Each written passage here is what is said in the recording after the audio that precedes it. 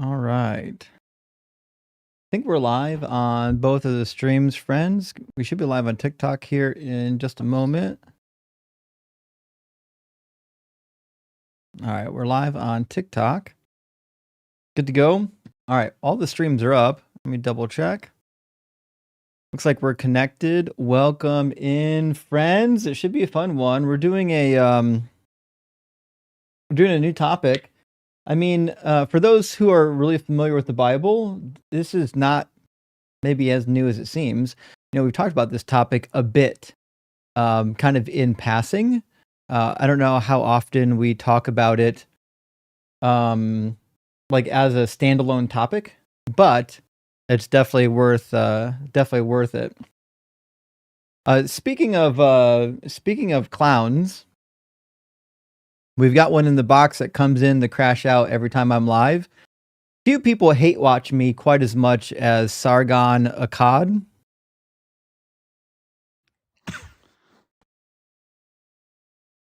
Yo, host, I have a question. This Yo, guy's bastard, basically a troll. He doesn't actually. I don't let him talk, by the way. question. Son of whore, I have a question for you. Son of Jezebel, I have a question for you. He's not. Why He's you not running- actually. He's not a real adult. He's just a clown. He son of- comes in to cry all the time. I'll never understand Christians that spend all their time hate watching my channel. It's the funniest thing to me. Like I don't spend any time hate watching Christian live streams, but these really upset Christians will come in and hate watch my live stream like all day long, which is wild that they're willing to spend that type of time watching my live streams like foaming at the mouth rather than reading their Bible. Imagine what would happen if someone like this actually read their Bible and did the things that Jesus told them to do rather than coming and crashing out on my live stream. It'd be wild. The world would be very different. And the crazy thing is he thinks I actually heard anything that he said rather than the coming out of his mouth. I'm starting to stream out strong. Okay. There we go. We'll just cut him. Well, welcome in, friends. It's Monday, and it's going to be a fun one. We started a new topic tonight. Sargon of Akkad, you don't get treated seriously because you're not a serious individual. One day when you grow up, maybe we'll have a serious conversation, but you're literally incapable of doing it, so never going to happen. Not with you, at least. Anyways, so tonight we're talking about... That's right, Flip. Sar went. Sar is gone now. That is the case. Sar is definitely gone. We're talking about some very specific instances in the Bible. Here's what I don't know, though. I don't know if we're going to be able to get guests on this topic. To be fair, this is a pretty rage-baity topic, but if you're someone who actually reads the Bible, the reality of it is, you know it's true. When I was a Christian, if I had seen somebody with this topic on a live stream, I would have been like, well, yeah, it seems that way. Like, there's nothing really to debate unless you haven't read the book. Now, we do know for a fact that Christians aren't reading this book. So we're likely to have somebody in here who wants to debate this topic. So we'll see what happens. Helping Mega Deconstruct, thank you for the $5 super chat. Says thank you for helping Duncan stream to YouTube finally. I'm hoping we have some Monday night crash outs as offerings to Doug and Sharon. Well, I suspect we will. The very first guest does nothing but crash out. That's all he does is crash out on people's live streams. And to be fun, I mean, to be fair, it's kind of fun to watch it happen. Like it's, at least for me, because I know the clown. I've seen him like a dozen times doing the same thing. So, but yeah, thanks for being here, friend. And Nano from over there, thank you for the super chat. Says the RS clerk asked for my ID. I asked, are you 18 and believe in God? Suddenly, Matthew 19:24 became my financial plan. Well, Matthew 19 is the chapter typically we talk about on divorce. Specifically, verse 24, though. What's Matthew 19:24 say? 19:24 says, oh, again, I tell you, it's easier for a camel to go through the eye of a needle than for someone who is rich to enter the kingdom of God. If that's your financial planning, then Jesus might like you. I don't know. I don't know. I don't know if that's a good plan to retire on. To be fair, though, if you did take the biblical retirement planning, which is don't worry about tomorrow, don't worry about what you're going to eat, don't worry about your clothing. God takes care of the birds. He'll take care of you. If that's your financial planning in life, man, there's going to be some problems. And I know, there's some like standout examples of people who kind of kid that. Or I'm sorry, that did that. I'm thinking like, was it Shane Claiborne tried doing that in the early 2000s? You might say that like Mother Teresa tried doing that. And I'm sure there are some others, but the reality is they're dependent on charity from others. So they still need the money. Like God's not really taking care of them. Other people are taking care of them and blaming it on God. Master Machetier says, with huge grace, I'm gay as fuck for Justin. Well, hell yeah, Master Machetier. I'm glad to hear it.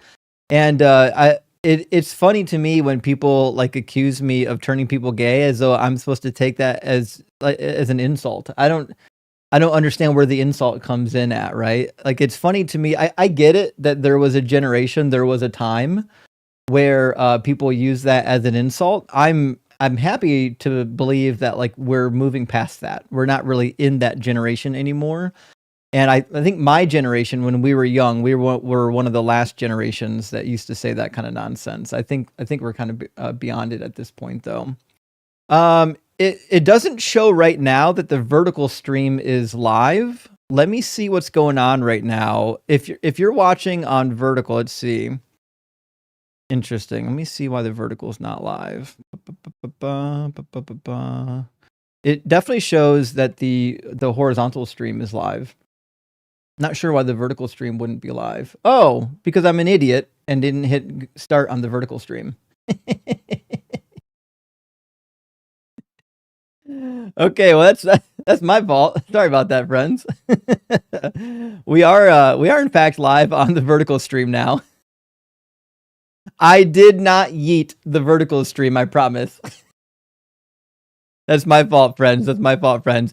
The TikTok stream is open. So if you're watching on TikTok, the link to join isn't the link on the screen. If you're watching TikTok, just hit the guest request and we'll get you into the box. If you're watching on YouTube, hit the link in the description of the video, or in fact, go to tiny.cc/dzguest. There are people in the TikTok comments already asking if they can join. Yeah, you can join. You don't have to ask me. You have to hit the guest request button, Jason. This might be your first time on TikTok. If this is your first time on TikTok, the way to get on the discussion is to hit that guest request button on the bottom toolbar, and you'll be placed in the guest queue, and I pick people from the guest queue. Basically, roughly in the order they came in at, if we're able to track it. Teapot Fairy says, how many Xmas sweaters do you have, and why do you hate Thanksgiving? Sargon is a very special kind of numpty. Yeah, he really is. I probably have a dozen Christmas sweaters, and I don't really know. I haven't counted, but that's just a rough guesstimate. If they had good Thanksgiving sweaters, I'd wear them. I've not seen any.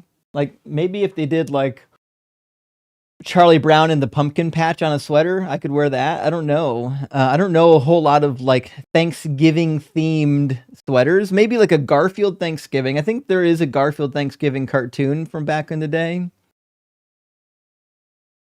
Perhaps. So like if that was on a sweater, sure, I'd wear that. Listen, if you know of some good Thanksgiving sweaters, let me know about them. I'll make sure to put them in my wardrobe for next year. KV says, Trump got his ass kicked in court again today. Ugh. Well, I mean, to be fair, neither him nor his legal team actually understand how courts work. They're basically just trying to heavy hand their way through all their legal battles by pushing around the weight of I'm the president. But the reality is, not everyone cares. Jason, you've asked 15 times how do you get in. At the bottom of the screen is a guest request button. It looks like this, right there. That's what it looks like. The guest request button. You can click on it, and you'll get in the queue. This must be your first time on TikTok.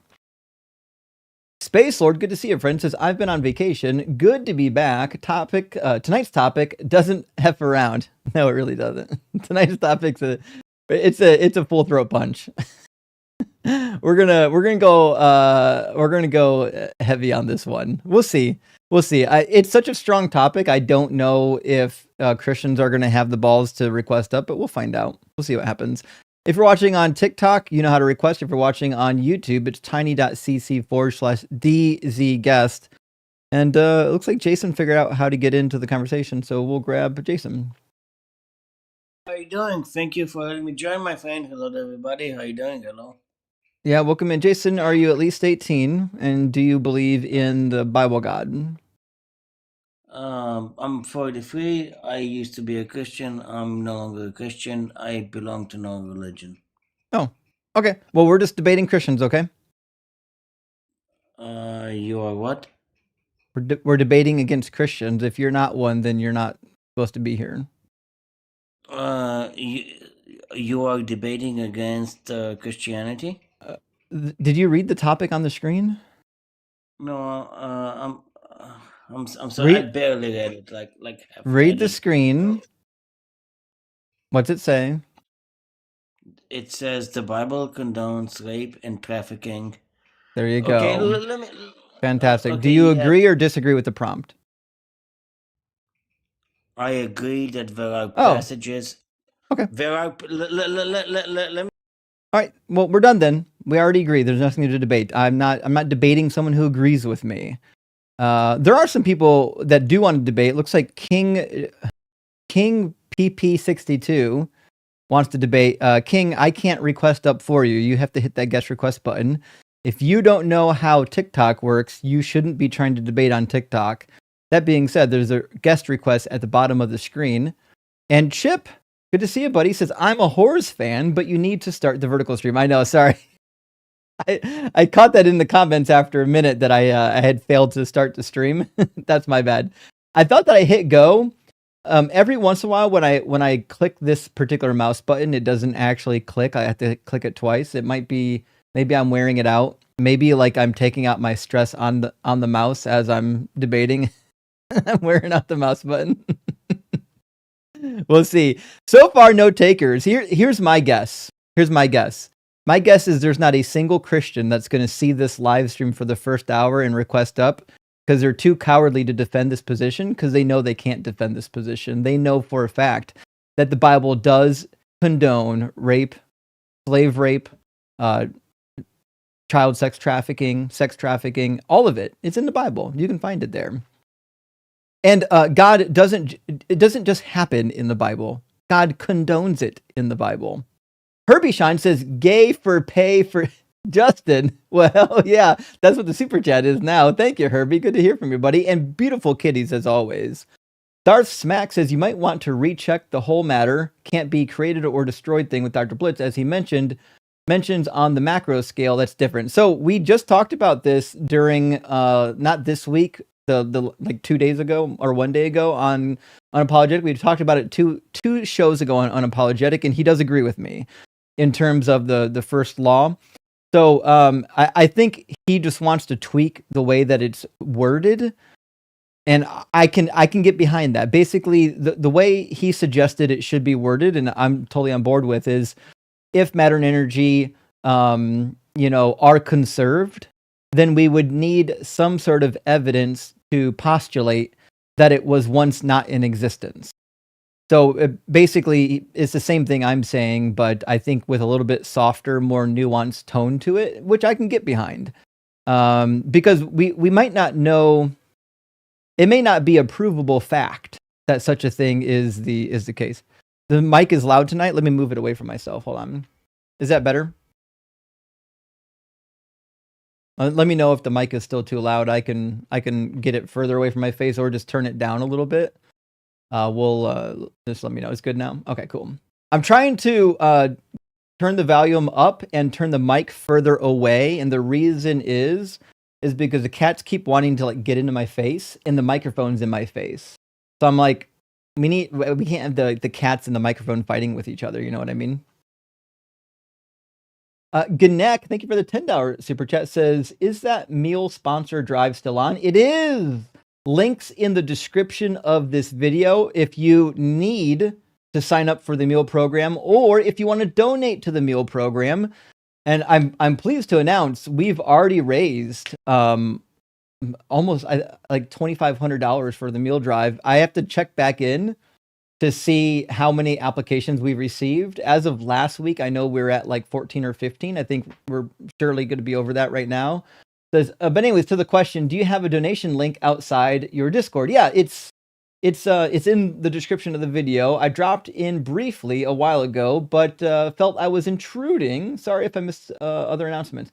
Well, Ganek, you're definitely not intruding. It's it's a debate. You're free to be here. We're happy to have you here. Nate is asking, is Darth donating? No, I don't think Darth is going to be donating. That's not the case. And for people asking for the kitty cam, we actually do have a kitten right now taking a sweet little nap. We'll put him on the screen. Volta is downstairs wreaking havoc, destroying the house because he's a Hellraiser. He's a menace. And of course, the sweet one, Faraday, is up here with me. He's more of a lover than a destroyer. Interstate, great to see you, says, what do you think of Morton Smith's Secret Gospel of Mark? The Wikipedia page says David Flusser and Guy Struzma also saw Mar Saba letter. Okay, so I haven't read the book. I'm aware of Morton Smith. I do actually have one of his books. I'm actually just recently got it. It's one of those books that has been referenced a lot. I just haven't got around to reading it. But basically, the book that I'm reading, or I'll soon be reading, by Morton Smith was Jesus the Magician.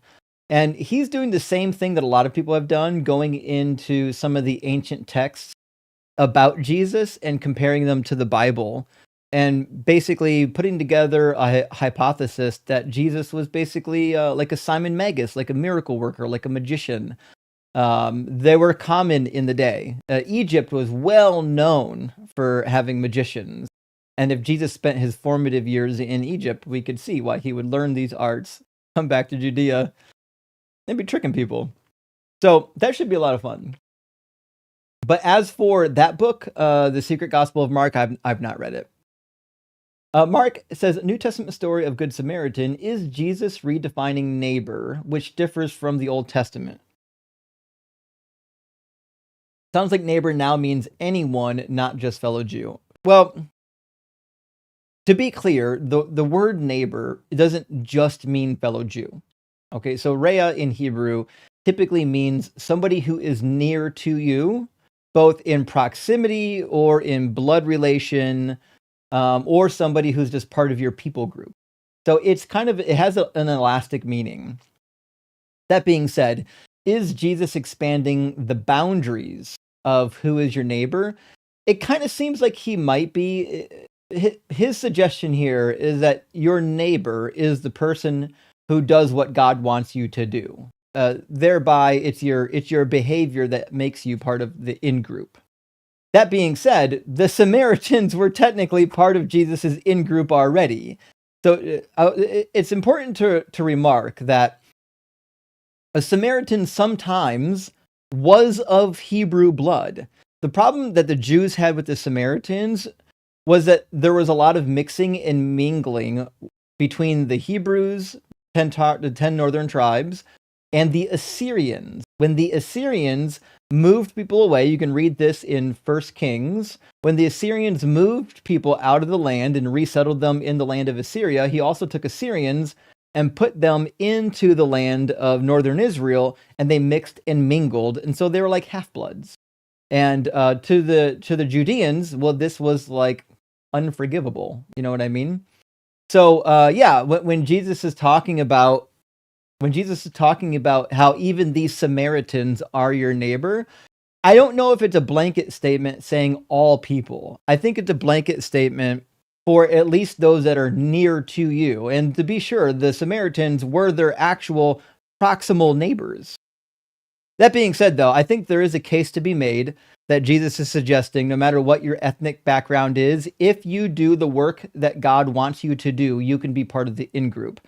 He still is making it an in-group and an out-group. Remember, The way this narrative works is somebody is not your neighbor.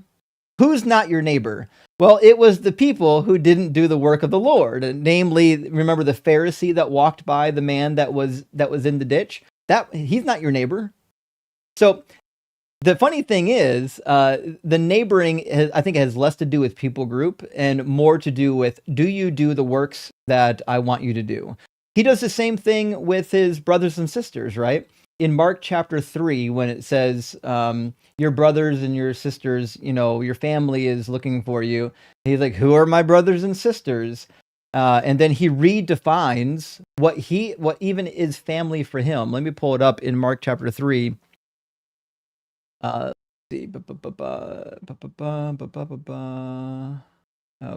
the true kindred of Jesus is how they labeled this one. But in Mark 3, it says, then his mother and his brothers came standing outside, and they sent to him and called him.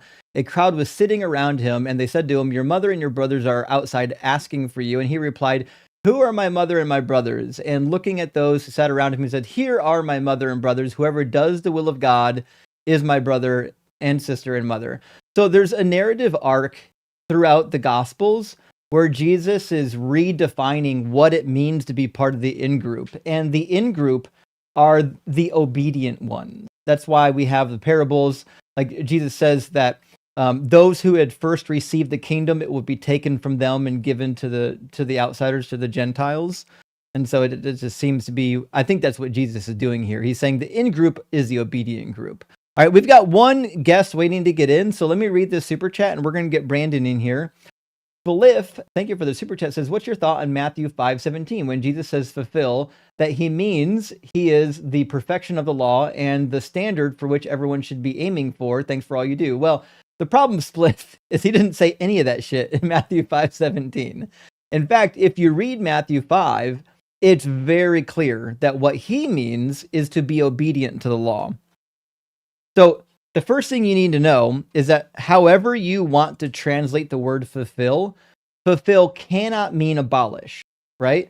Because that makes Jesus a liar, although he kind of is a liar. But it just makes the passage super contradictory. It says, do not think that I have come to abolish the law or the prophets. I have not come to abolish, but to fulfill. So if you think fulfill means that you no longer have to follow the law because Jesus is like doing it for you or something, well, then that just means abolish. That's all that means. So it's a contradictory statement. And it also doesn't make sense because he says in verse 19, whoever breaks one of the least of these commandments and teaches others to do the same will be called least in the kingdom of heaven. But whoever does them and teaches them will be called great in the kingdom of heaven.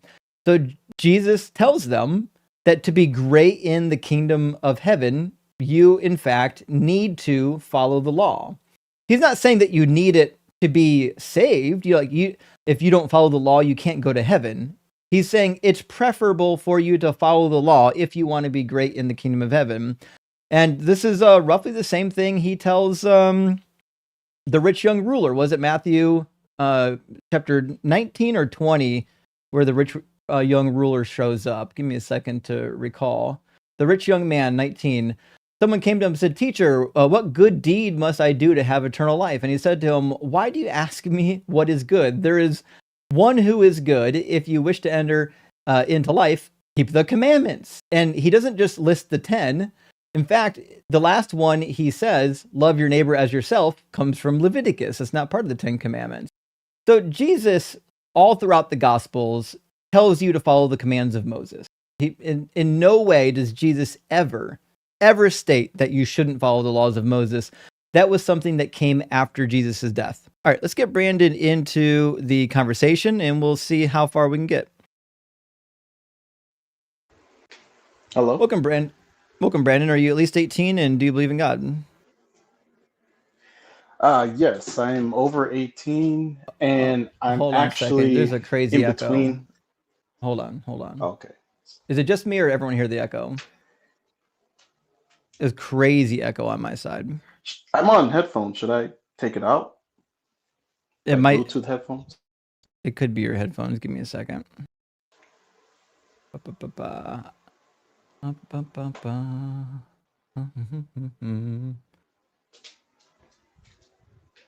All right, let's see if it's any better now. Testing, testing. Yeah, I think we're good to go. Okay. So I think we're okay. They're saying no echo on YouTube, no echo on TikTok. I think we're good to go now. Sorry about that. We're fine. So do you believe in the Bible? So we actually spoke before. I had called in on the atheist experience when you were with Matt Dillahunty, and I was asking you about Isaiah 66. You probably don't remember. Probably not, but do But you to believe in answer the your Bible? Do huh? you believe the Bible? So I'm actually like in the process of, I guess you can say, deconverting. I was Catholic before, but I've been watching your show and I've been very challenged by some of the things you say. And I'm actually coming in to ask you a specific question on something that I noticed in regards to Matthew. I don't know if you mind answering that question for me, but Sure. but yeah. So in Matthew, let me go to the passage. I think it's Matthew 27. Matthew 27:9 specifically. Yeah. What about it? So it's the prophecy about the 30 shekels, and he says it's Yeah. from Jeremiah He, when it's from Zechariah. Or yep. yeah. Yeah, you nailed it. Yeah. So I watched James White. So I used to binge watch James White actually, That's and unfortunate. he had a response for this issue, and he was saying that, and I kind of wanted to see if you would clarify it for me because I know you have a degree in this.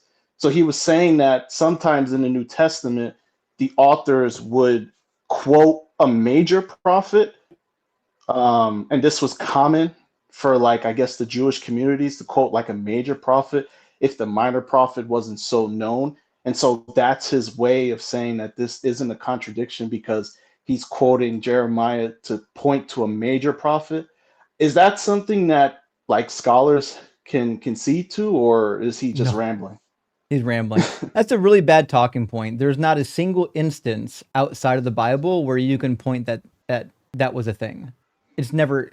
I've never seen not even one instance of that ever happening. This is an excuse that people are making up to cover up the fact that the gospel author just made a blunder. And the reality is that quotation, not only does it come from the wrong person, but it's not even about the situation. It's clearly just an out of context quotation. So if you go to Zechariah 11, where that comes from, there's nothing in that chapter about a Messiah being betrayed for 30 pieces of silver. In fact, there's no Messiah mentioned at all in that chapter, not remotely. So like the reality is Matthew is a goof. Whoever it is, it's a goof. Now, when I was younger, when I was a Christian, I heard the exact same apologetic that you just gave me, but that sometimes they would refer to an entire collection of prophets by the first prophet in the scroll. But first of all, that's not true. Second of all, if it was true, then referring to Jeremiah wouldn't work. You'd have to refer to Isaiah, because Jeremiah comes after Isaiah. If we're referring to the first prophet of, say, like the Hebrew prophets, Mhm. then it wouldn't be Jeremiah. That'd be an arbitrary thing to say. So like when Jesus quotes from Daniel, should we assume that he's quoting from a minor prophet? It's the whole apologetic is silly. And Oh, when you hear somebody give you that apologetic, ask them, can you show me one single time outside of the Bible where a Jewish person in Jesus' time period or even remotely close to Jesus' time period ever did that? And they won't be able to do it. They'll never be able to show it to you. It's a straight up lie. right. So I actually have Zechariah up because Mhm, I want to read it in context just to see your point. mhm. Zechariah 11:12, I think. Yeah. Yeah, it Then the starts Lord in said to me, it throw it starts in into the verse 4. treasury. Sorry, verse 4? Okay. Yeah. Said the Lord. Thus said the Lord my God, be a shepherd of the flock doomed to slaughter. Those who buy them kill them and go unpunished, and those who sell them say, blessed be the Lord, for I have become rich, and there are shepherds. Have no pity on them, for I will no longer have pity on the inhabitants of the earth. Says the Lord, I will cause them everyone to fall, each into the hand of a neighbor, each into the hand of a king, and they shall devastate the earth, and I will deliver no one from their hand. Okay. So what's the context there? Because maybe it So goes back the earlier. The context in Zechariah is that he is contradicting Jeremiah. In Zechariah 11, he's basically saying, "Listen, I'm done with these Israelites and Jews. The covenants that I made with Israel and Jacob, I'm annulling those covenants." And he gives Zechariah a performative prophecy to act out to demonstrate his point. Very similar to what he does with Hosea, when he has Hosea marry the harlot to act out his relationship between him and the Israelites. I So see. you'll notice there's no Messiah in here, and nobody No. gets betrayed if you read through it. So it says, "On behalf of the sheep merchants, I became the shepherd of the flock doomed to slaughter. I took 2 staffs, one I named Favor, the other I named Unity, and I tended the sheep. In 1 month, I disposed of 3 shepherds, for I had become impatient with them, and they also detested me. So I said, I will not be your shepherd. What is to die, let it die. What is to be destroyed, let it be destroyed. And I let loose that are left to, and I let loose that are left devour the flesh of one another." That's not a great sentence. "I took my staff Favor and broke it, annulling the covenant that I had made with the people. So it was annulled on that day, and the sheep merchants who were watching me knew that it was the word of the Lord. Then I said to them, if it seems right to you, give me my wages, but if not, keep them. So they weighed out as my wages 30 shekels of silver. Then the Lord said to me, throw it into the treasury, this lordly price at which I was valued by them. So I took the 30 shekels of silver and threw them into the treasury, into the house of the Lord. Then I broke my second staff, Unity, annulling the family ties between Judah and Israel." So the passage is just a performative prophecy about God being fed up during the time of Zechariah with his own people. That's it. Okay. Yeah, I could definitely go deeper into that. But yeah, I just wanted to ask because I felt like when James White was saying, oh, this isn't an issue, it's just a major prophet. We're referring to Jeremiah, but really Zechariah. To me, that's kind of lame. Well, not only is it lame, it's a lie. And I can't tell you how many times I've heard somebody repeat that. And then if you ask them, can you show me an example of that? They'll never be able to do it. You won't find it. Right. No, yeah, you're right. You're right. And there's one other passage I wanted to talk to you about as well. Isaiah 53. Yeah, what about it? So I was watching a video from Gavin Ortland. I'm not sure if you're familiar with him, I know but Gavin. he posted a video today talking about like certain scholars like Kip Davis and Bart Ehrman talking about how basically they're wrong about the servant only being Israel. And in the video, he goes into how there are certain situations where if you read it as Israel, it doesn't make sense in context. Well, and so there's a lot yeah. of situations if you put Jesus in there, it doesn't make sense either. That's the problem with poetic passages, is sometimes it doesn't fit word for word exactly what the metaphor wants it to fit. That being said, there's a lot of shit that doesn't fit Jesus. In chapter 53, whoever the servant is, it has offspring and it divides war spoils. Something Jesus never did, neither one of those two. It says that he has offspring? Yeah, in chapter 53, it refers to the offspring. In fact, I'll bring it up to you real quick. Isaiah 53. Yeah, I have my Bible open. Yeah. So, like, if you're going to play the game of, like, here's one thing in the chapter that doesn't seem to fit, well, you got to remember, you can ask the same thing about Jesus. Are there anything in here that doesn't fit? So, in verse 10, it says, when you make his life an offering for sin, he shall see his offspring and prolong his days. Well, Jesus' days were certainly not prolonged, and his offspring don't exist. He doesn't have any offspring. And I know Christians are rightly going to say that we're all of his offspring, but we're not. The New Testament says that Christians are heirs with Jesus. That would make us siblings with Jesus, not children of Jesus. So that doesn't fit at all. And then if you keep going down, says, therefore I will allot him a portion with the great, and he shall divide the spoil with the strong. Well, listen, we know what spoil is. That's what you get when you're done with war. The reality is Jesus didn't divide any war spoil. But if you look at the prophecies of the remnant of Israel, God does say over and over again that the remnant of Israel will enjoy the spoils of war. I'm thinking specifically, I think chapter 59 talks about how kings of the other nations will in fact bring you their war spoil. Let me see. Was it 59 or 60? Let's see. It might have been chapter 60, not 59. I apologize for that. So there's an interesting quote that says that foreigners are going to bring you their wealth, their silver and gold, led by a procession of kings. Yeah, I think it's 60 verse 11. So that nation shall bring you their wealth with their kings led in procession. Yeah, 60:11. Yeah, foreigners shall build up your walls, and their king shall minister to you. For in my wrath I struck you down, but in my favor I had mercy on you. Your gates shall always be open, day and night they shall not be shut, so that nations shall bring you their wealth with their kings led in procession. So, like, if you're reading the context of Deutero-Isaiah, there's no way you can plug Jesus into this. Every last word of Deutero-Isaiah is about the restoration and the exaltation of the nation of Israel. I have no reason to believe that everything in here is about Israel, except for this one chapter. Like, the prophet decided to make every single chapter about Israel, but this one chapter is not about Israel. What a weird thing to believe. Foreigners shall build up your walls, and their king shall minister to you. For in my wrath I struck you down, but in my favor I have had mercy on you. Your gate shall That's right. For the nation and kingdom they will not serve you. You shall perish, those nations shall be utterly laid waste. Yep. I see. The context of Deutero-Isaiah demands that this is the exaltation of the Israelites after they leave Babylon. The prophecy of Deutero-Isaiah says it a dozen times. We find the same thing in Jeremiah. If you go to Jeremiah, he says that after the 70 years are complete, they're going to be completely restored. It just never came true. I see. Yeah.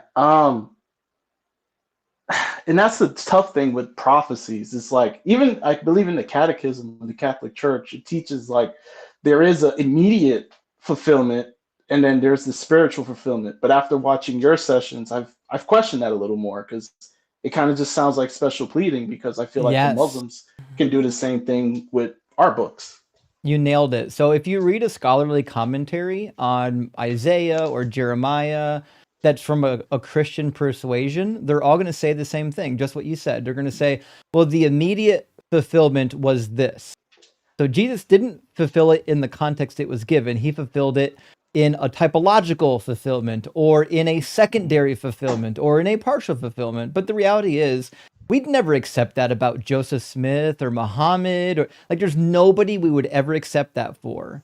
The minute we accept it for Jesus, we're now special pleading for Jesus. You've started at your conclusion. Your conclusion is that Jesus fulfilled a bunch of prophecies, and then you go to those prophecies and you twist it to mean whatever it needs to mean to make sure Jesus fulfilled it. I see what you're saying. Okay. Yeah, I mean, that's all the questions I had. I guess, I don't know if there's other people waiting or not. But yeah, like I told you, I'm kind of like in the middle. Your stuff, as well as like doing other research, has kind of made me question a lot. I can say personally, as when I was in very deep faith studies, to me, the greatest prophecy that at least pointed to Jesus when I was reading Matthew, Mark, Luke, was when he quoted Daniel.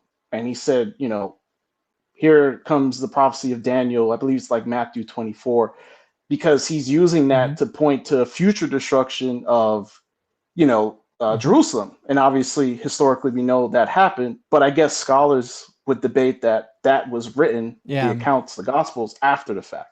Well, not only that, but it's almost unanimous among Old Testament scholars that Daniel chapter 9 is referring to the Antiochus Epiphanes invasion. And everything in that chapter, Daniel chapter 9, points towards that, even the end. So in Daniel 9, first of all, you'll never be able to make this be about Jesus and 70 AD, because in order to do it, the first thing you have to do is break up the last week. So it's like a week of years, right? So I'll throw you at the very end of it, verse 27. says, he shall make a strong covenant with many for 1 week, and for half a week he shall make sacrifice and offering cease, and in their place shall be a desolating sacrilege until the decreed end is poured out on the desolator. Well, the desolator has to be an individual, right? In the context of the Antiochus invasion, we know who the desolator is. It was Antiochus. He came into the temple, offered pig on the altar, and put up a statue of Jupiter. We know who this is, right? In the context of Jesus, who do we point it to? Would it be Hadrian? Would it be Titus? Like who's the person who fits this? Because the desolator wasn't destroyed at the end of the last week. And so what they'll do is they'll say, no. This is actually going to come true when Revelation comes true. So neither one of these solutions are good. Because if it's about 70 AD, that means you have a break of about 70 years between the 69 weeks and the last 70 week, or the last week, the last 7 years. Why would we go all through the trouble of creating a timeline of 490 years to say that we're going to do 69 weeks and then there's an arbitrary pause for 70 years and then the last week? No, that's asinine. And it gets even worse if you think this is about Revelation. It's a period of 490 years with like a 3,000 year break between the last week and the prior 69 weeks. That's crazy.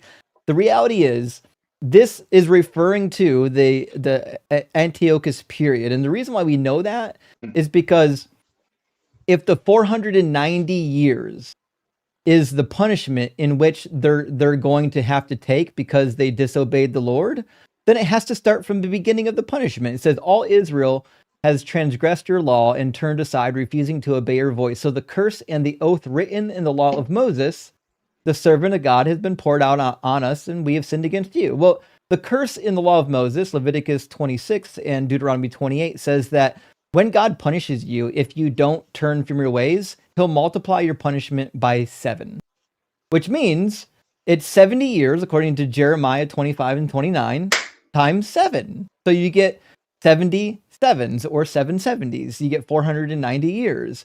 So if that's the case, if they have to suffer for 490 years, that means they started suffering in 605 when Judah was invaded by Nebuchadnezzar the first time and they started deporting people. And they're going to continue suffering until about the middle of the 2nd century. It ends at like 115. So it's 605 minus 490, right? About 115? Yeah, 115. So their suffering is supposed to end in the middle of the 2nd century after they overthrow Antiochus. That's what they're looking at here. There's no reason to think this is about Jesus. Right. And I have a note here for that verse 27 that says, a strong covenant, the high priest Jason and other powerful Judeans supported Antiochus the Sixth. And then it gives a reference to First Maccabees 1:11. Nailed it. Yep. In First Maccabees, we learn, and Second Maccabees, that Jason, through treachery, became the high priest after Onias III. Onias III is cut off and killed. And Jason makes a covenant with Antiochus for 3.5 years, and the sacrifices and offerings cease for 3.5 years, and then the Maccabean revolt happens, and then it gets restored until that's what's being referred to in Daniel chapter 9, a period of a half a week where sacrifices and offerings cease because of the covenant, and then it gets restored. So, like, there's nothing in here that couldn't be applied to the Antiochus crisis. And to think that this is about Jesus is crazy. And I think even Jesus and the gospel authors like Matthew understood Jesus to be fulfilling this in a secondary sense. Because Jesus says, in reference to Daniel, says, when you see them surrounding the city, head for the hills. Well, listen, that's a quotation from Maccabees. It's specifically the quotation that Judas Maccabeus cries out when the Antiochian crisis begins, when they start the rebellion. It says, those who are zealous for the law, come and join me in the wilderness, in the mountains. And then they go on this campaign of guerrilla warfare. So I think even Jesus understood his reference to Daniel as being a secondary fulfillment, not a primary fulfillment. Would you say that, if he is doing this as a second fulfillment, does that give some form of validity? Because let's say, I don't know what I'm trying to say. Like if he is using it, but at the same time, let's say he said these words before 80/70, would this still be something of value or not really? I I don't don't know think if I said so. that right. Because the prediction that the Romans are going to ransack Jerusalem and tear down the temple wasn't a new one. In fact, people prior to Jesus were already making the prediction. If you go to the writings of the Sanhedrin, go to Sanhedrin 97, there's discussion about how the temple must first be destroyed before the Messiah comes. So obviously this conversation is being written prior to the destruction of the temple, insinuating that, hey, we expect this temple to be destroyed because of what it says in Daniel. So a lot of Jews were already predicting that the temple was going to fall. I see. I see. So it's not Okay. novel. That's the problem. It's not even a novel prediction. Right. No, it's not. It's not. Right. And I think, I've moved around a lot. Like I've been into Reformed Baptist churches and non-denominational churches, and most of them are rapture guys. Like they'll read Daniel and they'll be like, "Oh yeah, that's a revelation." But the Catholic Church doesn't hold to that, and I think they try to square this situation the best, but it's still, at the end of the day, like a second fulfillment. And like you said earlier, we can. Right. Why don't we do that with Muhammad or somebody else? That's the problem. If we're going to say that you can have a secondary fulfillment doesn't have to match the context, doesn't have to match the original intention of the prophecy. It could be about anything. I've got a whole list of prophecies about me that I've pulled out from the Hebrew Bible, as long as we get to ignore the context. I see. Okay. I think I've got a lot of research to do after this. I guess the only thing I would ask out of curiosity, do you think there's a prophecy that, like, in your opinion, are there any prophecies in the New Testament that are at least somewhat close to being fulfilled? Like, in your opinion, or do you think they're all just flat out, like, not even close? I don't know what you mean by prophecies. You mean prophecies from the New Testament about the future, or Like, prophecies? yeah, like applying the Old Testament in their context. Like, do you have any prophecies? No. Yeah.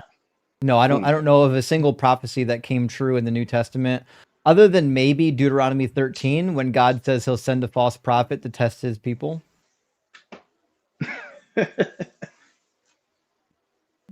Right. About it.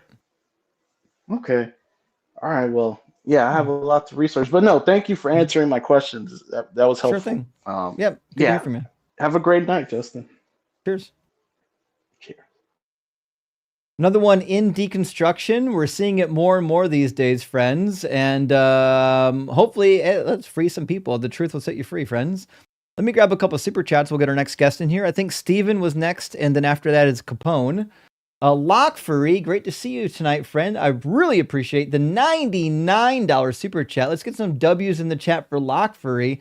Says, can you explain how Austin 3:16 fits with the traditional gospels? Because Steve Austin could smell what the Rock was cooking. That's how you know that he is in fact a prophet of Doug, even though he wasn't the Rock. He could at least smell what the Rock was cooking. So I think for sure Austin would have been a member of Doug's divine council, and obviously a fulfillment of all of the Rock passages from the Hebrew Bible, no doubt about that. And Mustache Mac, thank you so much for the 5 DZ Debate gifted memberships. I really appreciate that. And Abe the Cat, good to see you, says, what can we do to appease Doug to protect us from the third coming of Gozer and the Gozerin? Doug be praised. Well, that's the thing, is you don't have to do anything to appease Doug, except for be a good person. Doug doesn't really have a whole lot of rules other than don't be a dick. That's about it. Hope that helps. Jeff, thank you for the $10 super chat. Says, Christian behavior is what led me to deconstructing. So, knowing them by their fruits, do you find it weird that they behave in a manner commensurate with the book without having read the book? So, not really. I get what you're saying. Like, the Bible does say that Christians are supposed to be altogether different from non-Christians, right? You're going to be a new creature in Christ. Well, hopefully the new creature in Christ, if in fact you did receive the circumcision of the heart, that means you're going to do all the stuff God wants you to. Deuteronomy chapter 30 specifically mentions this, that once he circumcises the hearts of the people, they will follow his law. So if Christians aren't doing it, then in fact, they're not circumcised. But the reality is, let's face it, none of this is ever going to come true. The fruits that I've seen from Christians haven't been that great, to be quite honest. So I think I'm with you. Looking at the behavior of Christians would lead me to deconstruct, not to think that there's anything to it.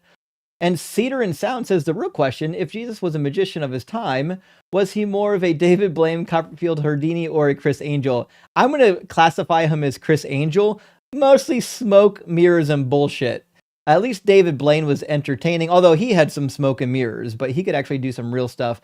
Copperfield and Houdini, at least Copperfield had some showmanship, and well, let's face it, Houdini was a badass. I could be wrong. I'm willing to be wrong on that point. I think Houdini was a badass. And Armand says, guys, check out Rob Solopsky's lecture on religion and its OCD origins. I found it compelling in explaining the numerology, rituals, and other oddities these quirks develop in response to uncertainty. That really is the case. And we actually demonstrate it too with the cult of Doug, because every time we see a possible connection with the cult of Doug, we write it into the mythology. Now, we're joking, but the reality is, with these religions, they're not joking. Anything that could be a possible connection just gets written right into the religion, and all of a sudden, bada bing, bada boom. All right, let's get in Stephen Gray, and hopefully we'll get some conversations going on the topic. Welcome in, Stephen. Oh, yeah, can you... I thought I'd bless you with my face today, Justin, if you can see me. I can see you, but I think your connection might be a little bit slow, because your connection, Right. I can hear your voice okay, but your image is kind of frozen. All right, I'll maybe just...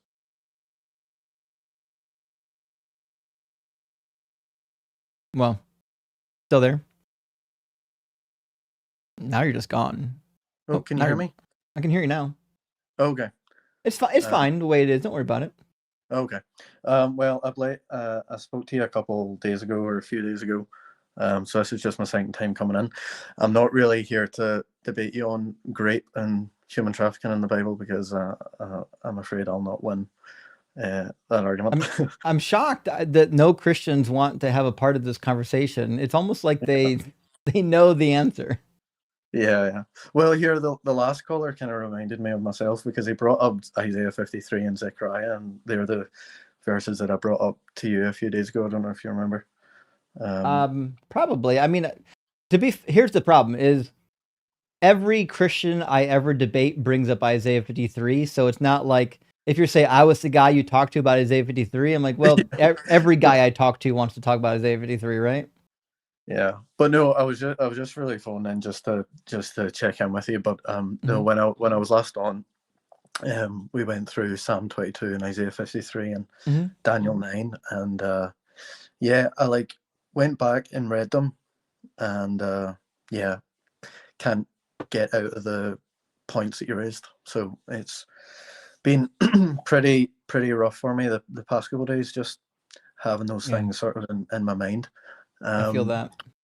And yeah, I've been starting to watch some of your wee clips just sort of since we spoke, and a lot of the stuff that I brought up just seems to be brought up quite a lot. But there was an example like John 3:13, no one's ascended into heaven apart from the Son of Man.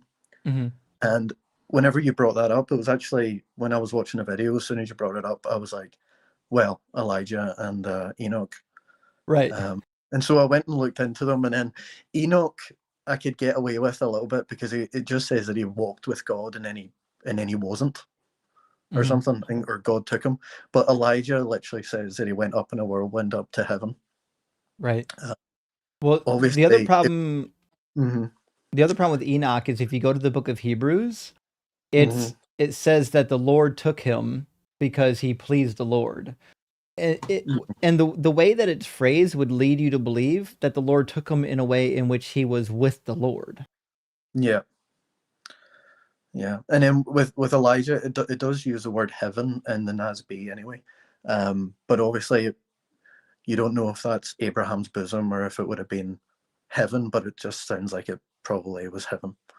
It was Yeah. just taken to be in with the Lord. But yeah, the problem with the heaven passages too is it's abundantly clear that everybody at this time period thought that the sky is where the gods were, the thing just above your head, and it's just factually not true. There are no gods up there. There's no Elijah up there. This nonsense. Yeah.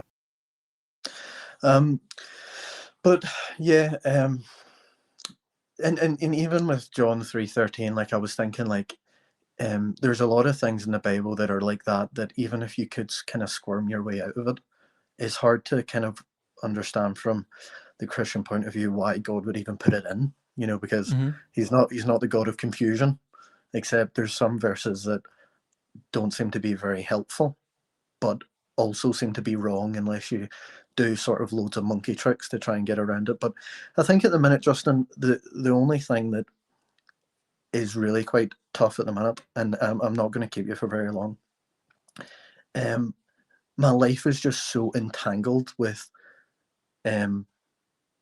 Christian work and Christian things that I'm doing. And so like today I finished work and then I went straight, I was actually the speaker today at a Bible club, kids Bible club, and then immediately after the kids Bible club we take some like sort of social services kids for five-a-side football and pizza, and then there's a Bible message at the end of it. I suppose just like I wasn't just the kind of Christian who'd go to church on a Sunday and a Bible study on a Wednesday night. I was like, my whole life was doing summer camps, speaking at different churches, all of this. And so literally almost all of my friends and all of the social stuff that I do is all around Christianity. And so I think the hardest part for me at the minute isn't actually intellectually accepting that like there's too many holes in this now for me to continue. It's actually I can't bring myself to give those things up. But like whenever I was speaking to the children earlier today, by the way, it's midnight in Ireland at the minute. When I was speaking to the kids earlier today, I was preaching to them, and in the back of my mind, I had to like force myself to go into like preacher mode. Yep. Because intellectually, the whole time I was thinking like, this is hurting me because I'm saying things that I don't know if I believe anymore. And so it's hard, but like, I think, Justin, honestly, I do see myself just probably playing church for a while. Right. And saying no to speaking gigs. And try and slowly pull away from the children's work that I'm doing. But if I was to tell, like, I go to a non-denominational church, but it's quite fundamentalist, and it's it would be quite brethren-y. I'm not sure if you have the brethren in the States, but the brethren in Ireland is maybe I quite... know about the brethren in Ireland. Okay. Yeah. If I was to go to an elder in my church or even a friend and speak openly about it, like, I don't think they would shun me, but they would never be able to sort of see me the same way, Right. So right. Yeah. I get it. I was in your shoes once. I remember the moment that I knew for a fact that I had to stop talking. So after I graduated seminary, I was kind of agnostic for a while. Like I kind of believed in a generic God concept, but I still loved ministry. I still loved getting to help people, right? And so, but I remember I was asked to fill in for a pastor who was out sick, and they wanted me to preach a sermon. And I remember going through the Bible, trying to think of what in the world am I going to preach on? Because as I was going through the Bible, I was like, well, I don't believe this. I don't believe this. I don't believe this.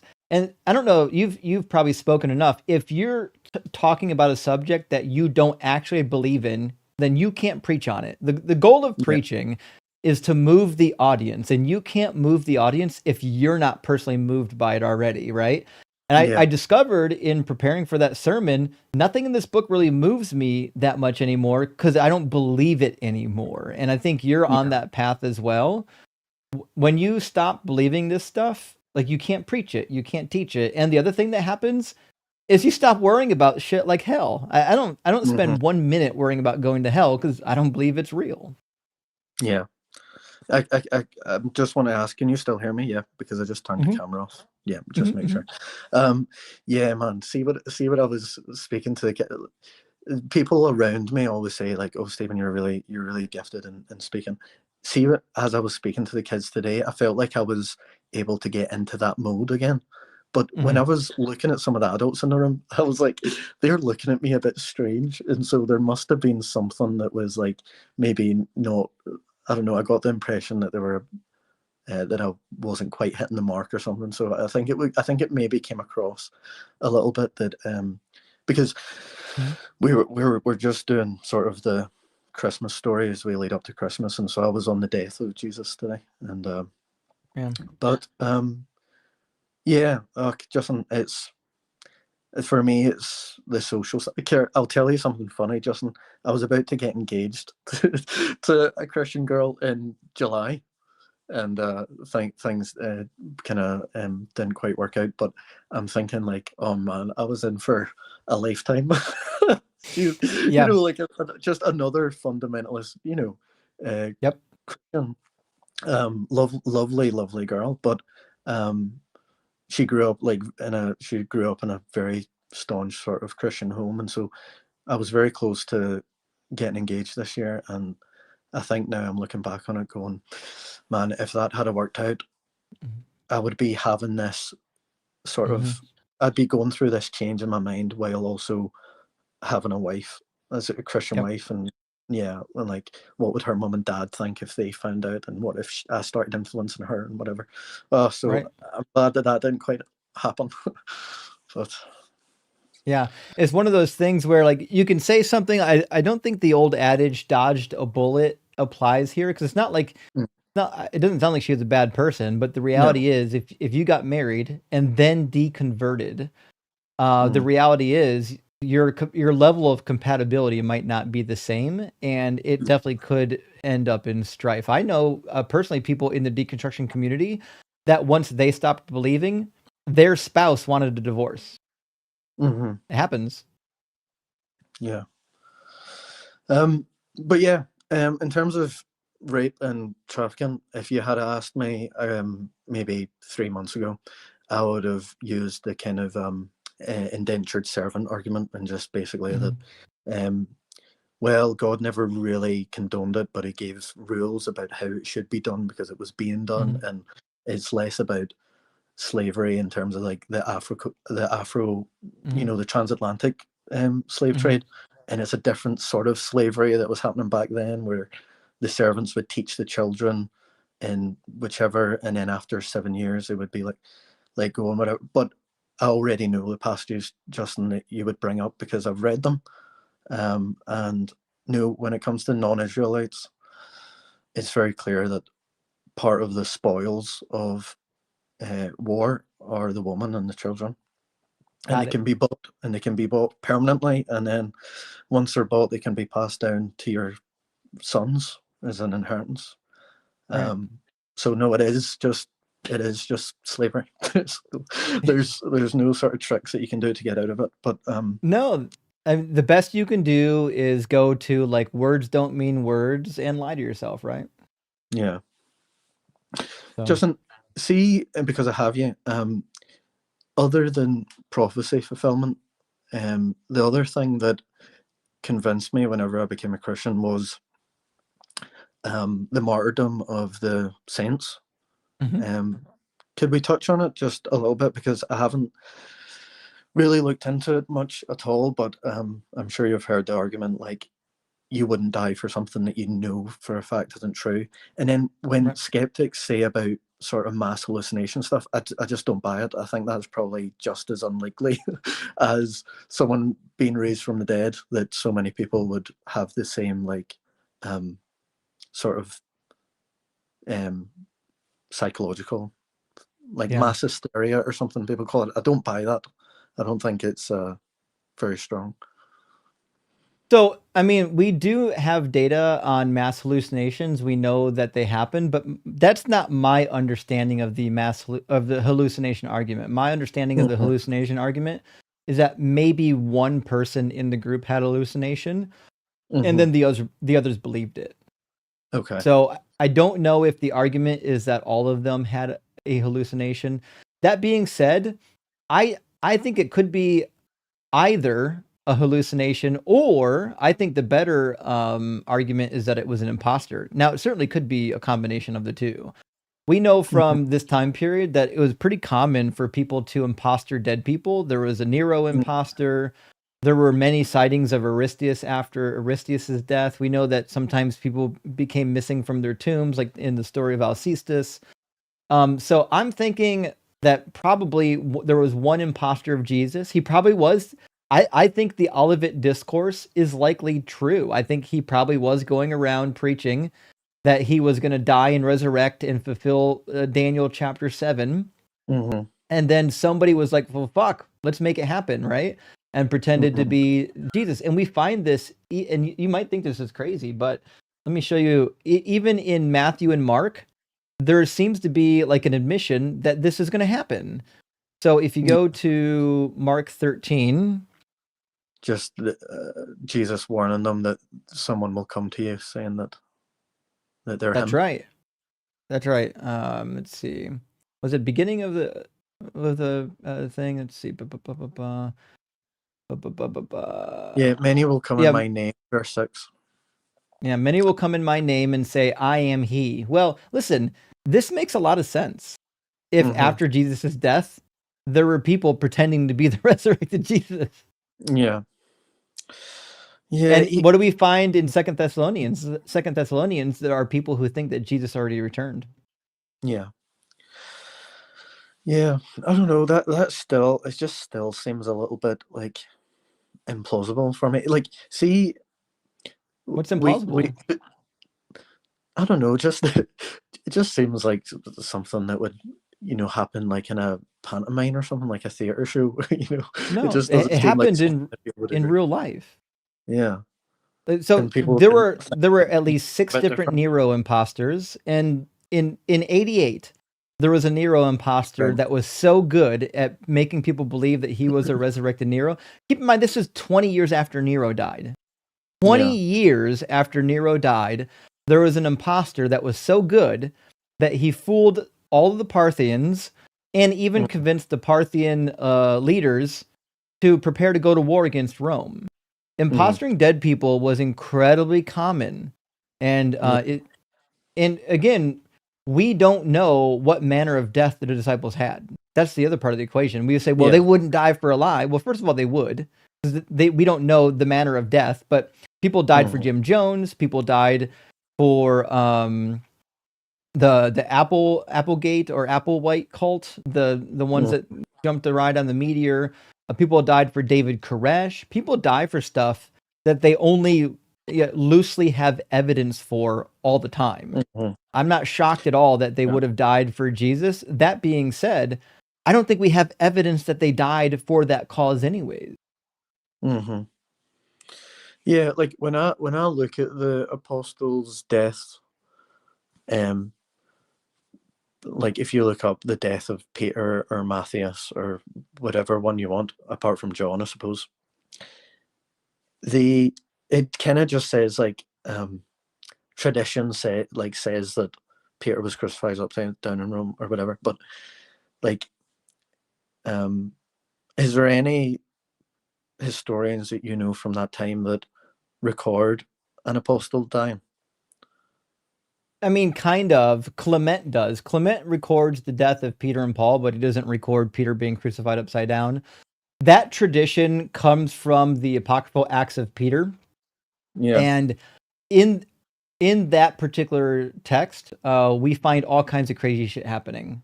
There's a dog that is imbued with the power to give speeches. Simon Magus and Peter get into a wizard's duel, and Simon Magus is flying around in the air, and Peter zaps him out of the air and breaks his hip. There's a baby suckling at his mother's teat that gets inspired to give a speech. So the problem that we have is, like, even the narratives that we have that give us some of these traditions, they're full of asinine claims that nobody would accept. Yeah. Yeah, I've got you. Well, I think for me, Justin, probably when it comes to the apostles, like when it comes to the apostles' death, like I can understand, like, if some Muslim who's persuaded by the Quran and some like pedo who lived in a cave or whatever, right? And then they fly a plane into a World Trade Center. I can understand, like, they've died for something that they thought was true. My argument for the apostles was always like they died for something that they either knew or not, because they said that, like, Jesus stayed with them for 40 days. You know, But they so, didn't like, say that. We don't have writings from the apostles. Nothing. That's the problem. We have writings from other people about the apostles. Yeah. Yeah. Well, The in any apostles case, left us nothing. well, in any case, if what we have as a canonized Bible, if that were true, then it would seem like either they were dying for something they believed or didn't believe. But I think it would. I suppose it's more about the evidence that they actually died that way, because But we don't have any evidence for it. What's the evidence? Yeah. Well, I don't know. I never in my 5 years ever actually thought to seek it out. I just sort of assumed that that it was true, you know, those kind of things. But we have recently, evidence for Peter, Paul, and James. That's it. And Peter was probably he certainly probably was killed by the Romans. Paul seems to be the same, but both of them, we're not told that they were ever given a chance to recant. We're not told why they were killed. The reality is they were probably preaching that Jesus is king and he's going to come back and be king of the world. And they took this as a threat against the Roman Empire. And the Romans said, the fuck he is. And they killed the people claiming that there's going to be another king. The idea that, like, they went to their death as martyrs, they were given the chance to betray Jesus, but they wouldn't. I mean, that's all fiction. We don't have any of that. Yeah. Yeah, well, that's, I suppose, the kind of things that I've been spouting over the years, but never actually, like, thought to check what documents there were to actually that had their deaths sort of recorded. But even resurrection accounts weren't uncommon. Look into the resurrection account of Aristeas. In fact, the people, the Proconesises, believed so much in the various appearances of Aristeas that they put a statue of Aristeas up next to the statue of Apollo. Like, they worshipped him as a god because so many of them claimed that he resurrected and made appearances for decades. He made various appearances over more than 1 decade to these people. And so are we to assume that all of them were lying? The reality is Christians would say, yeah, they're all lying, right? So, like, by the same token that Christians aren't going to accept the resurrection of Aristeas, I wouldn't accept the resurrection of Jesus. Yeah. With your imposter thing, like, the thing that came to my mind when you were telling me about it was the road to Emmaus. You know how, like, Jesus disguised himself so that they weren't able to see him, and then whenever he was telling them about how the Old Testament shows that the Messiah was to suffer and die, and then he breaks the bread in the house, and then all of a sudden they can see that it's Jesus. And I suppose they didn't have phones back then. They wouldn't, like, if they hadn't met him in person, they wouldn't know what he looked like, unless they'd met him. And so I could see, like, an imposter preaching with them and walking with them, and then breaking bread with them and being like, "By the way, it's me." And they kind of be, you know. And what does Mary Magdalene say when she sees Jesus at the tomb? She thinks it's the gardener. Yeah. Well, how could somebody, one of his closest disciples, traveled with him for 3 years, not recognize, at a minimum, recognize his voice. Mm-hmm. Oh, we've got someone else here. Yeah, sorry, that was Dalton. His mic is a little hot right now. All right, no, that's okay. Dalton, your mic is super hot right now, buddy. No, I think that's maybe fix it. But yeah, Justin, I was just coming in just to give you like a wee update and just say, I looked into the Daniel 9 and Psalm 22 and Isaiah 53 stuff, and yeah, I can't wiggle my way out of it. And some of the other videos I've watched recently, I've just been binge watching a lot of your videos, but the virgin birth as well in one of your recent videos, and then I've went and checked these things all out, and yeah, I can't sort of get out of it, and I'm left in a position now where, yeah, it's very, very difficult, like, to say this out loud, but I don't believe. Get it? Yeah, I don't believe. We're with you. And well, listen. It's just all the society and this, like, it's just the community and the Christian work and the camps and the, a church reaching out to me going, "Can you preach on Haggai next week?" I was like, "Oh, no, I don't really want to." So it's just trying to get out of all of that stuff. But it would be heartbreaking for me to see those people leave my life. They mean so much to me. Like, I love them so much. Like, I get that. Yeah. So. That's why I stayed in ministry as long as I did. It wasn't because I really believed it that much. It's because I loved what I was doing. I loved the people.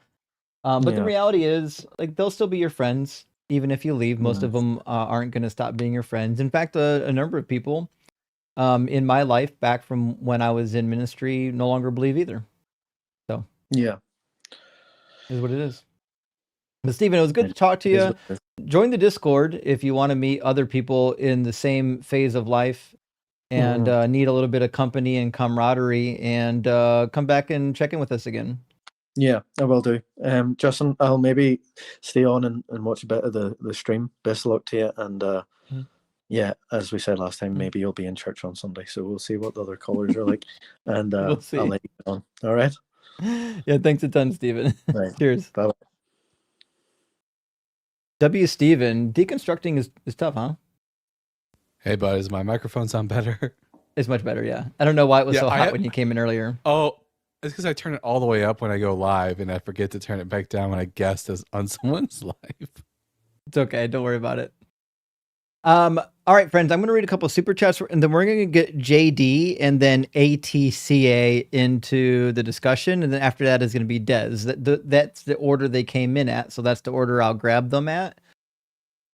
Drew Smith, great to see you tonight, my friend. Thank you so much for the $50 super chat. That's huge. Let's get some W's for Drew. Says all it would take is if most influential person in the group had a hallucination. I agree.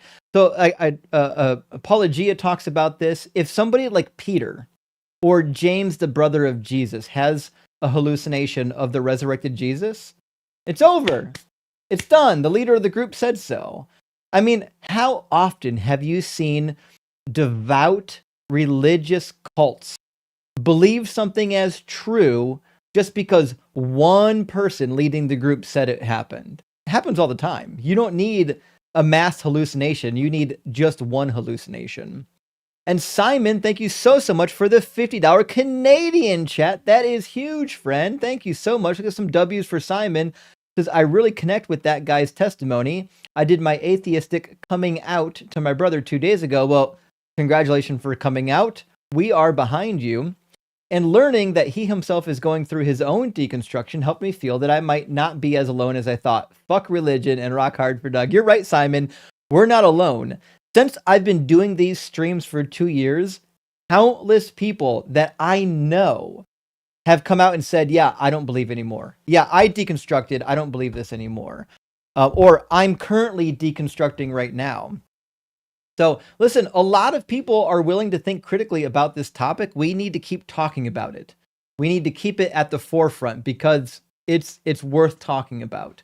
And Drew, thank you so much for the additional $50 super chat. W's for Drew, says tithes for the cat gods. Indeed. The cat gods are pleased, Drew. I really appreciate that, friend. And author Jack, I'd love to know what your book is about. I appreciate the $20 super chat. It says, I love the crash outs, but I also really love hearing people like Steven who are in the process of deconstructing. My story is very similar to his. And I just want to give him a big hug and tell him it's going to be okay. That is the truth. It is going to be okay. It's going to be all right. The beginning phase of deconstruction sucks. It is hard, but I promise we all get through it. Randy Wilson, great to see you. Thank you so much, my friend, for sending out 20 Deconstruction Zone gifted memberships. Randy is single-handedly crushing the memberships this month. I think he's got like at least 50% of all memberships given out this month. Huge W, Randy. I appreciate that. And Carlos as well with 10 DZ Debate memberships. Thank you so much, Carlos. I really appreciate that, friend. Hope you're doing well and you're recovering okay. You'll please let us know how you're doing, my friend. And Veronica, thank you for the $10 super chat. Says, I was at a ladies' church event recently for my mom, and the pastor quoted Isaiah 54 as a chapter that indicates God is also our husband. That is you. I'm curious about other context behind that chapter. Well, I mean, Isaiah 54 is typically about how God is going to treat the Israelites. So, in terms of being a husband, like God depicts himself as being a father to the Israelites, as being a husband to the Israelites, as being a mother to the Israelites. I'm thinking specifically in like Hosea chapter 11, right? So I don't know exactly what kind of context you want, other than that this is about God restoring the Israelites after the Babylonian freedom. They were conquered by the Babylonians, and God promises their restoration after the 70 years. And he's going to come in with compassion for them. And in fact, not just compassion, but it said one of my favorite quotes from Isaiah. He says he'll never be mad at them again. If you go to Isaiah 54, verse 9, it says, just like the days of Noah to me, just as I swore that the waters of Noah would never again cover the earth, so I have sworn that I will not be angry with you and will not rebuke you. Okay. Blame the Greeks. Blame the Romans. Yeah, it's nonsense. Nonsense. And Crispy Heretic, thank you for the $10 super chat. Says, praise kitties. In floof we trust. Indeed we do. The cats could be floofier, but they couldn't be cuter. They are super cute. And one last super chat, and then we'll get our next guest in here. David Burke, great to see you, my friend. Thank you so much for the $10 super chat. It says, off topic, but I keep forgetting. Next time some challenged person tells you math is objective, not created by mind, and they say, doesn't 2 + 2 = 4? Ask them, in what base? 4, base 5, base 10? This is a good point, because math is an invented language. Like, I can easily just change 1 to be schmuggelbutt and change 2 to be schmoogelboodle, and then the equation, of schmuggelbutt and schmoogelboodle equals kapukadoo, and then it would be that every time. Like, 2 and 4, there's designators for things that we invented. Like, it's not a thing that really exists. You know what I mean? All right, let's get our next guest in here. It's going to be DJ, and after DJ, ATCA. DJ's coming in on the YouTube queue, so we'll welcome in DJ. Are you at least 18, and do you believe in the Bible God? Yes or no? Awesome. And can whatever's in your mouth, can you take it out? Yeah. All right, so you are 18, but you don't believe in the Bible God? Yeah.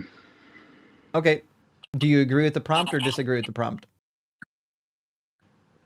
Yeah, I agree with the prompt. Oh, okay. Cool. Well, we're just talking to people who disagree. We're trying to find a debate. That's what we're at. Thank you for being here. And don't talk with your mouth full. It's not polite.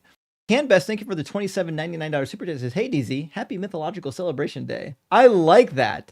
We need to coin that. We need a Christmas sweater that says Happy Mythological Celebration Day. In fact, I'm going to take a picture of that before I forget. 1 second. Happy Mythological Celebration Day is fabulous. All right, I got to save that to my desktop now. I do love how creative this community is. I really do. All right, saved. Bada bing, bada boom. Thank you for that. I appreciate that. That was a good idea. All right, I think ATC was in next, and then Dez after that. ATC is connecting. Hopefully they've got enough connection power. There we go. ATCA, how you doing? Are you at least 18, and do you believe in the Bible God? Yes, I am. I'm 46. I'm the girl who called a few days ago from the Baha'i faith. Okay. So you don't believe in the Yeah. Bible God? No, I don't believe in the Bible God. We spoke a little bit about the Baha'i faith, and Okay. like I'm in deconstruction process. Mm-hmm. I don't know if you remember that or not. We spoke. Yeah, I remember. Yeah. So believe in the God of Abraham, and I was supposed to come back with more information about that. That because the Baha'i faith is very mild. It's not a misogynistic religion, but the problem with it is they do believe in the God of Abraham. It's an Abrahamic religion. How do you believe in Abraham but not the Bible? What the Baha'i, like, it's not me, but my family, my mother is a strict believer in the Baha'i faith. So when it comes to all the rape and slavery in the Bible, her answer is that God could not give the Middle Bronze Age people modern laws, or they would not accept it. They didn't have a choice to accept it. Yeah. So it's an apologist excuse, basically. Yeah. It's an apologist excuse that Do you no, think it's a God good is one? not violent. Yeah, that God is not violent, but these laws were written by people. Well, let me People of Middle Bronze Age. well, let me read a passage from Deuteronomy with you. Deuteronomy chapter 20. This is a command from God. In fact, these are commands and rules from God. But And it they says- say that these are not from God. These are laws written by men. But Okay, God well- is good. Well, listen, That's if what God I'm- didn't write any of these laws, that means none of these are real, which means the entire Old Testament's fake.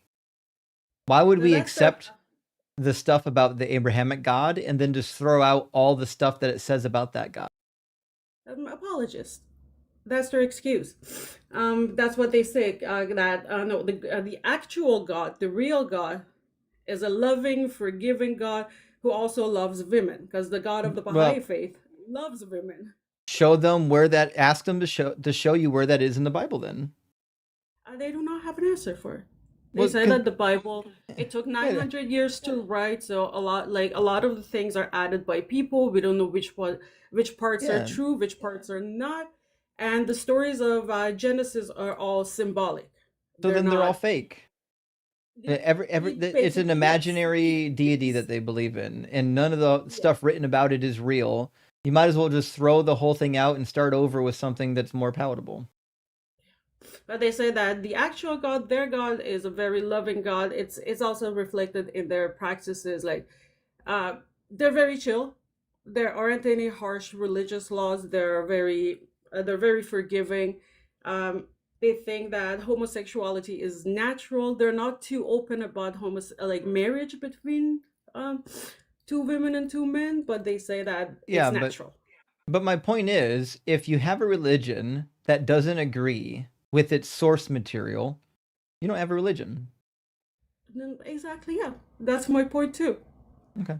Well, No, just we I agree just then. thought because I don't know if you remember, I was supposed to go gather information Yeah. and come back. So I gathered It's okay. information and I came back because I'm not. Well, it's good to hear from you.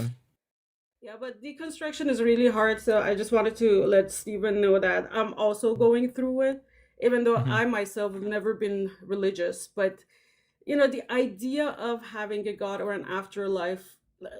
Actually, I didn't care about an afterlife till I got my first dog. So the only reason I really wanted an afterlife to exist is to be reunited with them. Sure, I get And now that. it's taken away from me. Like, from time to time, if I was in trouble, I would look at a picture of my grandmother and ask her to help me. Now that's also taken away from me. It's hard. It's Yeah, I get my it. invisible support system is gone. Right. And it's really hard. Like, I'm trying to get used to it. But so yeah, I understand where Steven's coming from. So there are other people who feel the same way, but eventually I'm gonna get used to it. We believe in you. Well, listen, appreciate you coming up and catching back up with us, and best of luck in your deconstruction. Thank you very much. Okay, have a great Cheers. night. Okay, thank you. Cheers. Bye bye. Well, I'll never understand religions that claim to be like of the Abrahamic variety, but then they don't believe in any of the stuff in the book that invented the Abrahamic variety. It doesn't make a whole lot of sense to me. Yeah, like Islam, Mormonism, Baha'i, any sort of innovation like that, it's more stuff, more bullshit to add on to the list of the bullshit I already don't believe in. Yeah, agreed. I'm going to grab just a couple of super chats and we're going to get Dez in here. Then after Dez, we'll grab Maven. Space Lord says Genesis 14:6 proves the horizontal streamers are from ancient days. Does it really? Now I got to look up 14:6. That's just before Abraham meets Melchizedek. So I'm curious to know which quotation we got here. Oh, and the Horites in the hill country of Seir, as far as El Paran on the edge of the wilderness. Yeah, I mean, according to this narrative, we gotta get some context though. The Horites, not the whores, but the Horites, were in war with Abraham. In the 14th year, Chedorlaomer and the kings who were with him came and subdued the Rephaim in Ashtaroth Karnaim, and the Zuzim in Ham, and the Emim in Sheveh Kiriathim, and the Horites in the hill country. Yeah, so the Horites were subdued. Oh boy. The whores, rather. Eris, good to see you. Thank you for the super chat. Says Justin, have you had the joy of listening to the amazing YouTube video of the Darth Dawkins Christmas collection? It's an oldie but a goodie. I can't say I have. I've listened to some Darth Dawkins Crash Out, but not that one. I'll have to put it on my Christmas list. Thank you, Eris. I appreciate it. Let me know about that. And Clever, thank you for the super chat, says, proof that Justin is creating the schism. He started the horrors stream first and then neglected the vertical stream. Big W horrors. Listen, that's not the case, okay? I had a memory lapse and my mouse was not malfunctioning or something of that nature. And the vertical stream didn't get started when it was supposed to. I had to start it a few minutes late. That's not, it's not saying that the one's better than the other. And I am, says, watching just one of your streams snapped me out of believing in this nonsense. Appreciate what we're doing. Hey, thank you for letting me know. That's why I'm here. That's why I'm doing this right now. And Chip says, got my Jewish annotated New Testament yesterday. Oh no, cat. Hey, Volta. Stop. How many times do I have to tell you the tree is not a toy? Not a toy. Not for you. W on the Jewish annotated New Testament, though. Yeah, for sure. For sure. I don't know how many times. Volta he's a menace. He is an absolute menace. This cat wants to destroy everything in the house and refuses to be obedient to anything. His brother Faraday, on the other hand, is a delight.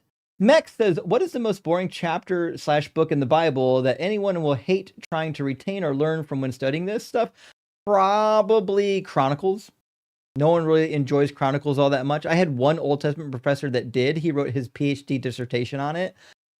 And like a true dad joke, he named his dissertation, wait for it, Chronicling Through Chronicles. Because why wouldn't you? Oh God. Yeah, I was Why going to say wouldn't any chapter with like tons of genealogy. Yeah. Yeah. It is tough. But I liked what he did.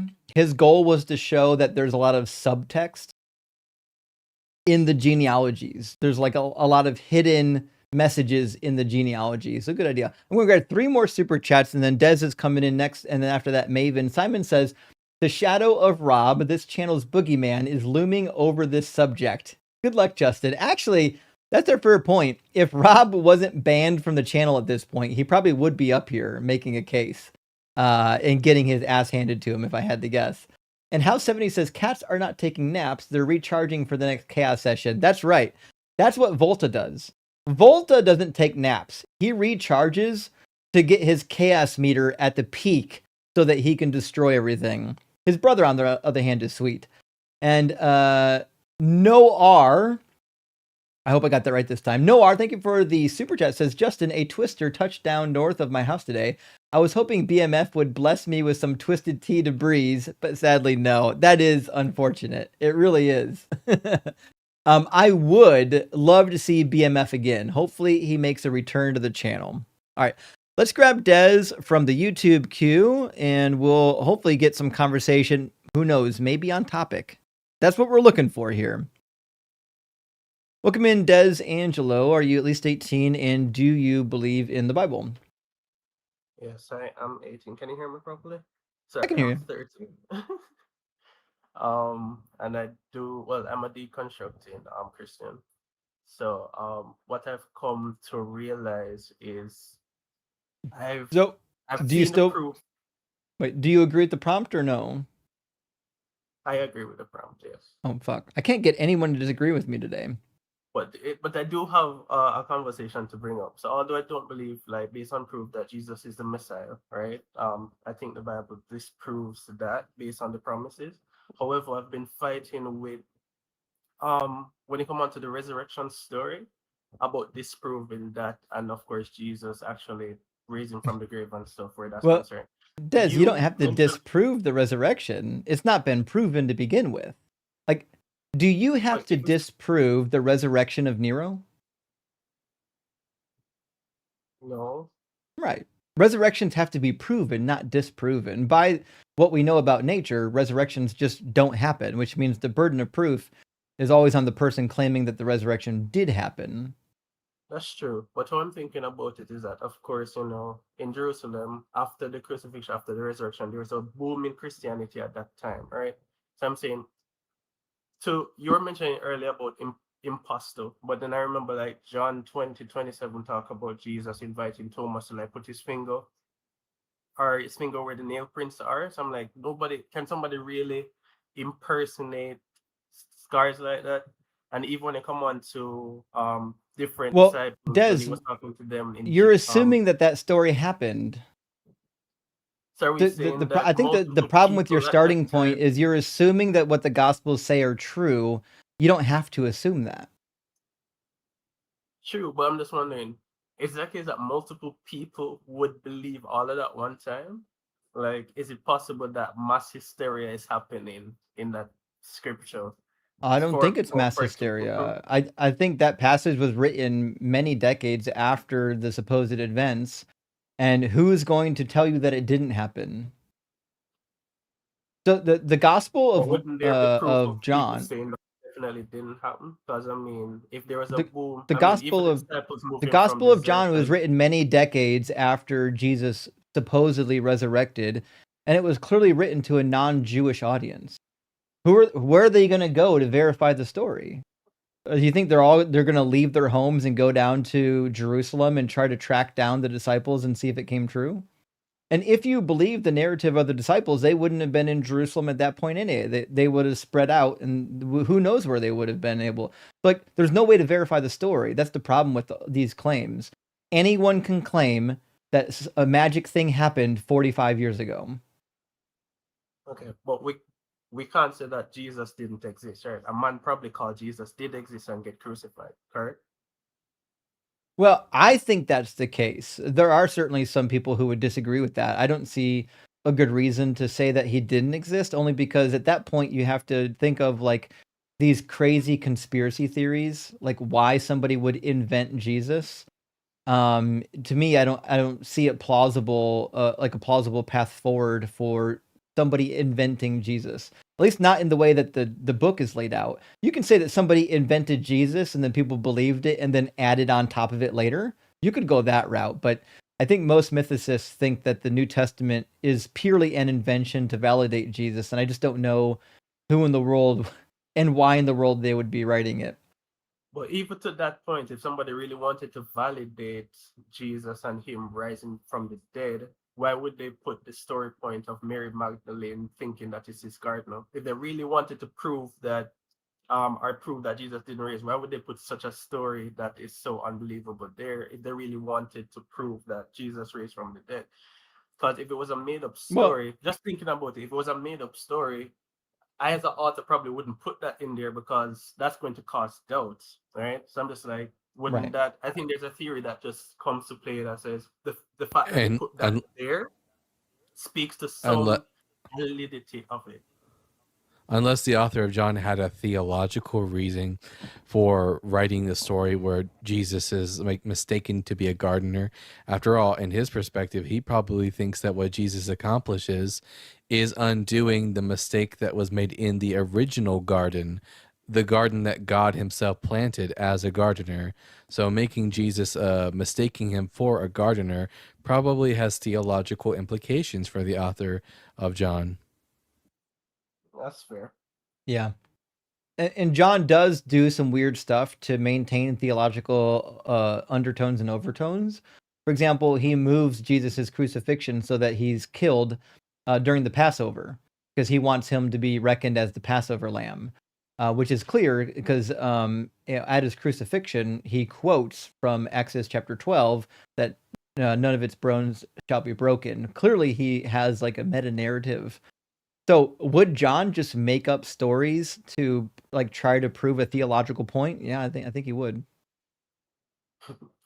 I'm saying for a boom to happen in that time, like granted, like based on disproving like the Messiah story and everything there, and just the Bible condoning like safely and different things, that some things don't make sense.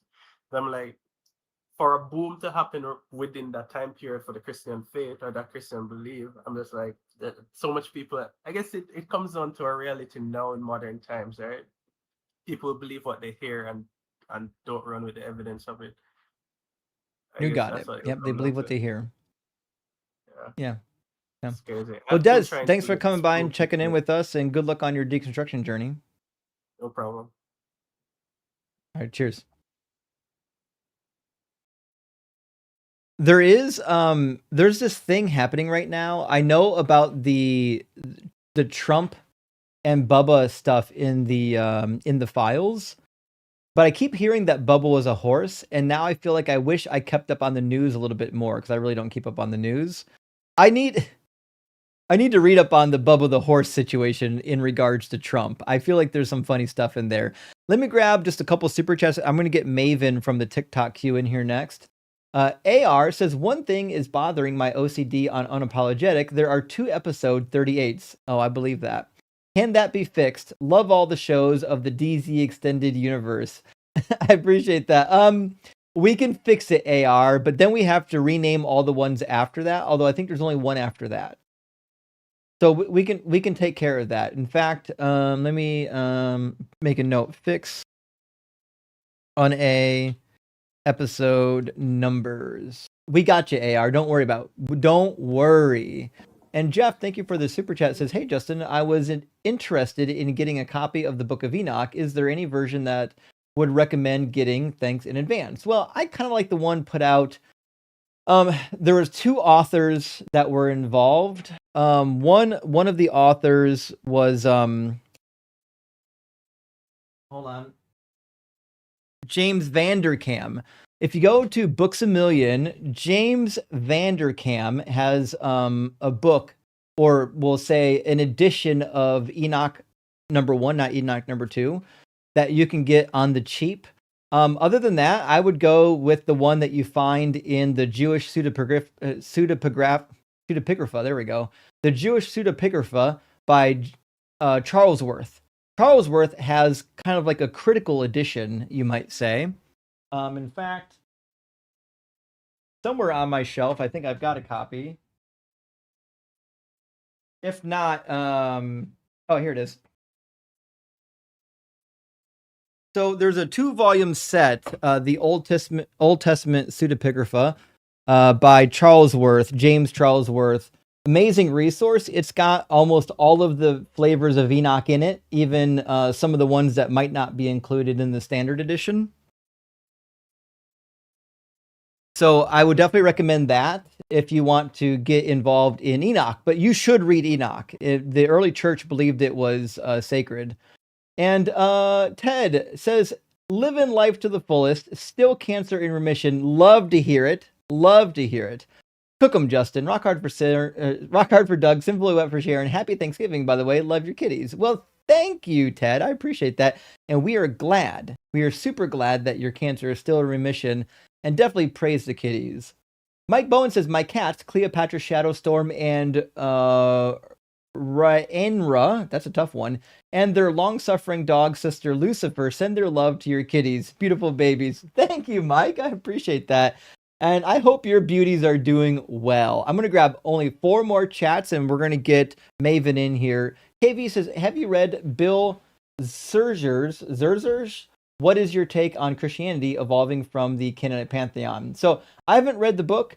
I do agree with most of the modern scholarship that Yahweh probably started as a member of the Canaanite pantheon, or at least was co-opted into it at some point.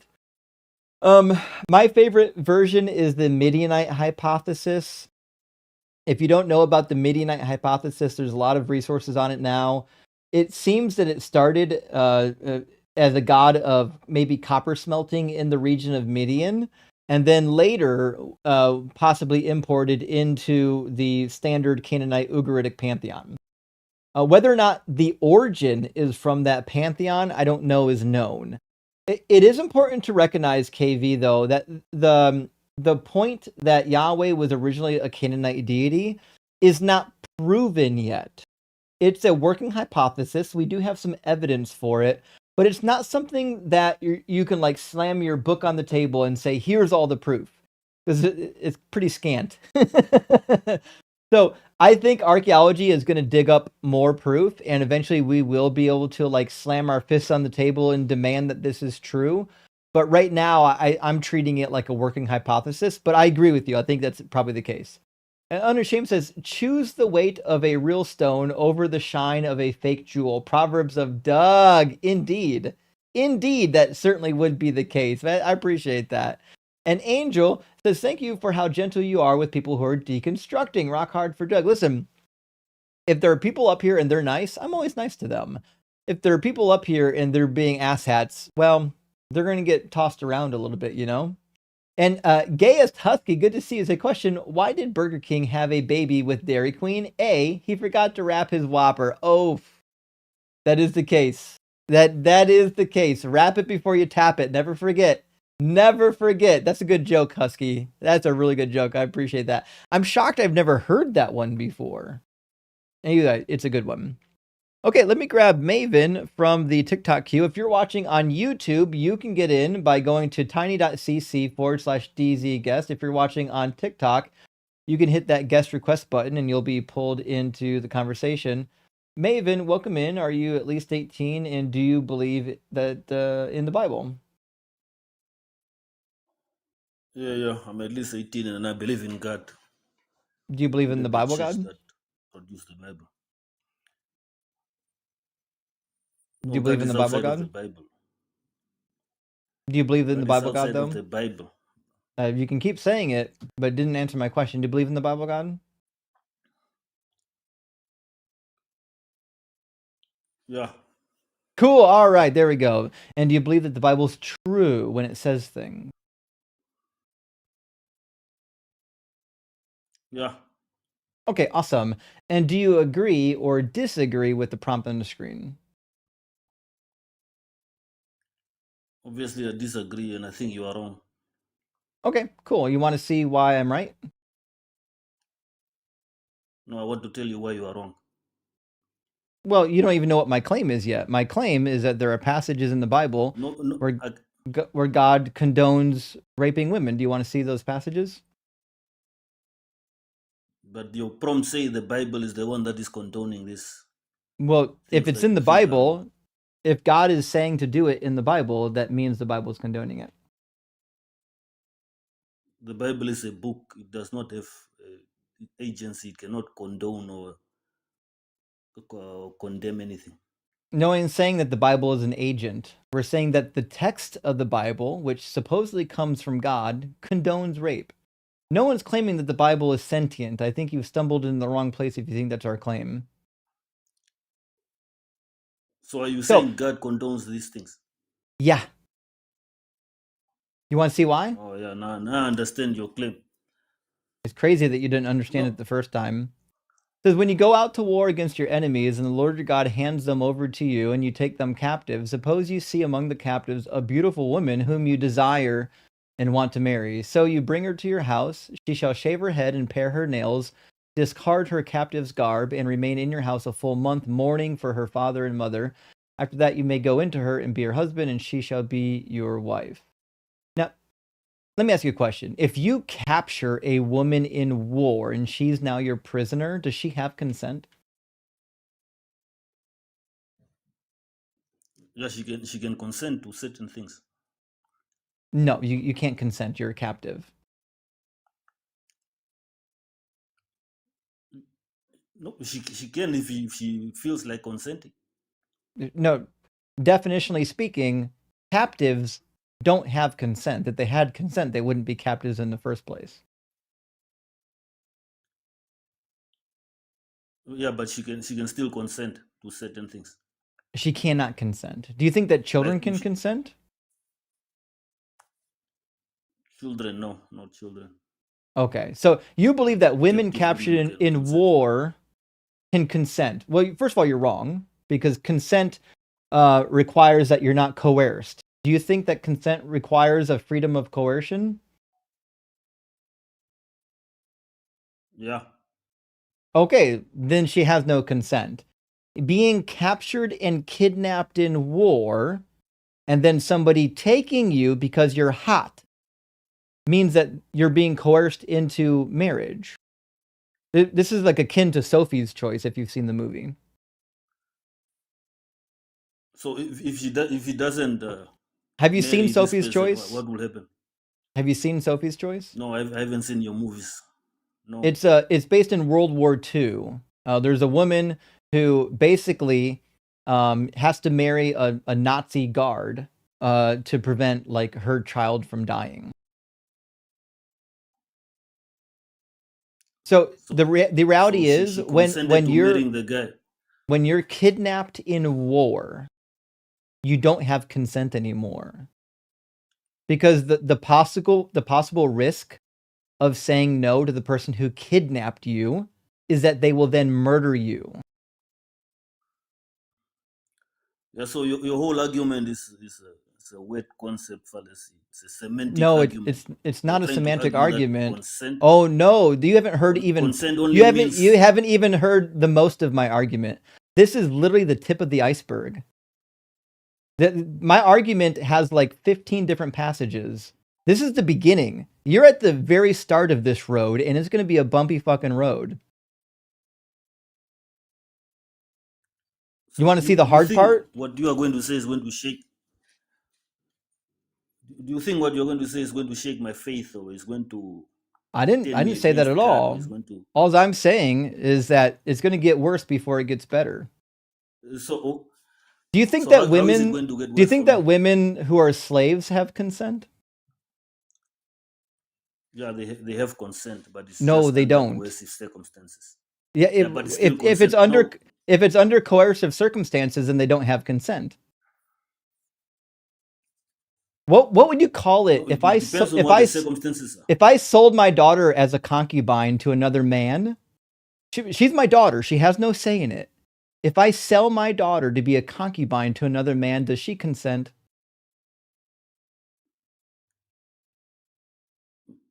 To be sold. Yeah, she might consent to be sold. She didn't consent. Why not? Why I'm can't she choosing to consent sell be sold? her. I'm choosing to sell her. Her consent's irrelevant here. She's my property. If I sell my daughter to be somebody Even if else's she's your prop. Maven, pay attention. If I sell my daughter to be another man's concubine, is that a loving consensual transaction, or is that sex slavery? Between you and your daughter. I didn't say anything about between me and my daughter. I said if I sell my daughter as somebody else's concubine, have I created the transaction happens between me and the person purchasing my daughter. Her consent is not required for this transaction. Her consent is not even required for this. If I sell my daughter as somebody else's concubine, that's her being sold as a slave. It's crazy how words don't mean words with people. Exodus 21:7, when a man sells his daughter as a slave, do you think the woman consented to be sold as a slave? Do you think she said, yes, I'd love to be sold as a slave, Dad? Please sell me as a slave. Let me go as a slave. So Maven, do you think that little girls consented to be? I didn't ask you if it was part of the culture. I asked, do you believe that little girls consent to being sold as slaves? Little, how little are these girls? Do you believe that little girls consent? I don't think that little girls can consent. But now you are making a different argument. At what age are you allowed to sell your daughter? No, you tell me that. You are the one. This is your argument. At any age. In fact, if you read the writings of the Jewish sages, you can even sell your daughter to be a concubine prior to the age of 13. As long as you were hard up for money. If you were poor and you were having trouble feeding your family, you can sell your daughter before she turned 13. Typically, it was customary to wait till they turned 13. But there were exclusions. You could, in fact, do it prior to 13 if you really needed the money. So, in ancient times, you were allowed. In ancient times, you were allowed to sell your daughter as a slave, and then she would become somebody's concubine. Do you think that girls who are sold as sex slaves are consenting to it? Bro, are we talking about what the Jewish sages wrote? Or are we talking about? I'm talking about what the Bible says, Maven. Try to pay attention for 5 seconds. But in Exodus 21, God says that you can sell your daughter as a slave, and she would be someone's concubine. Do you think that girls who are sold as sex slaves are consenting to it? It depends on whether she can consent or not. I didn't ask you if she could. I asked you if a girl is sold as a concubine and a slave, do you think she is consenting to that? If it's an underage girl, then obviously she cannot consent. But if she's of age, whatever the age of consent was, say she was 15. Do you think 15-year-old girls are? Do you think that 15-year-old girls are consenting to be sex slaves? Yes or no? Bro, what I'm telling you is that. But you're not telling me the answer. What I need out of your mouth is an answer. I need you. I need the answer. I'm not. Maven, I need you to pay attention to my question and answer the actual question, or the answer to my question. The question is, in your opinion, do you think that these girls at any age, I don't care if they're fucking 20, do you think at any age these girls are consenting to be sold by their daddies as sex slaves, yes or no? Yes, they are consenting. Okay, so you're just going to... it wasn't part of their culture. So it wasn't part of the culture. No, it wasn't part of the culture. No, it wasn't. It wasn't part of the culture. You can sell your daughter without her consent. Her consent is irrelevant. No, you are asking whether they consented or not. I'm saying that they consented because it was part of their culture. That's what they did. But it wasn't. Jephthah's daughter consented. But it wasn't part of the culture. It was not part of the culture. It was part of the culture according to the Bible. It was. Women were sold as slaves without their consent. So just to be clear, you think that it was part of the culture to be clear, of the people that are outlined in the. It wasn't. Stop lying. So just to be clear, you think that little girls, teenage girls, are consenting to be sold. They're consenting to be sold as sex slaves, yes or no? Bro, you are trying to make it about little girls and what. Little girls are 15. Whatever the age of consent was in that culture. But it's 13. So we'll try this again. Do you believe that teenage girls, 15, 16, 17, were consenting to be sold as sex slaves, yes or no? Yeah. Okay, that's all we need to know. Okay, so you think, again, not only that the Bible condones sex slave, You think you would condone sex slavery. You've made it way, way worse for yourselves, not better. Let's go to Numbers 31 No, and talk about when the Bible actually that is not what condones I said. I just little answered your question. children becoming sex slaves. So in Numbers 31, do you know what happens with the Midianite disaster? Do you know? No, Okay. So let me I don't have the Bible memorized. I'm not like you. I'm not I obsessed know. with the Bible. I certainly wouldn't expect Christians to know the Bible. So God commands avenging against the Midianites, and Moses becomes angry because when they go out to war, they leave some people living. And you'll never guess what the solution is. It says Moses became angry with the officers of the army, the commanders of thousands and the commanders of hundreds who had come from service in war. Moses said to them, "Have you allowed all the women to live? These women here, on Balaam's advice, made the Israelites act treacherously against the Lord in the affair of Peor, so that the plague came among the congregation of the Lord. Now, therefore, kill every male among the little ones, and kill every woman who has known a man by sleeping with him. But all the young girls, it's young girls, these are little girls, little virgin girls, all the little girls who have not known a man by sleeping with him, keep alive for yourselves." And then God doubles down on this. If you go down later in the chapter, God says to divide these human little girls among the soldiers. It says, "The Lord spoke to Moses, saying, You and Eleazar the priest and the heads of the ancestral houses of the congregation make an inventory of the plunder captured, both human and animal. Divide the plunder in 2 parts between the warriors who went out to battle and all the congregation." So God said, listen, of these little virgin girls, the children that you've captured, divide them among the congregation and among the warriors. What do you think? What do you think warriors are doing with little virgin girls, Maven? I don't know. I don't think You about don't it. know. Maybe you think about it. You tell me. You can't know.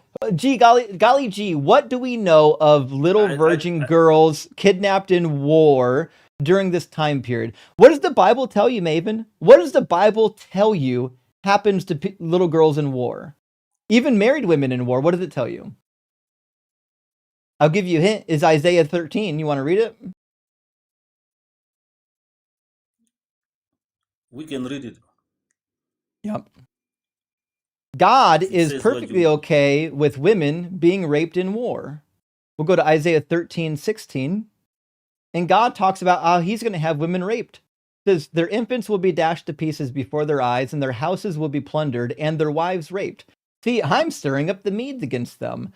So according to God, like as long as you're sending like a war, like you're sending people to war, like all bets are off. You can have women raped in war.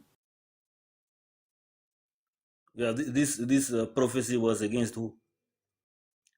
We just read it, Was it Babylonians. not against the same people who? It's against the Babylonians. Yeah. Oh, I'm sorry. What Is it what okay? did the Is Babylonians it do okay? It's okay to rape other some people? people, but is it okay to rape some people, but not all people? Which All tell me people. tell me which people is it okay to rape and which ones not? All people. There's not a person in Oh, Israel okay. who will not be conquered and their women It's taken. never okay. So it's never okay to rape a woman in war, then, right?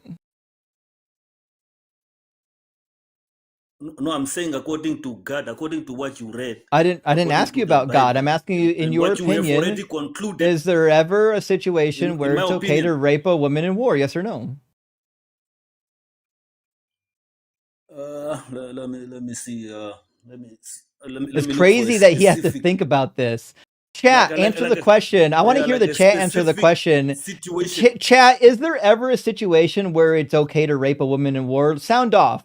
Put a yes or no in the comments. I want to see what we get. Dalton, can you answer the question?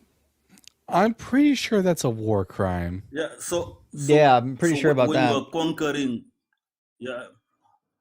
So when you are conquering a people, Yeah, that's not what civilized people do. It's a war crime.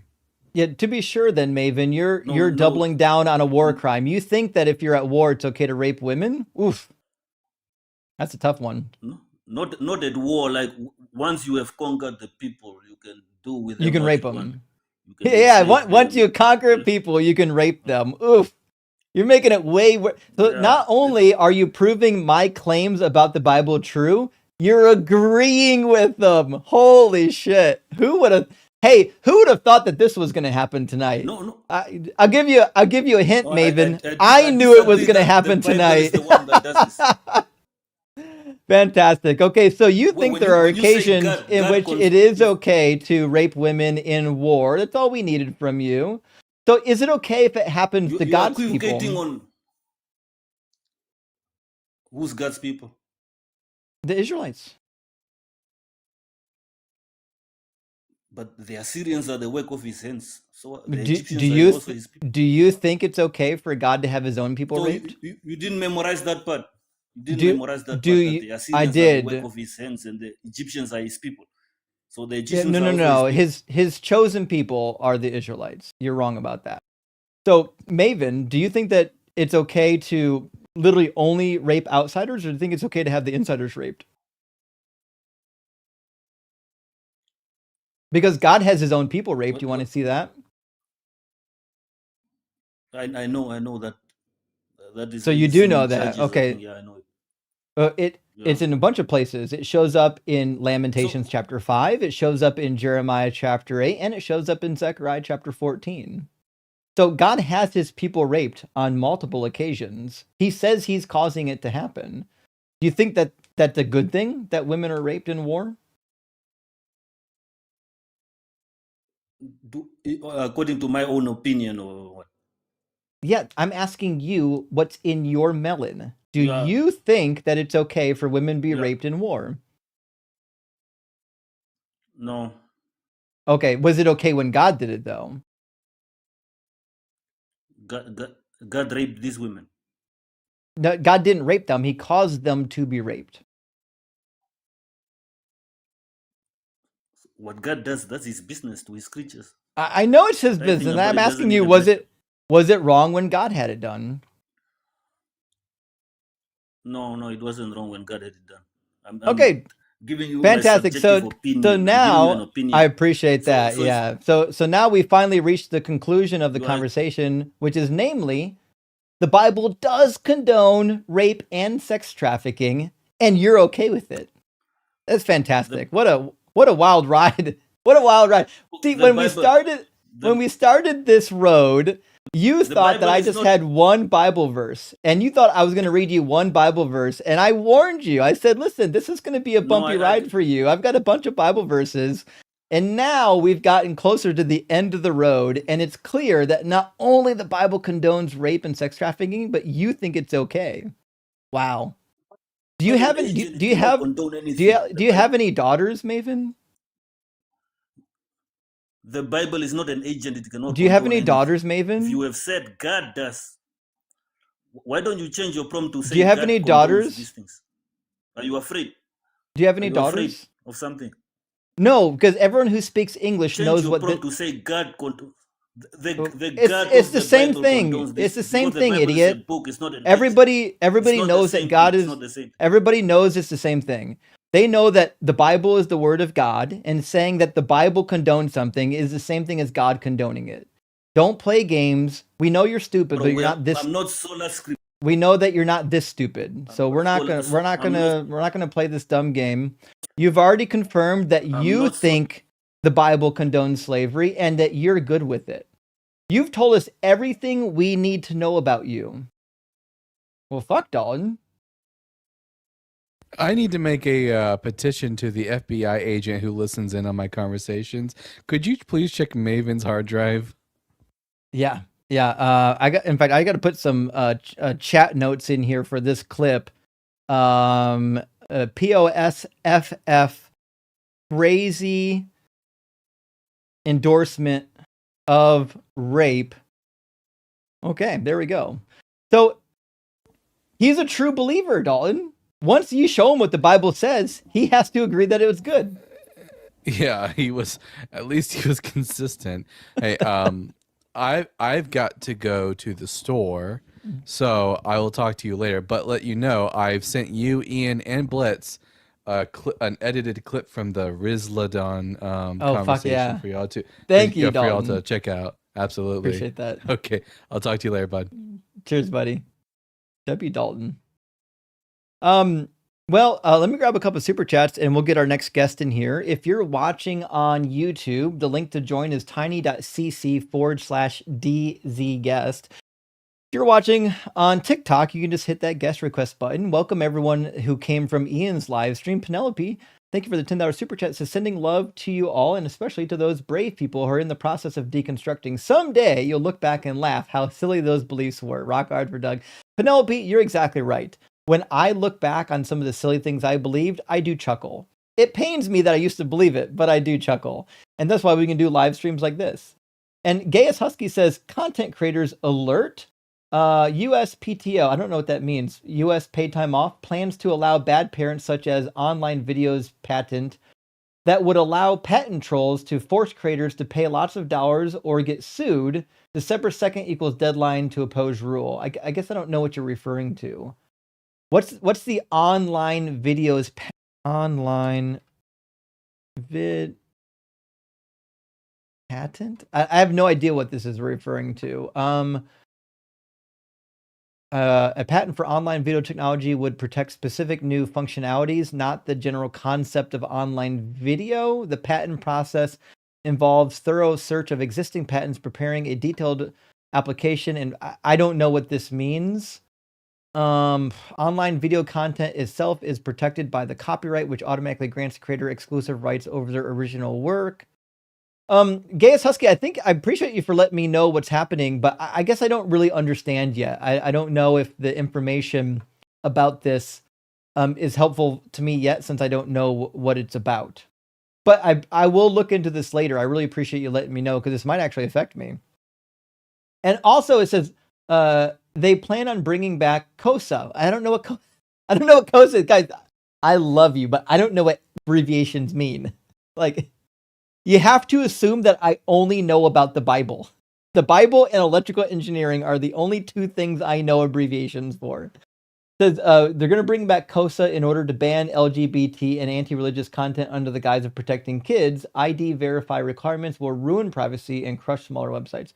Well, shit, this sounds awful, especially if they plan to, like, this is in aiming to combat certain underprivileged and already abused communities. I would hate to see this happen. I'll have to check into what's happening with these new laws. I hate that in literally only 2 years, Trump's first 2 years, he's literally fucking this country up. It's crazy to see how much damage they can do in just 2 years. We need, in the worst way, we need the blue wave at the primaries. Like, we need the biggest blue wave ever to have happened. Hopefully we get it. Atlas, good to see you. Thank you for sending a super chat. Says, over the weekend I told my dude that we should read Revelation together. He said, why? Justin took on the whole Bible, so we don't have to. That's so good. I love the phrasing akin to Jesus. Thank you so much for that, Atlas. And Reverend Nate, good to see you, my friend. Thank you for the $10 super chat. Says, wait, I thought the horse streamers were slots from Babylon. Wait a minute.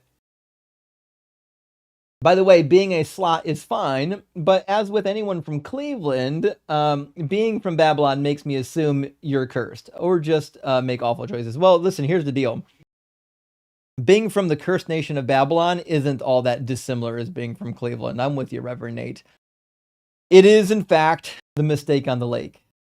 And Don, thank you for the super chat. Says, hopefully Doug, Sharon, Pebbles, and Rocky accept this offering to repair the Black Santa. I know. I should not have bought a breakable Black Santa for the shelf. I should have known my cat was going to ruin it. We'll see. Maybe I'll use some epoxy and put them back together. I cannot wait to do. I have a new topic I'm going to be doing in December that includes Black Santa. I cannot wait. It's going to be so exciting. Dr. Wasambla, thank you for the $10 super chat. Says, barbecue, here's my offering. Justin, Dalton, Doug, Sharon, and Kitties. I'll catch up as it is way past midnight here. Steven, you'll be fine. We are in the same deconstruction boat. We absolutely are, Dr. Wasambla. And thank you for being here and supporting the stream. And it was good to hear where Steven was, at least. You know what I mean? I'm going to grab 3 more super chats, and we're going to get IDK into the guest box. Design, good to see you tonight. Thank you for the super chat. It says, please have Maven's clip ready to play for my religious family this Thanksgiving when they ask why I'm no longer a believer while I enjoy a huge plate of turkey and dressing. You know what? Just for you, Design, I'm going to mark Maven as clip immediately so that we can make sure and get them clipped for you for Thanksgiving. So we're gonna clip Maven and we'll have them posted ASAP, just for you, my friend. And Dr. Fudge, good to see you. Thank you for the super chat. It says, look, I agree that my God condones insert horrible stuff here, but you worded it wrong, sir. I know, isn't it? That's on me. That is on me. I should have worded it the way he needed me to word it. And Cameron, thank you so much for the $20 super chat. It says, gush, Justin. GG, women in war is the worst. I'm pulling my hair, but when the God does, it's okay. Yeah, well, that's the thing. They have to say that bullshit. They have to say, well, it's wrong every time, unless God does it. If God does it, then it's right. What they should do is use their brain and realize it's not right, no matter who does it. And no God ever actually did this shit because it's made up nonsense from the Bronze Age. All right, let's get IDK in here.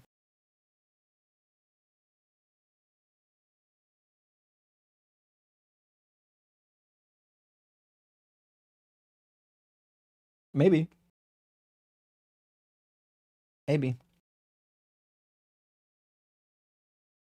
Still loading. Are they connected or are they not connected?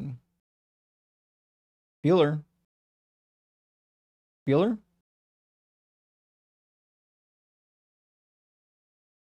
Well, IDK might not connect and chat with us, which is a shame. Okay. Well, suppose we'll have to move on to the next guest. If you're watching on TikTok, hit that guest request button and prove me the fuck wrong. Now listen, I know you can't do it because I've actually read the book and I know that it condones rape and trafficking. That being said, love to talk to you. Maybe you could prove me wrong. We'll see about that. And if you're watching on YouTube, use the link on the screen, tiny.cc/DZGuest. I'd love to hear about your opinion. Let's get Ollivander in here, and then after that, we'll do Siege Slapper. Although I've talked to Siege a couple times and never goes the way he wants it to. Ollivander, are you at least 18 and do you believe in the Bible? Hi, yes, I'm at least 18 and I'm a believer, but not necessarily in the Christian Bible. Oh, well, we're talking to people who believe in the Bible. Oh, okay. Do you agree with the prompt on the screen? I do. And I'm a big fan, so that's why I don't want to take up too much time of your life. But I just wanted to ask, because I've been following you since like a couple of weeks now, mainly on YouTube, and now I downloaded TikTok. So my only question to you is, have you, after you deconstructed, Justin, ever like thought about the Gnostic worldview, and was that of any help? I think Gnosticism was like the earliest attempt to make sense of the fact that the Old Testament is so drastically different from the New Testament. But to me, it's just a big cope. I don't think any of it's true. In order for Gnosticism to be true, you would first have to think that the Old Testament was true, and I don't. Okay, makes sense. But like seeing the cause, or just being able to answer the question of, if there is a God, why would he allow such evil things? I think for a lot of people deconstructing, including myself, when I left the Roman Catholic Church, that was a very helpful point of view, because yeah, it just made a lot of sense to me. Was that a phenomenon that happened to you as well, or not at all, as you said? Not really. So when I deconstructed, I started from the top down. I started with Christianity, and then I thought, well, maybe Christianity is false and the God of Judaism is true. And then I was like, I determined that wasn't the case. And then I deconstructed from all God concepts. So I never had that in between stage where I thought, well, maybe there's some other like a Gnostic view, because once you get rid of Jesus and you get rid of Yahweh, it's really difficult to get to Gnosticism. Okay, so you would, just final question, you would totally classify yourself as an atheist, not a agnostic, I think is the word, right? Yeah. Yeah. Because Yeah. okay, I think maybe I'll get there, but as I think a lot of people on your live as well, I do feel or believe in some kind of spiritual reality. Um, but I think that's not the case for you then. You just are totally atheist. Yep. Mm-hmm. Okay, cool. Hey, lovely chatting to you and have fun on this live. See ya. Sure thing. It's good to hear from you, Oliver. Thank you. Bye-bye. I hope I pronounced his name right. That's not a connection of syllables or a string of syllables I'm used to pronouncing. Um, uh, that being the case, we had one guest in TikTok that dropped out. So right now the queue is empty on YouTube and TikTok. I thought that this topic would upset enough Christians that they would click and defend against this claim. Apparently, there are no Christians who are capable of doing it, except for Maven, and he wasn't capable. He was willing. He wasn't capable. I could only assume that Christians have no defense. Let me grab a super chat or two, and then we'll see if somebody loads up. Herbie says, Cafe sharing this shit in chat is endlessly hilarious. He claims no atheist host understands his idea, whereas they all dismiss his nonsense. Well, Herbie, I've seen this before. The reality is, a lot of these people don't have good ideas. It's not that we don't understand them, as you said. It's that they're just asinine and silly. Macon says, since the wise men came from the east and follow the star in the east, isn't that the wrong way? I mean, kind of. The way it describes the star is like kind of like the star was traveling, but like stars don't travel and they certainly don't rest on top of houses. The way the story depicts it is as though the star moved in the sky and then descended and rested on top of the house or the barn or the cave or whatever, right? In the ancient world, you can conceive of that because they thought the stars were just up in the sky and that they could fall to the earth. That's why we hear verses about the stars falling to the earth. In reality, that's not the case. The stars are much larger than the earth and would destroy it if one came into contact with it. But that's what I think is happening. And Base to Shara, good to see you. Thank you for the super chat. Says Steven, I'm one of those people who ended up divorced because of my deconversion. You dodged a bullet. Join the Discord. We're a community here. We certainly are, Shara. I didn't know that was your story. I'm sorry to hear that, but Shara, that's been pretty common. I've known quite a few people that when they deconstructed, they lost their marriage because of it. Their spouse could not handle the idea that they were no longer believers. You know what I mean? All right, we've got one brave Christian in the box. We'll bring in Bradley and see how far we can get. If you're watching on YouTube, the link to join is on the screen. Also, you can click on it. There's a clickable version, in fact, in the description of the video. Bradley, welcome in. Are you at least 18 and do you believe in the Bible? Yes, I'm at least 18 and I believe in the original translation of the Bible, the original creation of the Bible, but over time, obviously, there has been some stuff that is misinterpreted to a certain extent. I don't believe the Bible we have now is exactly the Bible we had when it was first created, but I believe it gives you a pretty good picture. So yes, to answer your question, I pretty much do believe in the Bible, like its general theme. Yes, Sure. that we have today. So when the Bible says things, can we trust that the thing happened? Um, yes, it could be a historical, document to a certain extent, but again, in regard to this prompt, the Bible condones rape and trafficking. Again, it's just completely taken out of context, like many other things. Oh, is Um, that the case? yeah, you have to remember this was like again, people often say with the Old Testament, oh, it condones slavery and all these things, but you also have to remember this was a time when slavery was pretty much allowed in every nation. And if you actually look at it, the Old Testament is kind of like, again, when you compare it to other ideologies of that time period, um, when the Old Testament was written, it's actually very like, you know, again, it still does say yes to a certain extent. Oh yes, slavery is okay, which again, when you look at it from a lens from today's point of view, is not okay. But when you compare it to other ideologies at that time, it's actually very, you know, like it's basically giving regulation, like you can't be doing this, you can't be doing that. Like again, which outside of that, other ideologies said, yeah, you can do whatever you want to, slaves. Like it does talk about like slaves' rights. Again, I understand it's not a good look when you look at it from today's lens, but it was a common practice back. Does that make Sure. sense? So when you sell your daughter as a slave and she becomes somebody's concubine, do you think that's consensual? No, I don't believe that is consensual, but again, you're just taking things out of context completely. Oh, Like for please, example, please give me the context in Exodus 21 that I'm leaving out. Be specific. again, so for example, right, you're going to talk also, I'm assuming at some point about, oh, like, yes, if a man rapes a virgin, he must like marry this woman Nope, or I'm not talking whatever. about Deuteronomy 22. I'm talking about Exodus 21. When you sell your Exodus daughter 21. as a slave and she becomes somebody's concubine, what's the context that makes that better? But again, you're just looking at, again, the Bible is a story. Okay. I know it's a story. From, I'm asking for the context. What's the context that makes that better? okay. So let me get my Bible. I have my Bible right here. Mm-hmm. So what's the exact, you said Exodus. Exodus What's the exact verse 21:7. here?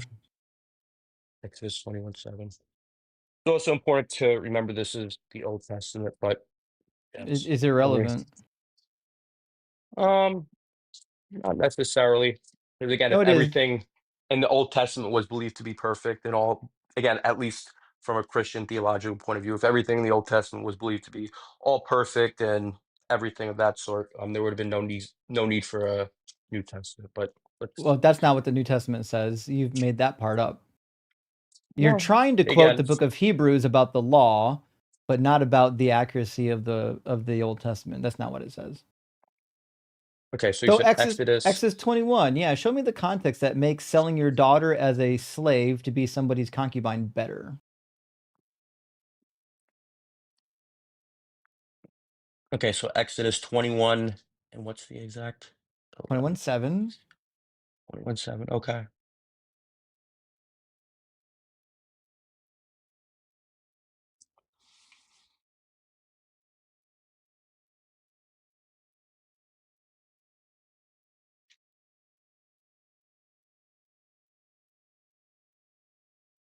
When a man sells his daughter as a slave, Yeah, she shall not exactly. go out Again, as a but male if the slave servant do. declares, okay, again, you're completely ignoring.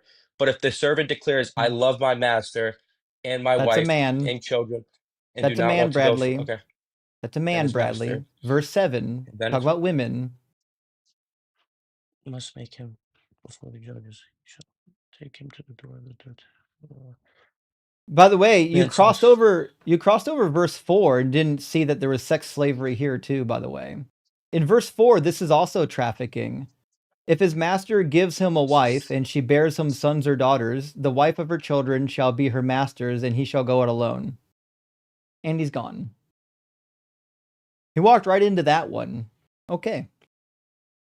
That must be the first time he read the Bible. He thought context was going to fix it, and it did not, in fact, fix it.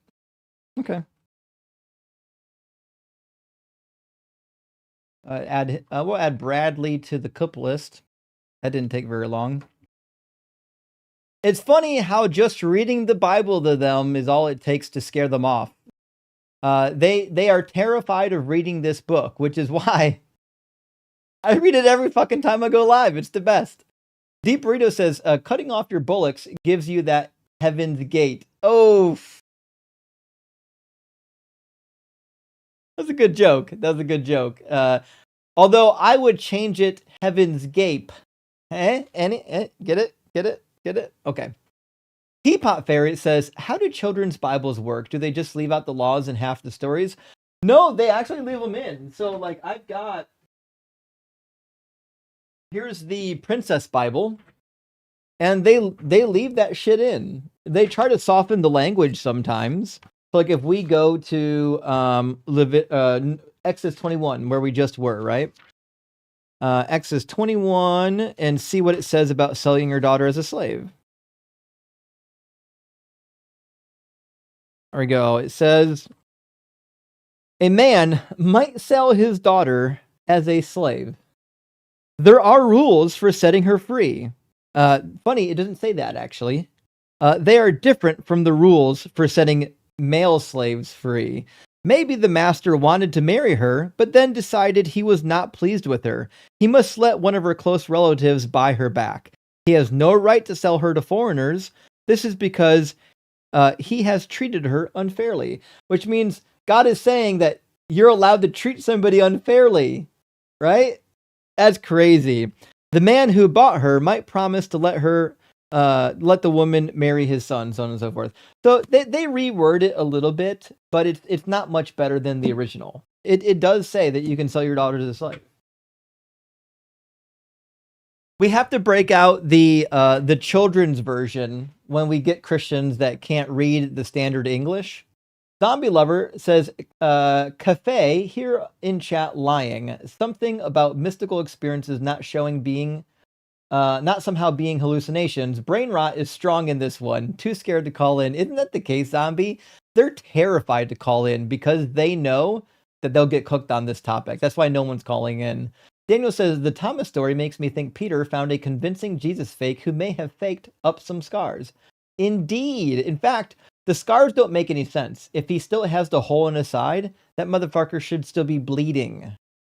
His blood should be gone. He should still be bleeding out, or the body's keeled over in a grave.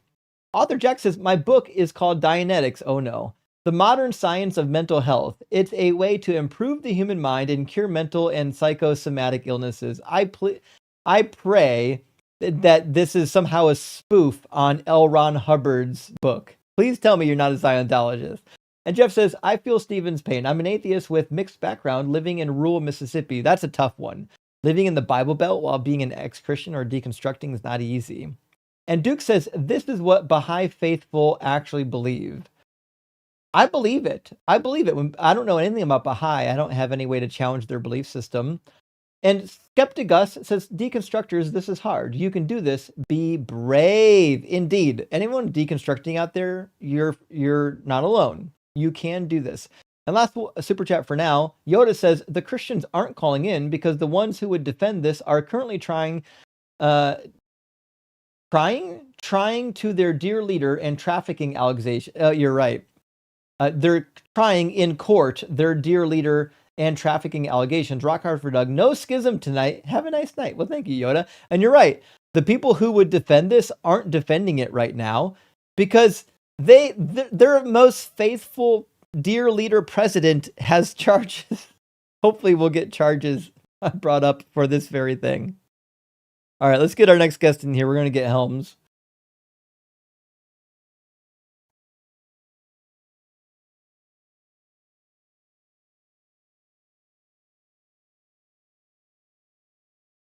Maybe Helms. Having a slow connection. Don't know if it's TikTok Studio, TikTok servers, or the guest. Yeah. This might be a touchy subject for some people at this moment. We'll see. Well, Helms is not able to connect. Sorry, Helms. I guess we'll move on to the next guest. Come back if you get better reception, and we'll try again. Let's get Oscar. Oh, look, Cafe actually called in on YouTube. Oscar, welcome in. Are you at least 18? And do you believe in the Bible? Damn, boy. You making me thirsty. Okay. Listen, I got no problem with people being gay for Justin, but don't be weird. That was weird. That's inappropriate. Okay. We'll get Kafefe in here and see. I mean, apparently Kafefe is going to cook me according to what he's been saying in the comments. So, see. Welcome in, Kafefe. Are you at least 18, and do you believe in the Bible? You mean cafe? Sure. Oh, okay. No, yeah. Well, I've actually called in before. I've said to you that I'm a perennialist. I don't know if you recall that. I talked to way too many people to remember like those finite details. Yeah, well, a perennialist is someone who's adherent to the perennial philosophy. I tried bringing up the topic Sure. of mystical. But do you think the mystical. Bible's true? I do defend the Bible as a Yeah, but do you think it's semi true? comparative religion. I think it's true in a particular sense, not in a very literalist reading of it. When the Bible says that God said a thing, did he say it? I don't know if that's necessarily the case. I do kind of lean towards like a mystic interpretation of it. Sure. Give me the mystic interpretation for having your wives raped in war. What's the mystical interpretation for Isaiah 13:16?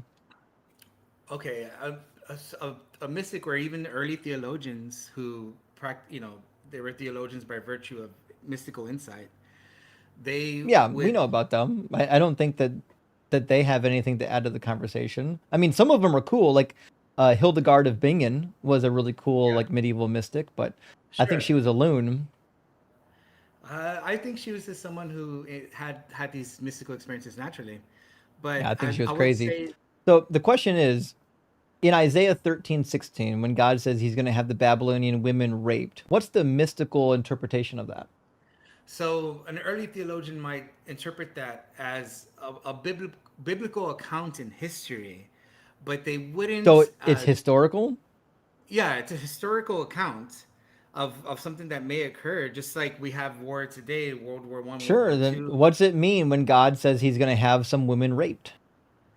I don't think it's necessarily something. See, I think that's a conflation there. I think you're conflating theology with I didn't biblical I didn't account of create history. a theology. The Bible says it.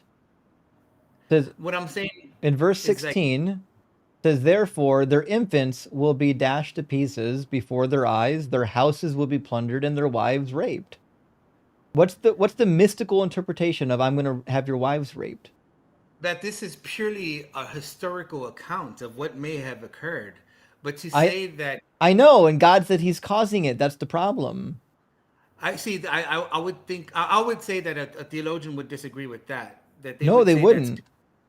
that no, they would. They would say that's No, conflating it with they theology. would not. God I agree. takes the credit for it. He says, "See, I'm stirring up the Medes against them." So the Well, yeah, stirring up of the Medes is the thing that causes the Babylonian women to be raped. no, I will see. I disagree that it's. I see. I think you're conflating theology with it and saying I'm not therefore. conflating theology. I'm telling you what it says. Verse And I'm 17, God says, "I'm stirring up the Medes against the Babylonians." Did God do yes, that? I'm quite aware of what it says. Did God do it though? No, that's what I'm trying to tell you. Okay, so then you don't believe the Bible is true. If God says I'm doing something and you don't believe that God did it, then you just don't believe that the Bible is true, and you've stumbled into the wrong place, and you're probably a heretic. So, good luck, man. No, What a goof. What a goof. Okay.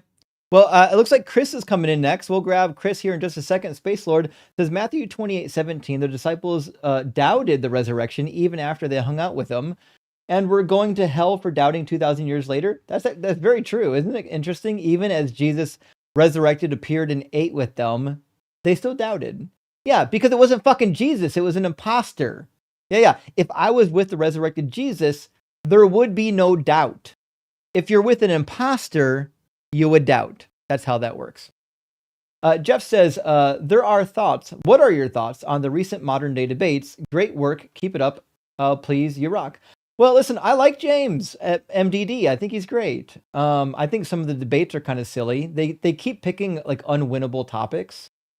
And to me, that's stupid. Like naturalism versus theism. But nobody debating that topic is an actual theist in the classical sense. They really believe in like the biblical God or the Muslim God. I wish they would just get around to having the real debate. Is the biblical God real? Is the Muslim God real? That's the debate that we want to hear.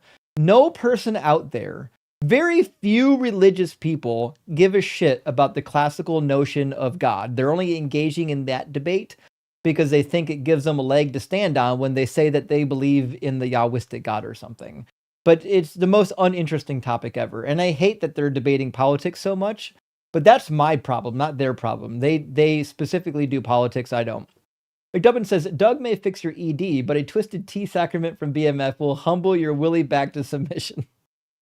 We are BMF. If only we knew how to track down BMF. I hope he comes back. And Pat, good to see you, says, want to let you know, Justin, I have read through my NRSV Bible with the cheat sheets, and my brain IQ has skyrocketed, homie. I plan to read the book front to back. I love that for you, Pat. Thank you so much for getting the cheat sheet and reading the NRSV updated edition. Oh, not the updated edition, but the new Oxford edition. And Eris says, on my earlier super chat about the Darth Dawkins Christmas collection is a Christmas album with all of his greatest hits, clips in a music format for the holidays. I love it. I will get it, and I will, in fact, put it on my playlist. Thank you, Eris. And Seek Truth says, I'm so excited to be sold. I consent. Children were so awesome back then. Children nowadays are weak. I know, isn't that the case? Who wouldn't consent to being sold as a sex slave? It sounds brilliant. Duke says, bro was so spiritually... Bro, it was spiritual consent. This is so funny. It certainly was. It was a spiritual consent in the same way Jesus spiritually fulfilled prophecies. And Law Dog says, this topic is absolute fire. I burned my tongue on the cooking. I'm sorry for your tongue, Law Dog. But yes, I love this topic. I hope we can get some more people to engage. Gretchen says, War Bride paste? We should. Gretchen, that was my mistake. When we had Maven up here, I should have made him commit to War Bride baby paste. I missed on that one. And P.S. P-Swim says, I don't think I've ever heard you refer to Matthew 23 regarding the continuity of the law. Bart Ehrman was referencing it recently. Well, I don't know exactly what you're referring to, but I think the verse you're referring to shows up in Luke as well, and I'm pretty sure I've referenced it in Luke. I usually go to Matthew 5, but in Matthew 23, I guess I would need a better verse in 23 to know what you're referring to. Matthew 23 is a rebuke of the Pharisees, but Jesus, variously rebukes the Pharisees for not following the law of Moses and following the tradition of the elders, namely the oral Torah rather than the actual Torah. But I'll give it a reread tonight after the stream and let you know if I come up with anything. Seek Truth again says, if God does it, then by definition it is good, regardless of what it is. Why don't atheists understand this? It's so simple. God, of course, if God makes baby paste is good. It's interesting, though, that it's only good when God commands it, because they think they have objective morals. And last super chat from Tim for Peel says, it's so rare that these idiots say the quiet part out loud. That was wild. I know. Usually they won't. Maven did, and I'll give him some props. I'll give Maven all the props. He bit the honest bullet. All right, let's get Chris in here, and we'll let's see what this conversation brings. Chris, are you at least 18, and do you believe the Bible is true? Yeah, I'm 18. Sure, and do you think the Bible's true? And yes, the Bible is true. Of course it is. Dope. And do you agree or disagree with the prompt? I agree. You agree with that, the Bible. So you agree with the prompt on the screen? Oh, the prompt that you put up on the screen? No, that's taken out of context, sir. Sure. Want me to read you the passage and then maybe you can give me the context for it? Oh yeah, I'd like to hear you read the passage, please. Yes. Yeah, okay. So we'll go to Isaiah 13:16, and then maybe we'll go to 2 Samuel 24 after. Or 2 Samuel 12. So this is what God says is going to happen. I was just reading Isaiah 58 the other day. I like that. I like Isaiah. Yeah, this is what God says he's going to do to the Babylonians. He says their infants he didn't say that. He said he was going to stir up the Medes. He didn't say he was going to bash babies or have houses plundered, actually. Yeah, pay attention. It says their infants will be dashed to pieces before their eyes. That's what the Medes do. That's what the Medes do. God was going to stir them up. Yeah, if you pay attention, actually let me read the verse so we can talk about it. Now you're muted. It says their infants will be dashed to pieces before their eyes, and their houses will be plundered, and their wives raped. See, I'm stirring up the Medes against them. So now, listen, both of us know that the Medes were the Medes ones have that free and were. will, just like you and me. The Medes are the ones who actually did the raping, but did God Yeah, stir they have them free up? will. They have Medes have free will, just like you Did and I God do. stir them up though? God did not kill the babies or have the wives raped and or none of that. I didn't ask about that. I said, did God stir up the Medes? Yeah, God stirred up the Medes. Yes. Okay, to do what? No, like that's what they were going to do. No, to do He what? just stirred them up. They did what they wanted. What did he stir the Medes up for? No, they had free will just like you and I do. They did I'm that. asking you, what did stirring the telling you Medes what was have going to on do? there. What did the I'm telling stirring you up? what's going on there, What friend. did the stirring I up said of the the Medes? Medes have free will, just like. Okay, so that didn't answer the question. You can shout the same bad answer all you want, but it doesn't answer the question. The question is, when it says that God is stirring up the Medes, what does it mean to stir up the Medes? Okay, what it means to stir up the Medes is he's going to allow things to fall into place where the Medes were going to take out. Allow them? Does it say allow? When you stir up a pot of something on the stove, are you allowing it to do something, or are you stirring it? If you turn off the car alarm and you leave the doors unlocked, you're allowing people to go in and take the change out of your ashtray. Is that stirring? I mean, you're stirring up the curiosity of people walking by. And The words don't mean words are pretty off the chart already. You're stirring up the people walking by, seeing your doors unlocked, their curiosity. You're certainly not. I've never stirred anybody up by not locking my car.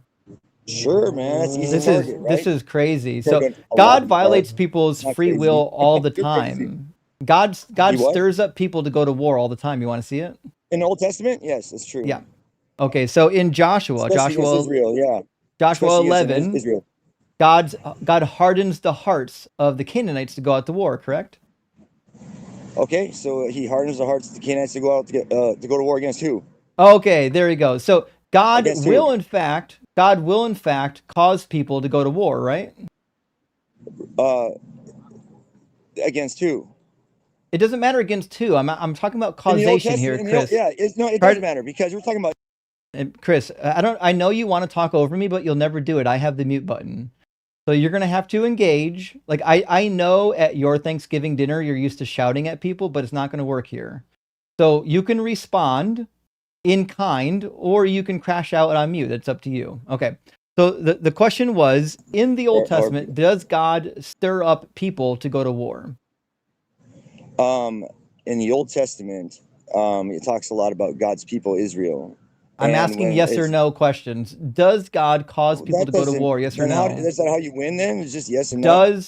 No. I need you to not avoid the question. The question is, does God cause people to go to war? Yes or no? I'm answering the question for you, sir. It's a yes or no question. Does God cause people to go to war? Yes or no? That's too vague of a question. It's not. Yeah, it is.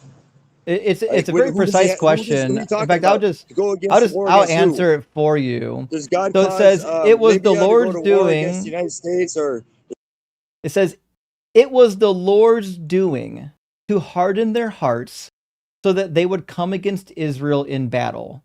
So I'll ask you again. Yes, does God cause people to go to war? Yes or no? Yes, if Israel is. There we go. We got it. We don't need the excuse. We just need the yes. Absolutely. Finally, okay. So God does. So God does cause people to go to war. Yes or no? Oh yeah. Okay. And when God causes people to go to war, does He know what they're going to do when they get there? He knows what war is. Yes. Okay. So God not only causes the war, He knows what the war will bring. Now, does He have the ability to prevent the women from being raped in war? That's a choice that the people make as I didn't ask you that. I asked, does He have the ability? He's already stirring up the people to go to war. He's violating their free will, causing them to go to war. Would it be wrong for Him to violate their free will also in preventing the women from being raped? Violating anybody's free will is wrong. So it was wrong when He violated their free will to cause them to go to war? harden their hearts. That's a violation of their free will. Is it? Yeah.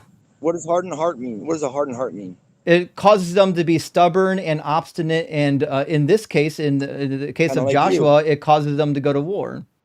Kind of like you. Not like me at all. I have the truth on my side. You're the one right now crashing you out, do. showing No, you everybody, don't. showing everybody No, the you true fruits of a Christian. Actually, So, I know the truth. so we'll try this God told me again. the truth. Does God know when they go to war that they're going to rape people? The answer is yes. Does God have the ability to prevent it? To prevent what somebody else is going to do. Yeah.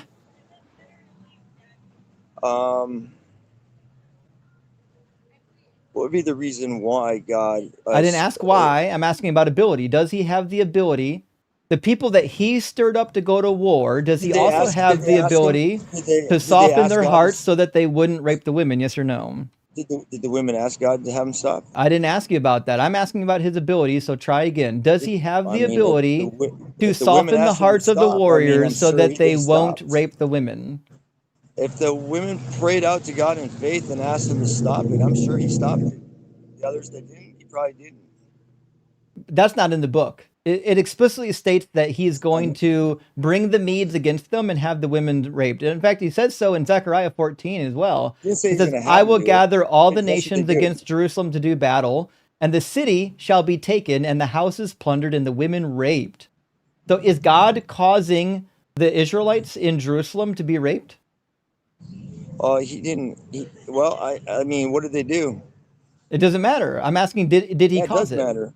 No, it doesn't. Really matters. No, it doesn't matter at all. I don't think, to be clear, Chris, I don't think there's ever an occasion where raping a woman is a fair punishment. So we'll try this again. I don't care what the excuse is. I'm asking, did God cause this raping to happen in Zechariah 14? Yes or no?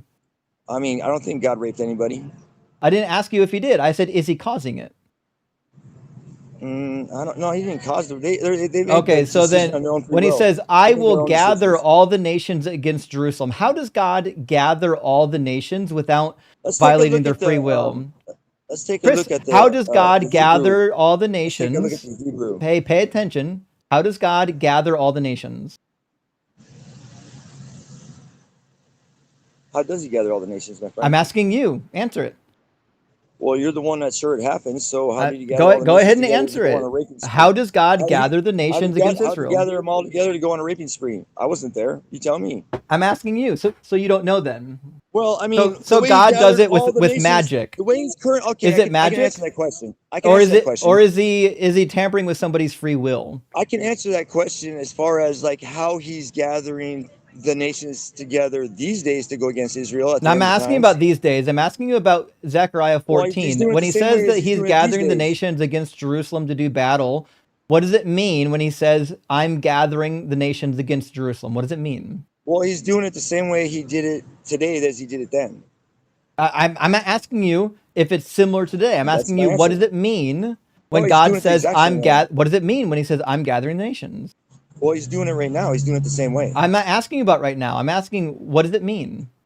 Well, I'm telling you, he's doing it the same way. How is he doing it right now?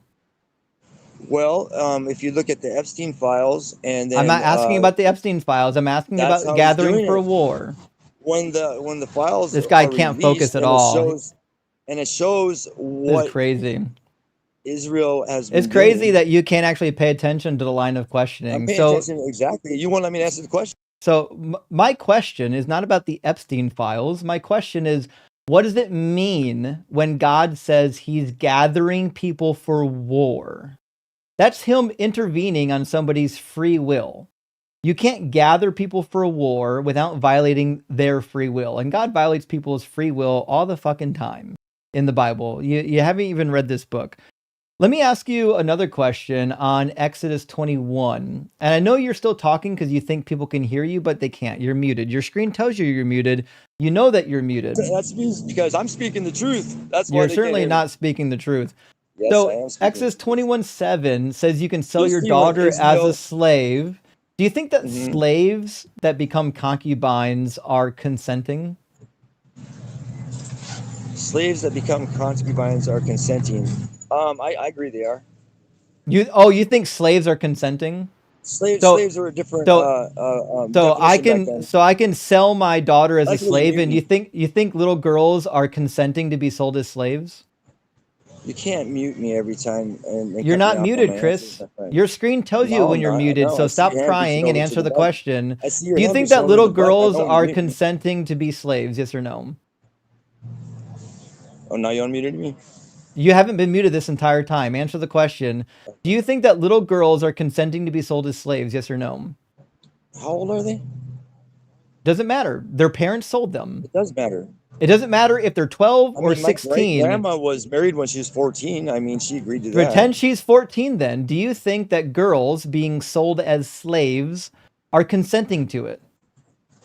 Well, I mean, they agree with their parents before they get sold to it. I didn't Yeah, ask you they agree that. to that. I didn't ask you about marriage. I said That's agreeing with their slavery. parents, yeah. Okay, so just to be clear then, Chris, you Slavery's think different that back then. Let you me be think clear that about little slavery. girls being sold as sex slaves are consenting to it? That's not sex slavery, my friend. It is sex slavery. When somebody No, it's sells you not. as a slave No, it's and not. then they get to Concubines have choose. children. I know they have Concubines children. have Yeah, they're children. called sex That's slaves. what they do. No, They're called they're not sex called slaves. sex slaves. Yeah, they That's not are. That's what a concubine No, is. it's not. They That have is. children. Yeah, that is. No, it's not. I They know have you get children because you're a sex slave. That's what you're there for. That has nothing to do. Has It nothing to do with is. sex slaves. They're not. It They says it go in the and they have book. So children. just to be clear, Chris, They're I'm going to used read to the have children, not for. shouting over me will never work, Chris. So I'll read the book to you since you've never read it. It says, when a man sells his daughter as a slave, she shall not go out as the male slaves do. So this is explicitly referencing somebody who is a slave. Slaves don't have consent. That is why you're allowed to make them your concubine. That if she does not please her master who designated her for himself, he shall let her be redeemed. So this is a woman who was purchased. Her consent is irrelevant. Her dad has the ability to sell her, no matter what age she is, to be somebody's concubine. That was the right of families back in this time period as it was in the Bible. The Bible definitely condones selling your daughter as a slave, and she becomes the property of the master. So I'll ask you a simple question. I know you avoid it, but that's fine. Do you think that slaves... Do you think that slaves... I muted you because you won't shut up. So, Chris, it's up to you how often you get muted. You're the decider of how often you get muted. You'll never talk over me on my live stream. It will. I know you're talking right now, and you know you're muted. It's crazy that you know you're muted and you're still talking. So, just to be clear, Chris, your screen tells you when you're muted. There's a brown bar that shows up on your screen. I know because I've called in to my own live stream on my phone and muted myself. And I know that there's a brown bar that shows up on your screen that tells you that your ass is muted. So you know you're muted and you're still talking because you're unhinged. So I'll ask you again, do you think that slaves in the ancient Near East had consent over what happened to their bodies? Yes or no?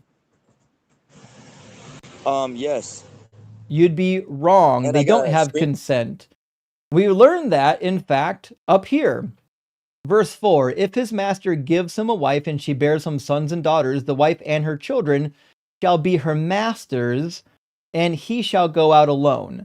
So now this woman who's been sold as a slave, who's been given as a concubine to somebody else, does she have the consensual obligation or the consensual option of leaving, or is she stuck? You see, slavery back then was different than slavery. It's crazy that you won't say yes or no to my question. In verse 4, the woman who's sold as a slave says, if his master gives him a wife and she bears him sons and daughters, the wife and her children shall be her master's, and he shall go out alone. Do you think that a slave who is tied to her master by law has any consent? You're talking about a different kind of slavery than... I'm talking about the slave in verse 4. I didn't tell you what kind of slavery it was. What kind of slavery was it? I'm asking you. Do you think that this woman had consent? Me, but you're not listening. You're not listening. You're asking me, but you're not listening. So Chris, you're still not answering the question. I don't know, like if your brain is only half functional, but the question was, the woman in verse 4, The woman in verse 4 is given as a slave wife to another slave. All I want to know is, do you think that slave wives that are given by their master to other men, do you think that they are consenting? It's not the same kind of slavery. I didn't ask you about that. I said, are they consenting? What kind of slavery are we talking about? Are they consenting? I know this, that slaves are indentured servants back then. They're owe not. somebody something. Yes, they are. They're not. And they work their way out of it. Yes, they are. Well, you'd be wrong on that account too, Chris, because I'm not. what does it say about her freedom? Well, she doesn't have until she pays off the debt. She doesn't have. There's no debt here.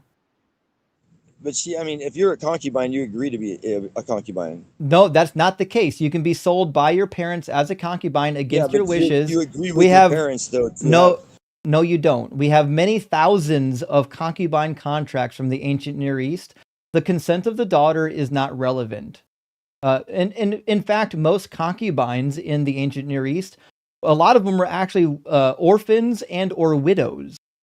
They were people who had no other choice, and they were adopted as concubines, or rather than being orphaned, their parents sold them as concubines because they needed the money.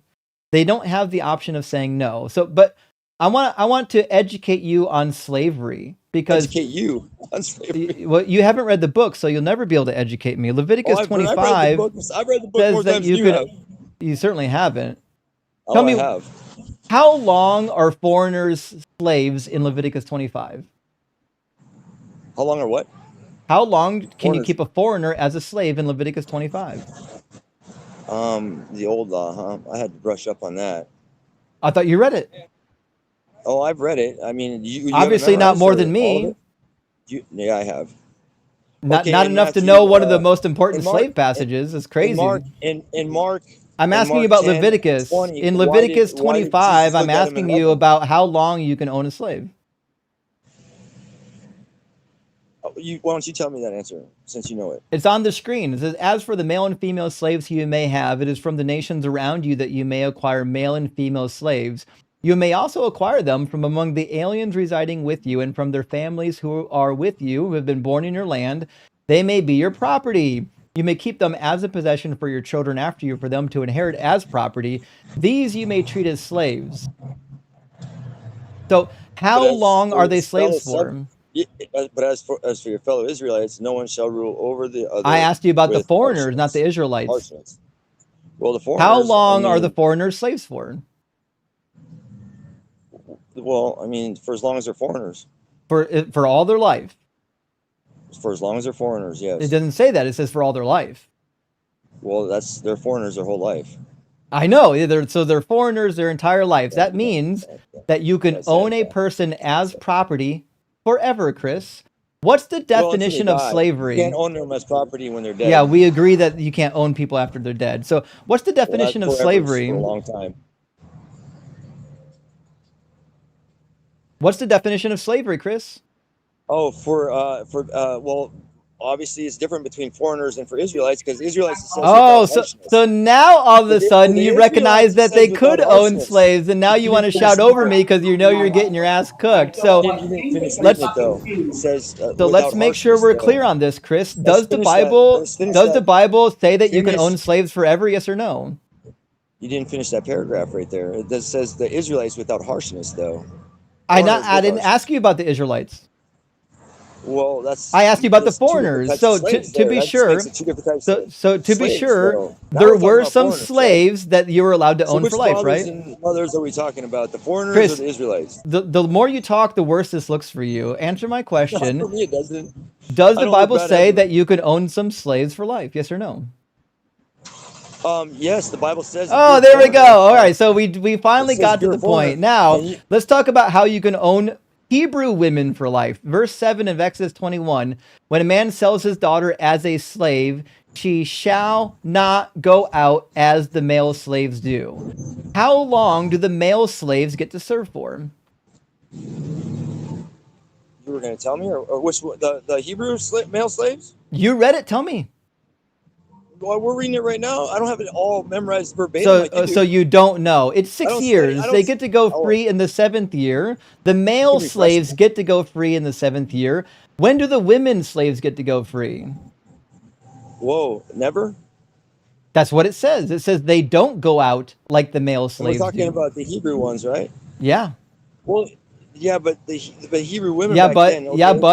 The okay, Hebrew so women now back then, so they now didn't we've have discovered that the Hebrew women foreigners back then didn't and have the income. Hebrew women you're allowed to keep as slaves for life. Finally, we came to ones an who don't have agreement income, that the yes. Bible The does ones who don't have condone income. slavery. Isn't that The wild? ones who don't have income, yes, they don't have I'm income. sorry, does it mention her income here? You don't have.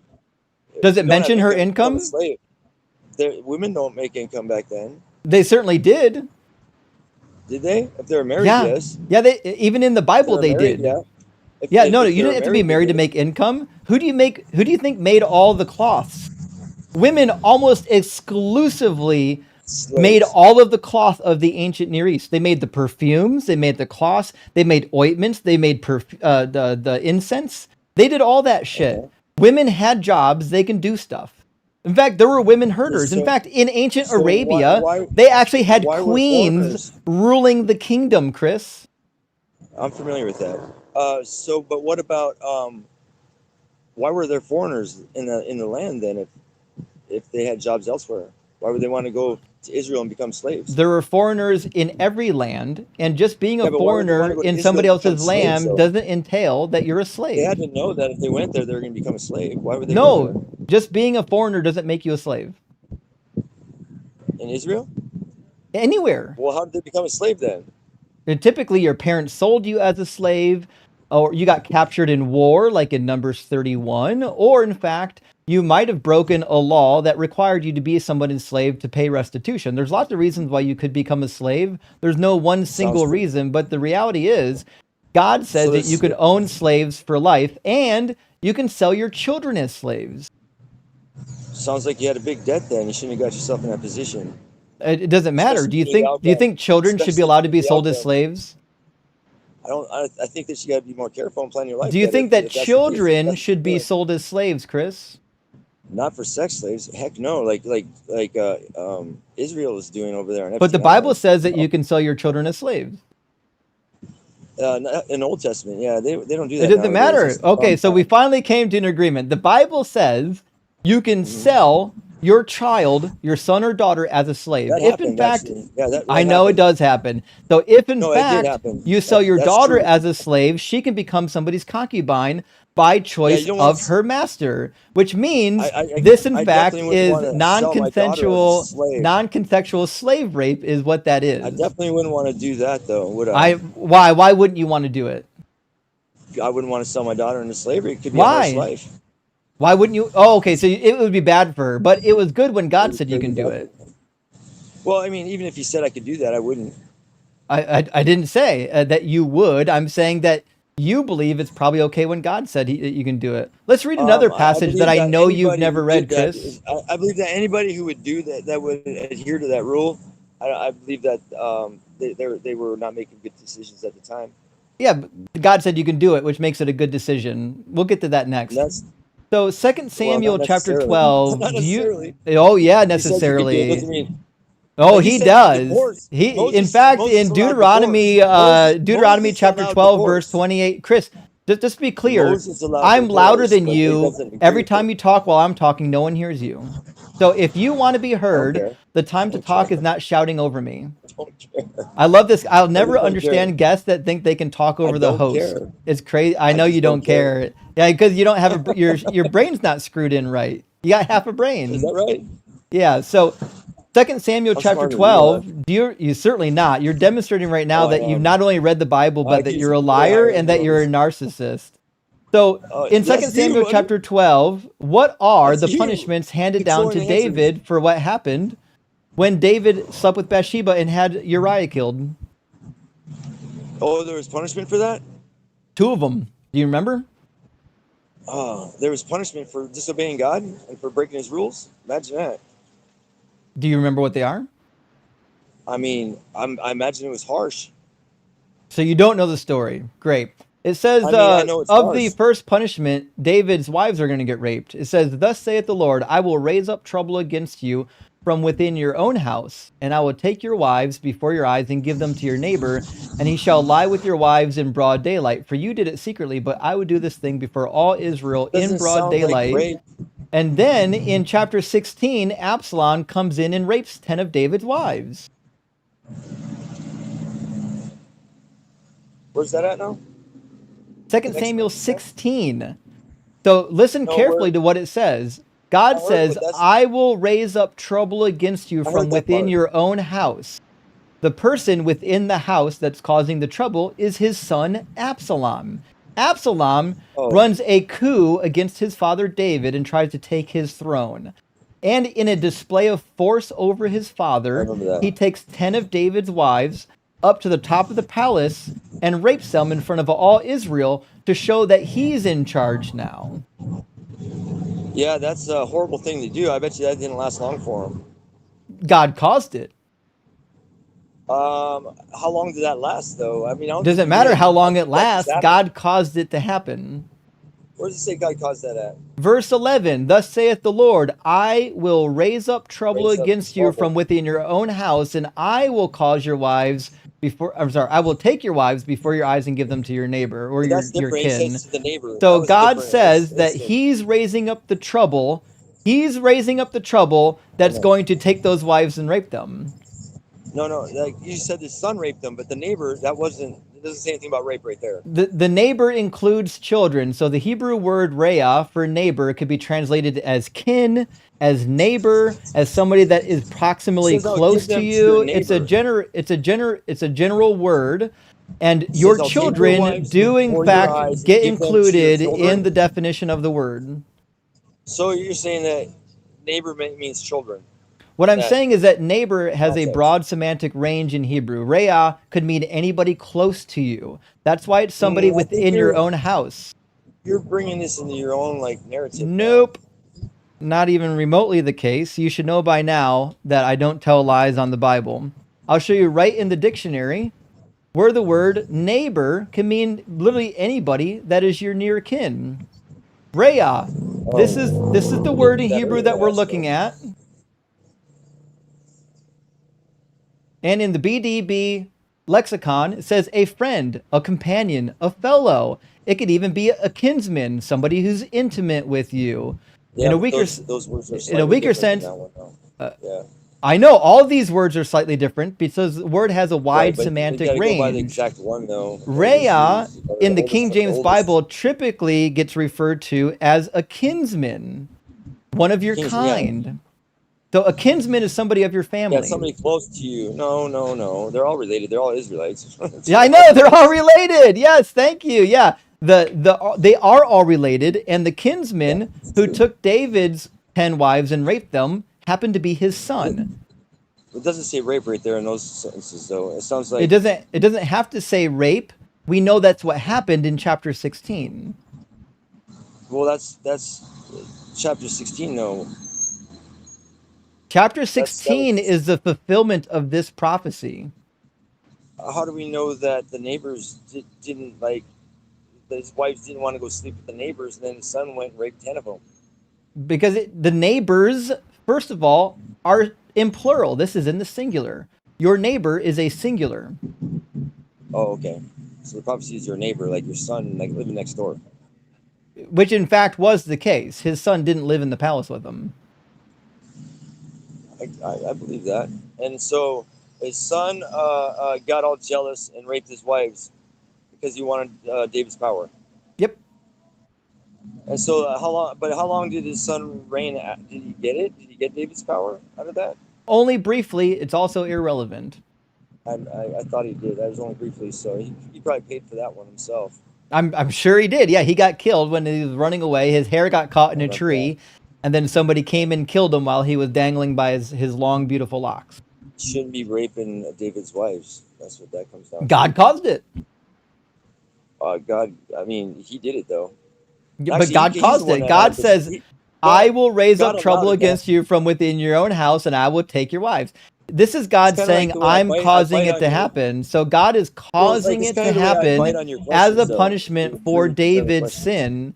So when God says, I'm causing it to happen, it doesn't matter if Absalom was the one that acted it out. God said, I'm causing it.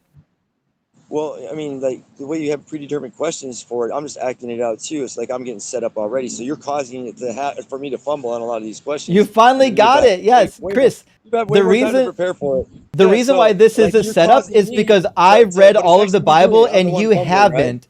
The But way I'm the this one works fumbling, but you're the is one causing me to I fumble. walk See? you through all of these Bible passages that I already know exist that you don't know exist, and I Well, you demonstrate studied all them. of You my studied claims way to beforehand. actually Yeah, be true. Yes, I recently. Yeah, did. recent. Yes, I've I have read. a Yeah, you studied formal very recently. I have a Yeah, I know. formal education in this. That's why I know about it, and that's why you don't. That's not why I don't. You stupid ass. So Numbers That's not why I don't. 31, let's talk about how God says that you can distribute little virgin girls in war. How about that? Yeah, let's talk about that. Yeah.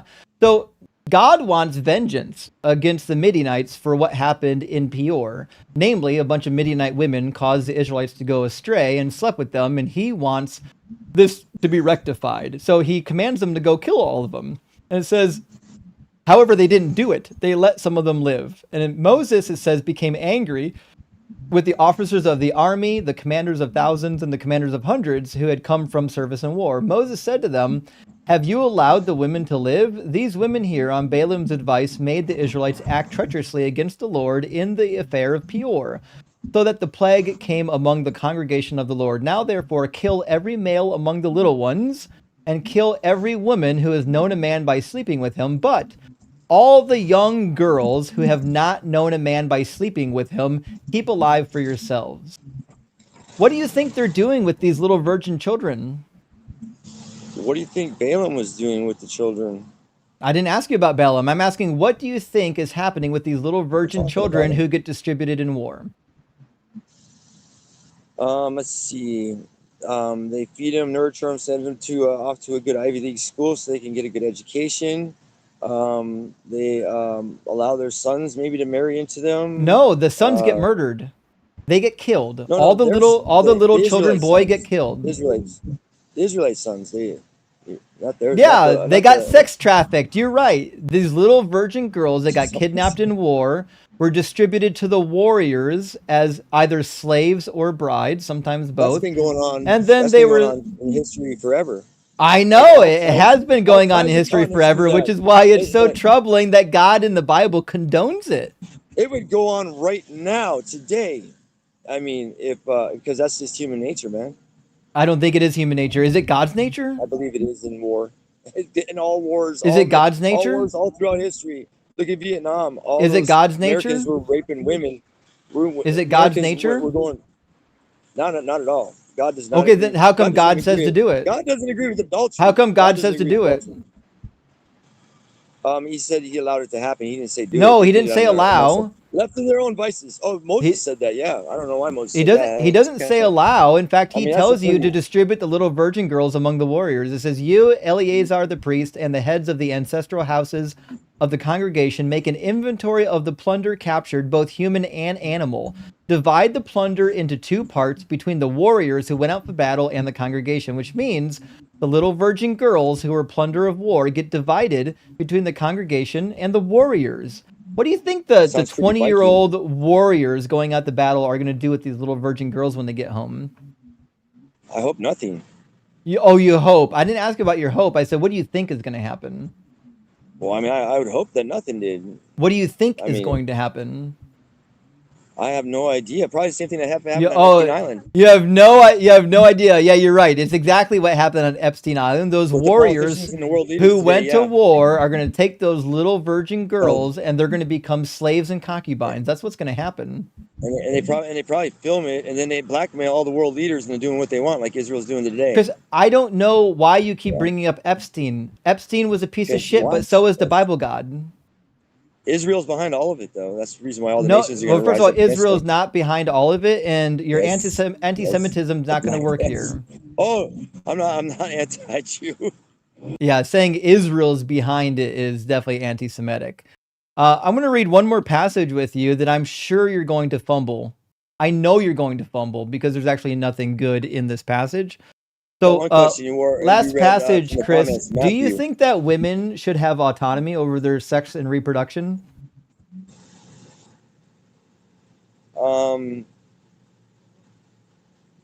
I believe everybody should have freedom.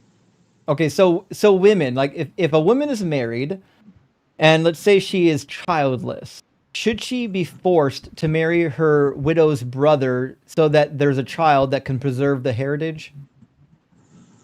She knew what she was getting into when she married. I didn't ask you that. I said, should she be forced to do it?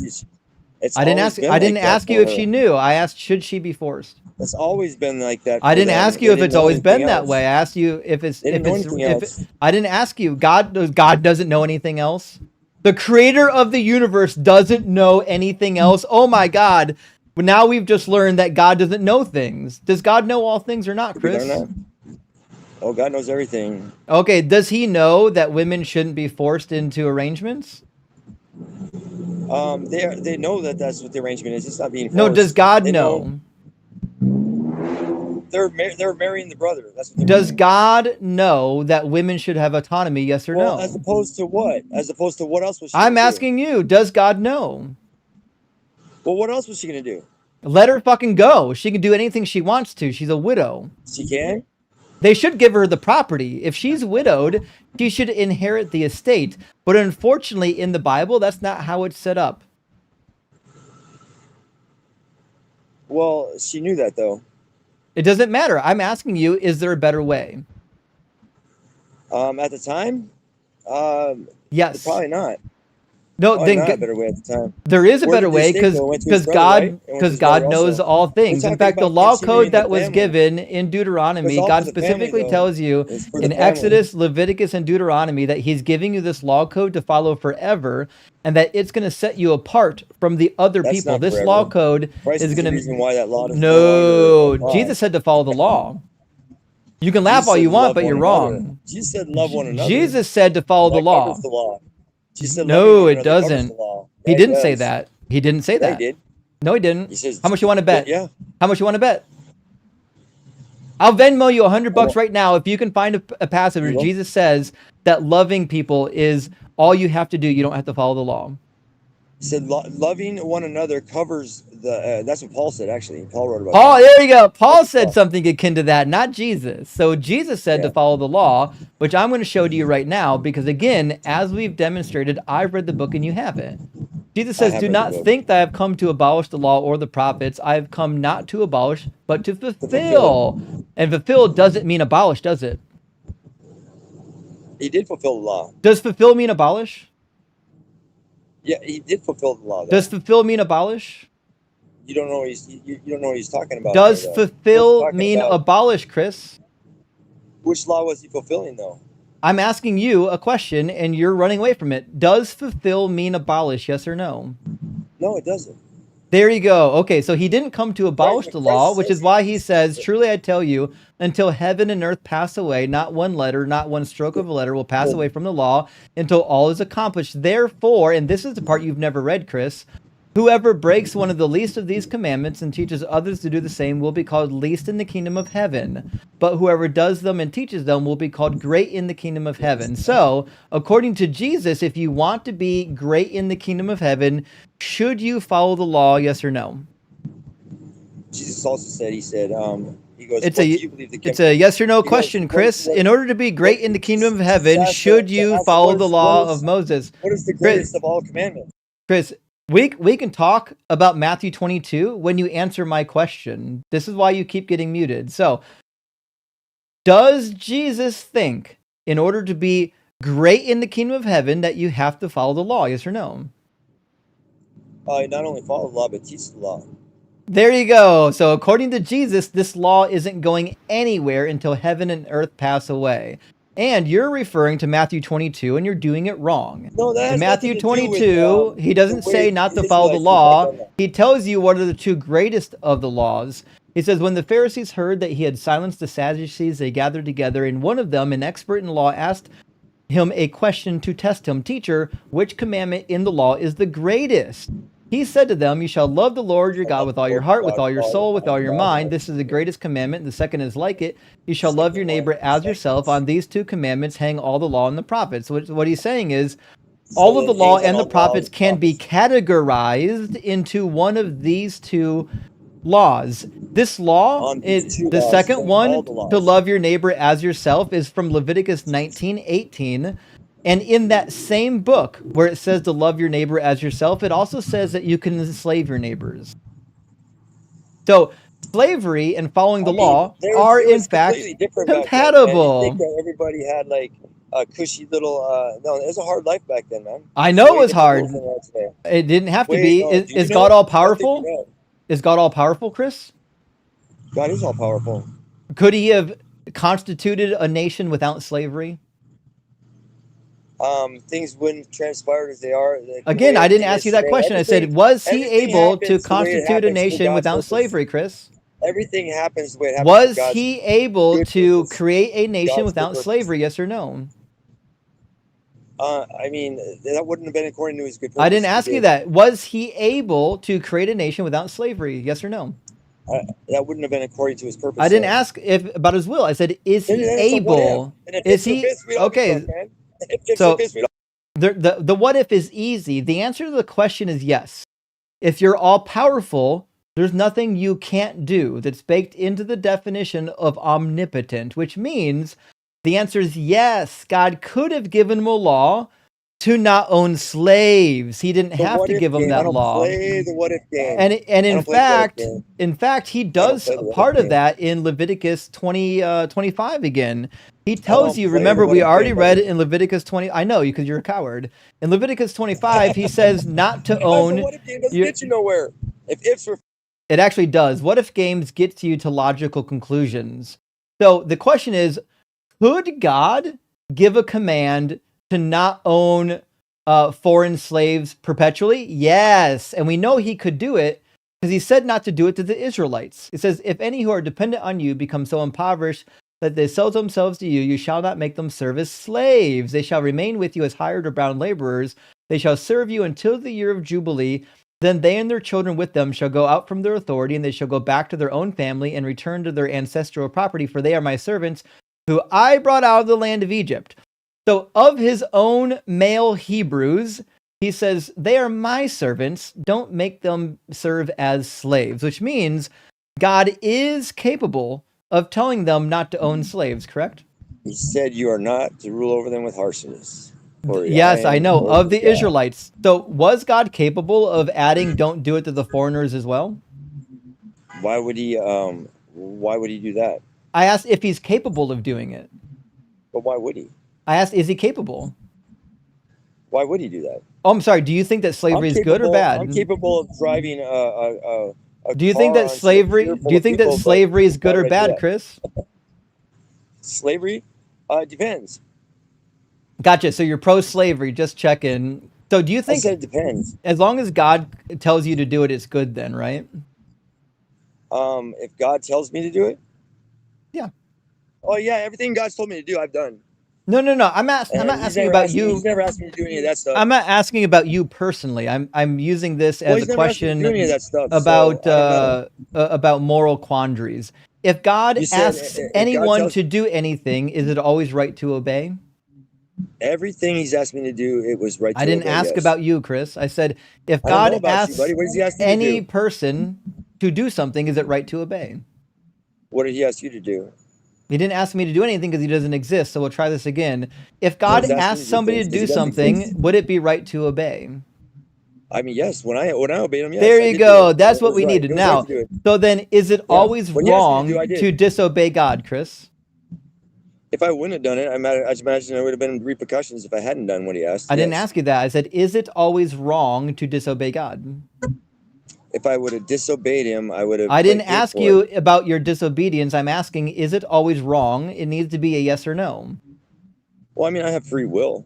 I didn't ask you if you had free will. I asked you yes or no. Is it always wrong to disobey God? I mean, I'd love to obey God. I didn't ask you that. I asked, is it wrong to disobey God, or is it wrong to I don't know why disobey I God? I don't know why I'd want to disobey him. So just to be clear, you're not capable of actually answering yes or no. You're too much of a coward. I'm not a coward at all, my You friend. dodge. We can We're gonna do get the the parking lot we're to gonna show get you the that. dodge counter on the screen. We're already at like going to the dodge parking lot number right now. 30. I'm not that far away. Let me get the dodge counter going, and Hey, we might we might actually set a new record. We're at dodge number 7 at Let me least. see if you're a coward. Come out So to the parking dodge lot. number 7. Let's go to dodge. Oh, here comes. I love it. Here comes the threats of violence. That's my favorite thing. No, So Chris, is you it say I'm a always coward, let's is see it if you always wrong? Is it always wrong? I'll meet you in the parking lot to see if I you're would a love to coward. meet you in a parking lot if you ever turn I up in would my love to meet you in the parking town. lot. Let's have it. Let's show your love God of wouldn't want me Christ. to do that, but I'm a man, so. Oh, I'll you're a do it. man, so you disobey God. Is it wrong to disobey God? Yeah, I imagine it would be wrong. Is it always wrong to disobey concrete. God? It would be bad if I did that. Yes. I said, Like is it smear you all in always wrong concrete. to disobey God? Oh, absolutely. Gotcha. That I don't know why it took 30 minutes to get there. Fantastic. We'll set the dodge counter back to 0. So the next question is, if God That doesn't told save you to That own doesn't a save you. slave, would it be wrong to own a slave? God has never told me to own a slave. I didn't ask if you did. I said, if God commanded you I to don't play own a the slave, game. I would it told be you that. wrong? I don't So play you're a the game. I already coward? told you Okay, that. dodge number I'm a coward, yeah. 1. I'm a If coward. God told you to own a slave, would it be wrong to own a slave? I don't play the if game. Dodge number 2. If God told you to own a slave, would it be wrong to own a slave?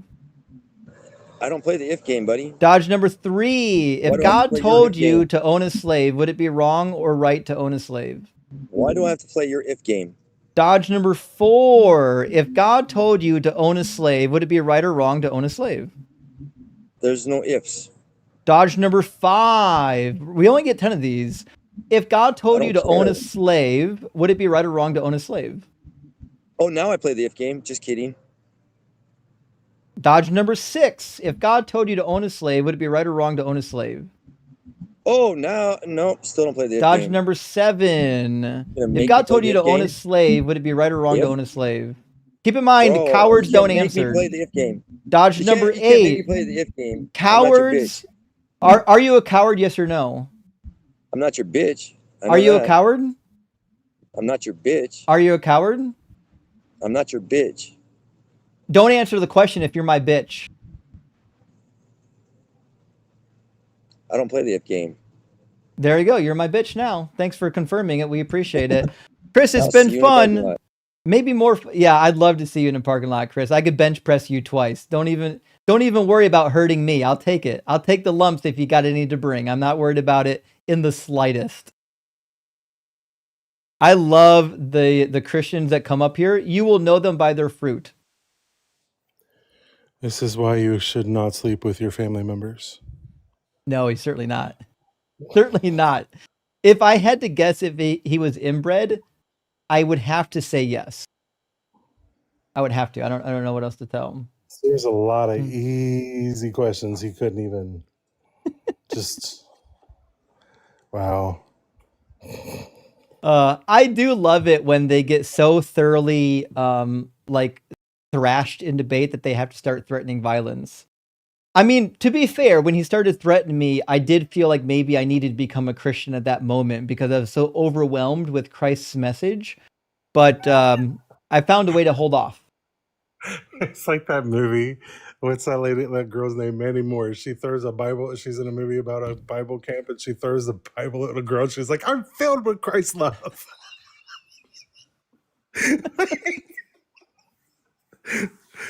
Like, yeah, I feel it. I feel your love. I feel it. It hurts, and I don't like it.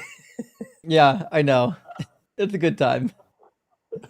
Oh well. Well, I suppose we'll read a couple of super chats and see if we can get some more opposition. It took a while to get some opposition tonight, but we finally got some people that I would say are dumb enough to call in on this passage or on this topic.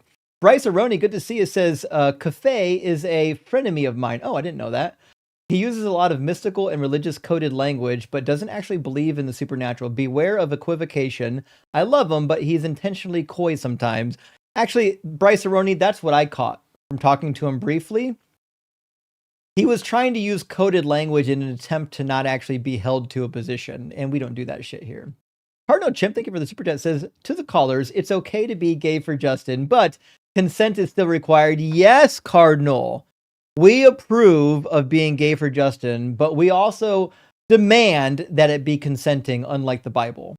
And Carissa, thank you for sending out 10 Deconstruction Zone gifted memberships. I super appreciate that. And Randy with another 20 Deconstruction Zone gifted memberships. Thank you so much, Randy. Randy making memberships rain this month like crazy. And a super chat, thank you. Says, have a wonderful Thanksgiving, Justin. And all in the live chat. I hope everybody in the chat has a great Thanksgiving. I think it's going to be a fun one. And Flux Chandler, thank you for the super chat, says, I don't want it to be lost here that Chris said God would prevent sexual assault if the victim prays to be saved from it. He's shifting all responsibility to victims, disgusting human being. You're right, Flux. And if he's willing to save those who pray not to be raped, that means he's intervening on somebody's free will to prevent them from being raped, which means you can't claim that God can't violate free will. It's a bullshit answer every time. And Sandwich Prince says, he literally said the slaves are there for babies, not smecks. I mean, let's be honest. If they're there for babies, they're there for the sex. Those people were either good at immaculate conception or science, I guess. Doug blessed these lost callers, Rock and Stone. I know. It's embarrassing what comes out of their mouths. And Simeon says, Justin, so it's okay to tell your kids, sell your kids into slavery. Chris, not as a sex slave. Oh, okay, Chris. So you can sell your kids into regular slavery. What a POSFF. I agree. Piece of shit all the way. Why do they always defend slavery? Because they have to. They have to. They have no choice. It's in the book. And Electric, thank you for the $10 super chat, says, just because girls used to be married at 14, it was always wrong. Wrong now, wrong 2,000 years ago. Such an anti-human ideology. Keep up the fight, Justin. Well, thank you, Electric Helo Driver. Thank you. I appreciate that. And let me grab just one or two more supers and we'll get our next guest in here. Chris, thank you so much for the $20 super chat. It says, God diddly dang, I am so sorry. This is for all the anti-Chris POSFF. Scary dude, be safe. Don't worry, I'm safe. I get threatened a lot. I get death threats in email, over text, in my mailbox. In fact, somebody this week literally came to where I live and wrote, Jesus is alive on the sidewalk in front of my house. I get threatened by believers every single week. It's a normal phenomenon for me. I'm used to it. It doesn't bother me. That's crazy, though. Believers are unhinged, Dougal. Do you know this? They really are. They really are. Yeah. They'll dox you. They'll track you down. Yeah. They'll do whatever. Okay. Let's grab another guest. Oh. Really quick, it struck me though because he said, "Here we are." It's like literally, here we are, 2,000 years later, and you're still having to tell people, "Don't sell your children into slavery." I know. It's wild that we have to say that we have to tell people not to sell your daughters into sex slavery. Here's what it is. Well, let's get maybe YHWH. How you doing, YHWH? What up, bro? Are you at least 18 and do you believe the Bible is true? Yeah. I do. Cool. And do you think that the prompt on the screen is true or false? Wait, the Bible can... I don't know, bro. I started reading the book. You feel me? I've been in a couple of lives with some atheists, you know. So this literally has become like a new topic of mine. Just watching you guys, to be honest, like watching you and the other dude too. The Christ before Jesus dude. Jaren, he's awesome. You know. Yeah, but I'm not gonna lie. I just be here like to really see our point of view. You know, just to have my own thinking for real. But why do people in the TikTok chat say that you're under 18? No, I'm 25 actually. My birthday is tomorrow. I'm 25. Oh well, happy birthday. My birthday is literally, and yeah, it's literally in like 2 hours. Sure. Is everything God does? I'm about to be 25 years. If God does something, does that mean that He condones it?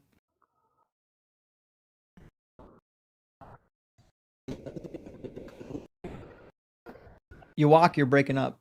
No, how you want me to answer that? If so,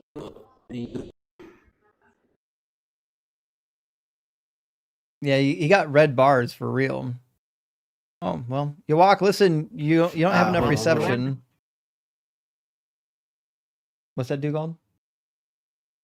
Oh, I didn't say anything. Oh, that was him. Oh, sorry, I couldn't tell what was happening. His reception is really bad. Listen, Dugald, I have to use the restroom real quick. I'm gonna leave it in your hands for a moment. I'll be right back, friends. We're gonna get Ricky in here, and fuck, we'll see what happens. Gotcha.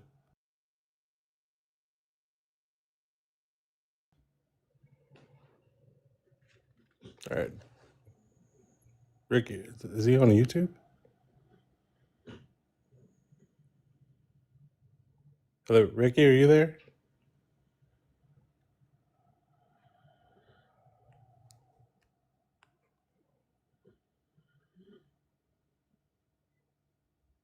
Yeah, we're gonna be right back. Until then, tap and share, guys, because I guess that guest is not there. Yeah, two other things. Tap, share. Host does have GGs. YouTube. You all know how to do super chats. You all know what to be doing over there. We appreciate you all being here.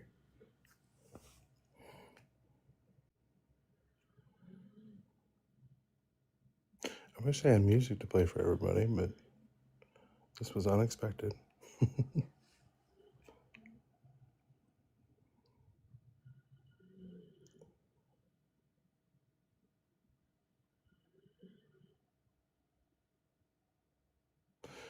Yeah, they weren't there, Justin. Oh, sorry, I didn't bring Ricky up yet. I apologize. That's all right. No worries. It's my bad. I was all Let's grab prepared, but I Ricky. was like, hello. I know you would have cooked them. What's going on, man?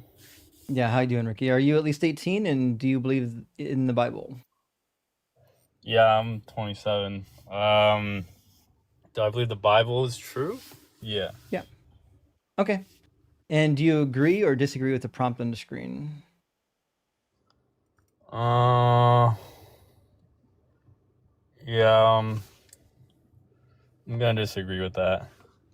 Okay. Why?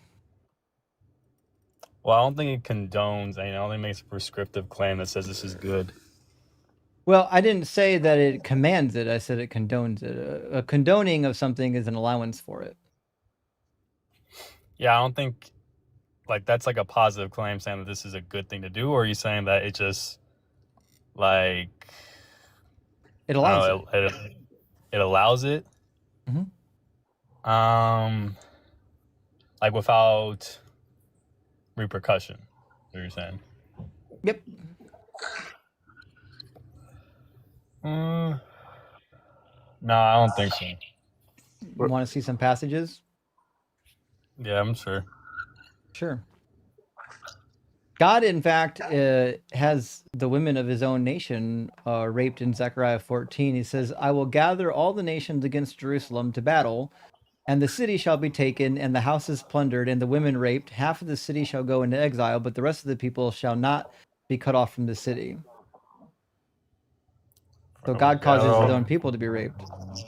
And city that be taken, the horse be plundered, and the woman raped. Half the city shall go into exile. Blah, blah, blah, blah. Yeah, I see that. I see that. But that's God. One of his favorite things to say. What translation are you using there? NRSV. Is that the Catholic edition? No. I do have the Catholic edition up. I can get it. It's right here, actually. They've got a Catholic edition. If you want it for this passage. What that says. It says, for I will gather all the nations against Jerusalem to battle, and the city shall be taken, and the houses looted, and the women raped. Yeah, I do see that. To be fair, I like the Catholic Bibles better. I do see that. I mean, to me, that's more like that sounds like a punishment to me, like for the Israelites. So it's okay sometimes to punish people with rape? It's not saying that we can do that. I'm saying Well, I didn't Like say that's more. we.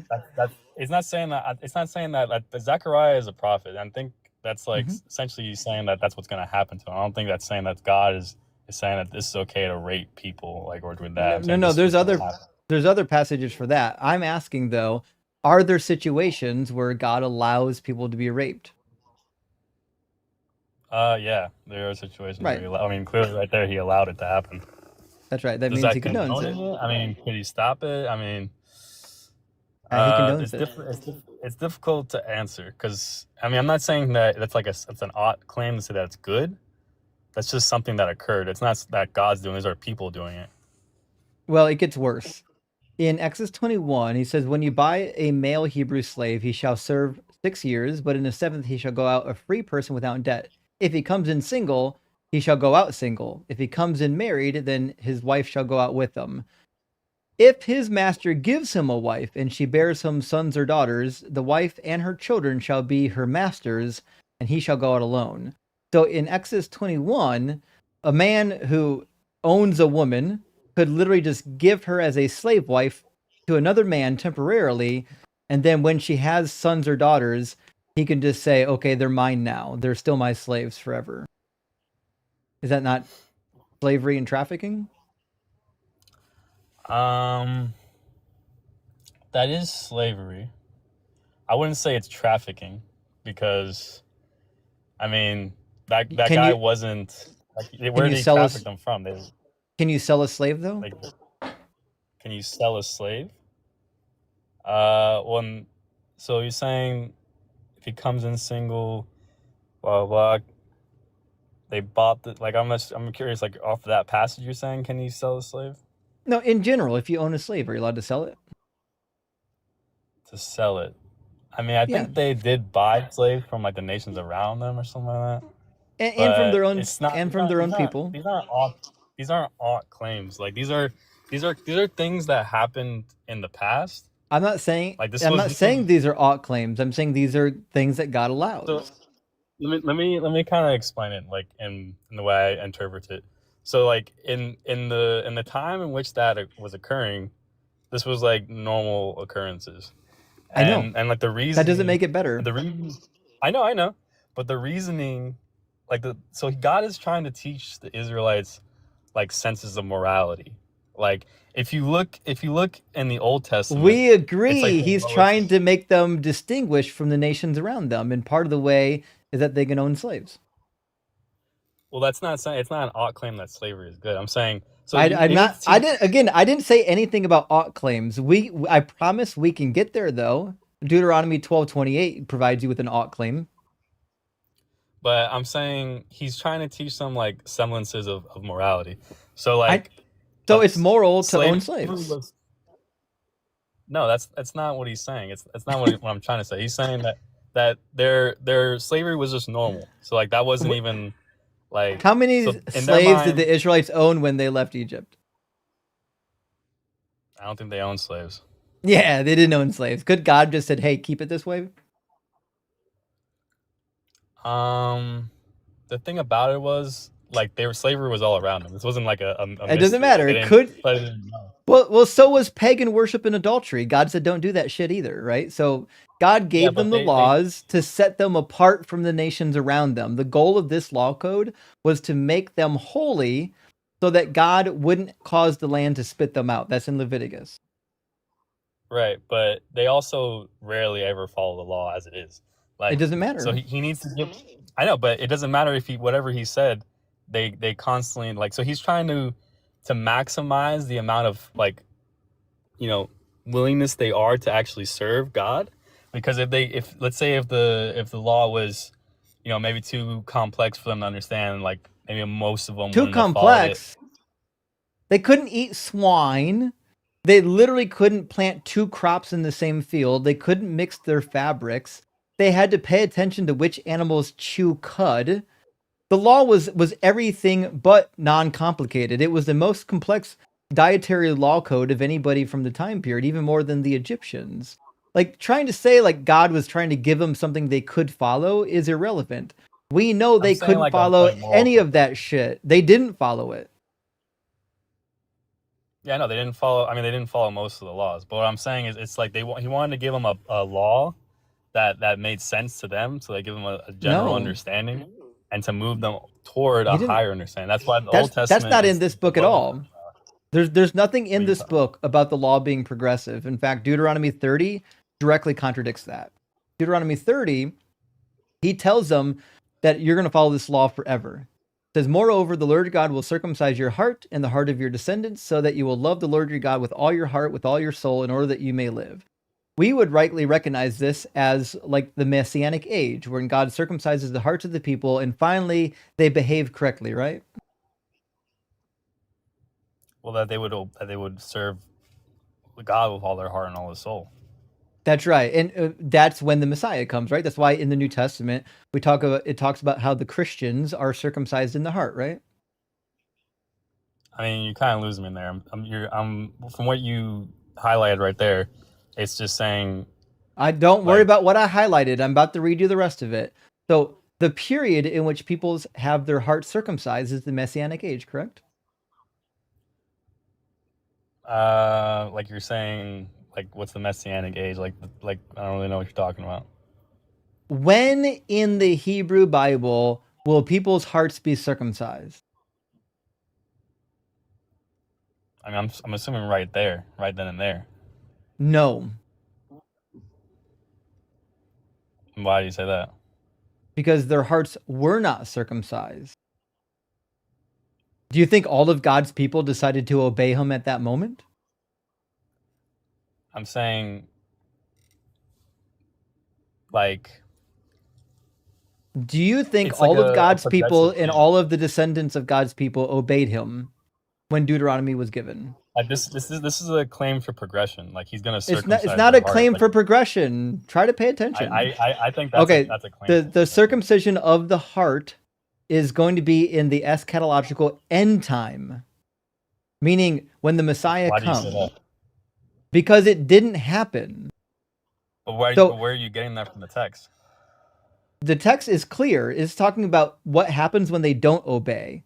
So this is referring to the Babylonian exile. Chapter 28 to 30 talks about what God's going to do when they don't obey, and explicitly invokes what happens with the Babylonians. We know that God didn't circumcise their hearts here because he's talking about a time in the future. This is about future events. And we know he didn't circumcise the hearts of the people because in Ezekiel 44, we get the eschatological end period in Ezekiel 44, and he says that during this time period, people's hearts will in fact be circumcised. So in verse 4:9, he says, "Thus saith the Lord God, no foreigner uncircumcised in heart and or flesh of all the foreigners who are among the people of Israel shall enter my sanctuary." This idea of the circumcision of the heart happens in the eschatological end period. That's why it's in Ezekiel 44, who's talking about when the new Jerusalem comes down. Yeah, but he's saying that no one who is uncircumcised of heart or flesh shall enter my sanctuary. So that would assume that there I are people who are know. No, circumcised in the Yeah, that's what that- flesh. This is a Yeah, and prophecy part- for the future, Ricky. This is not saying something happening right now. It's a prophecy for the future. But there are people who can be circumcised of heart and of flesh. I mean, circumcised of heart just means I know, and you don't have according to the malice in your Bible, heart. when does that happen? No, that can happen. There's lots of people in the Bible. That's just a parable. There are lots of people It's in the Bible. not who a are parable, it's a prophecy. I'm asking you, when in the Bible does God say the hearts of all of his people will be circumcised? I mean, I don't know what prophecy it says that to me. From what you've showed to me, that's just saying like over time or at now. Like it's not. It doesn't say over time or now. Well, what you're not saying what you're saying either. To me, it's just like how you interpret it. It's like No, he's it gonna doesn't do it. It doesn't say It could that. be not Okay, so everyone all at I'll once. just It could be some people. all right. Just pay attention to the passage, Ricky, and maybe you'll figure it out. It says, "When this happens, the Lord your God will put all these curses on your enemies and on the adversaries who took advantage of you. Then you shall again obey the law, observing all of its commandments that I am commanding you today." So have all of God's children turned to Yahweh and obeyed all of the commands? I mean, no, Okay, that means this hasn't happened yet, has it? not to everybody, but maybe to some people. It So, doesn't but say like you some said, like people. It says, it doesn't say, it doesn't say the things you're this saying. is where reading comprehension matters, Ricky. It says, I will I know, circumcise your heart and the heart of your descendants. These are all the Yeah, your descendants of heart, the Israelites. He's your talking heart. to the That's referring Israelites, to Ricky.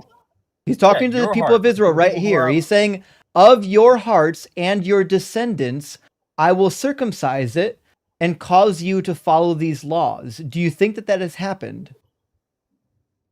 I mean, but just based on what I'm reading, so your heart Do refers to the you present think tense. that it Yes, has happened? yes, Well, no, you'd be yes, wrong my then. man. You'd be wrong. Why? It says to Because circumcise your heart. because the So their descendants lives. of Israel haven't followed the law. I mean, Bro, like in they're. Deuteronomy, the first thing they do is stop following the law and God has to punish them. Have you read this book? I'm aware, but that's not Okay. saying At all no point everybody. in time did the descendants of the Israelites follow the law. There are some people who didn't follow the law. Yeah, I mean, there are some people who did. Like It's it's crazy not that making. it's crazy that you can't follow what's actually being said here. The hearts I am of the following that. Israelites and their descendants. How many descendants are there? I mean, there's a fuck ton of them. I know. Does this say some of your descendants? Doesn't say all of your descendants. Does it say some? It doesn't say all. Does it say some? It doesn't say all. Does it say some? Ricky, I'm more stubborn. I'm more stubborn than you. You're going to answer the question. Does it say some? It doesn't. Okay, it doesn't say. Does some, it say some? Okay.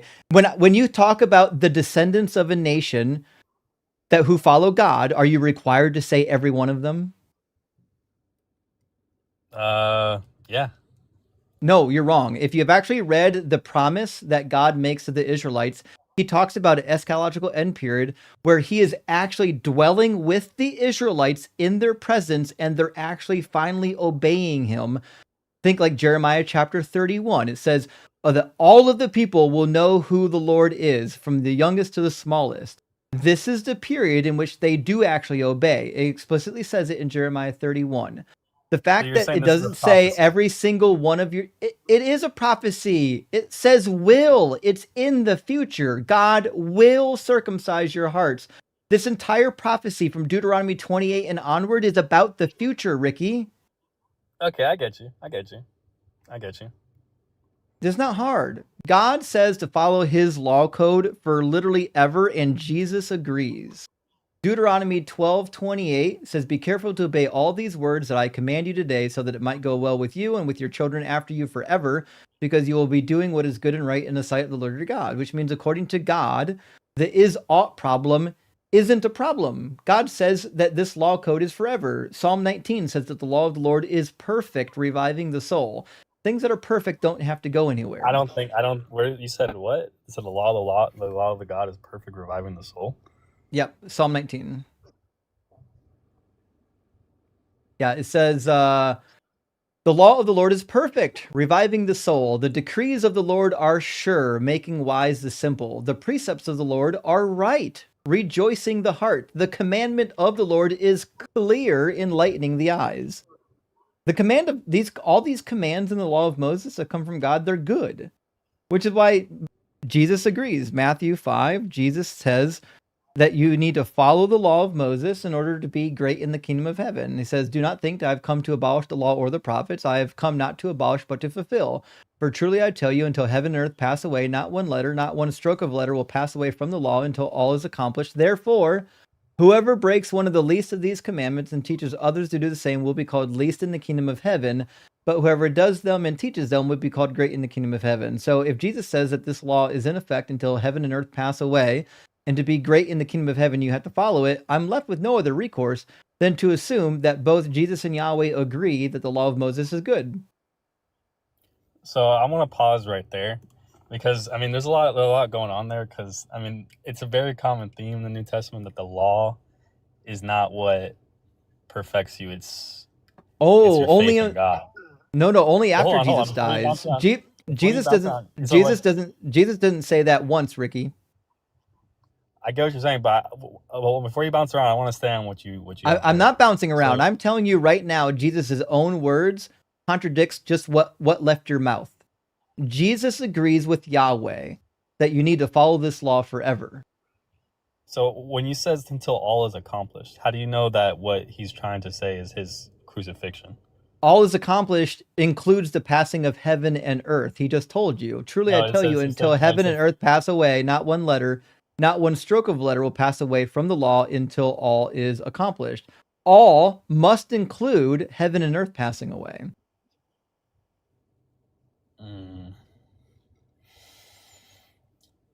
Because the way I've have heaven and earth passed away. No, but does he say that heaven and earth must pass away before one letter of the law is taken? Yeah, it does say that. Okay, so that means the law is still in effect, which is why he tells you whoever breaks the least of these commandments and teaches others to do the same will be called least in the kingdom. He's not saying you have to follow these laws to be saved. He's saying if you want to be great in the kingdom of heaven, you should follow them. I mean, I just have to disagree with you, but I mean, I get what you're saying.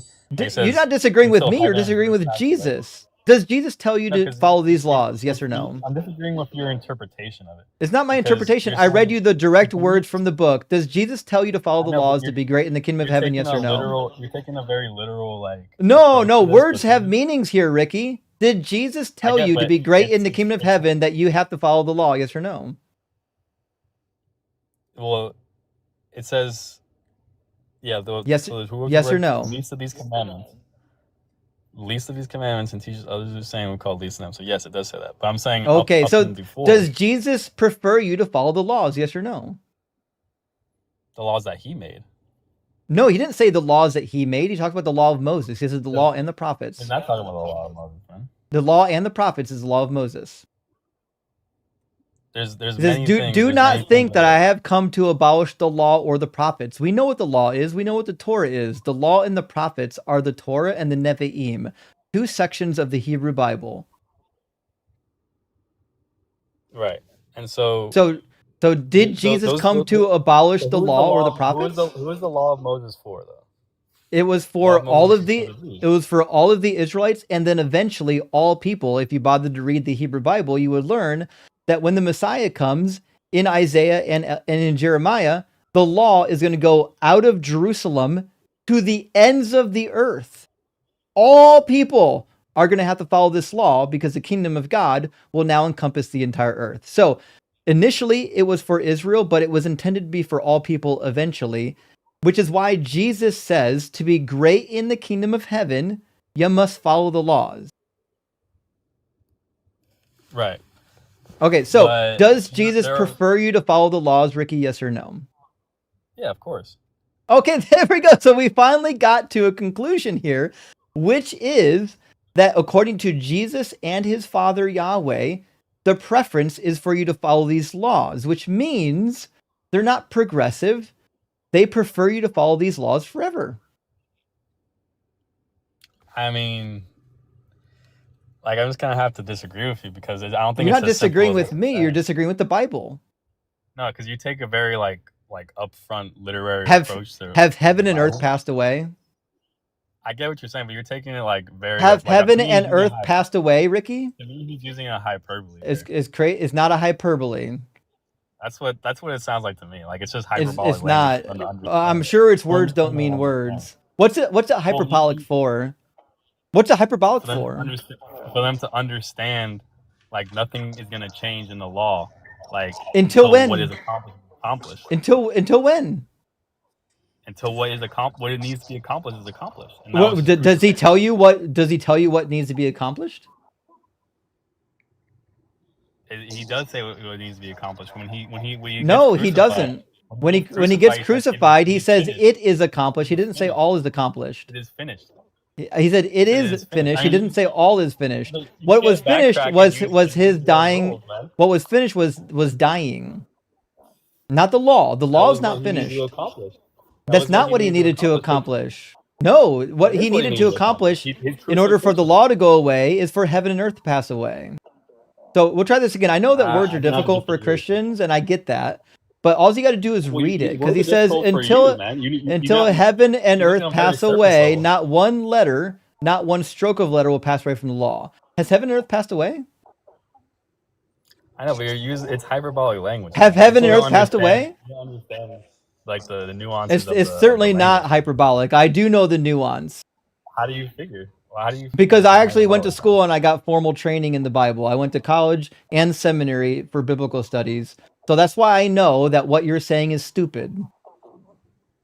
I mean, I'm gonna have to disagree with you. I mean, Well, you have no grounds to disagree with me. Your only argument is that words don't mean words. Jesus clearly tells you, he says, therefore, whoever breaks one of the least of these commandments and teaches others to do the same will be called least in the kingdom of heaven. He doesn't say for right now. He says forever. That's why in Matthew 28, when he sends, after he's already resurrected, he sends the disciples out, telling them to teach all of his commands to all the nations. Those commands include Matthew 5, where he says to follow the law. It includes Matthew chapter 20, when he tells you in order to get eternal life, you have to follow the commandments. Like when Justin read you the sentence, not like heaven and earth have to pass away, that sentence, what else could that possibly mean?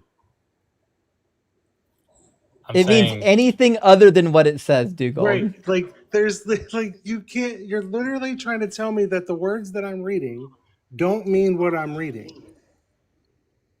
Because like it's more nuanced than that. But How is it It's more not nuanced? nuanced. It's a very simple sentence. It's because he's explaining to it like what It's he's funny trying how to say. nuanced it becomes when you don't like what it says. Right, because it's a very simple sentence. When Jesus says, "This is what I'm saying," then I have to assume this is what Jesus is saying.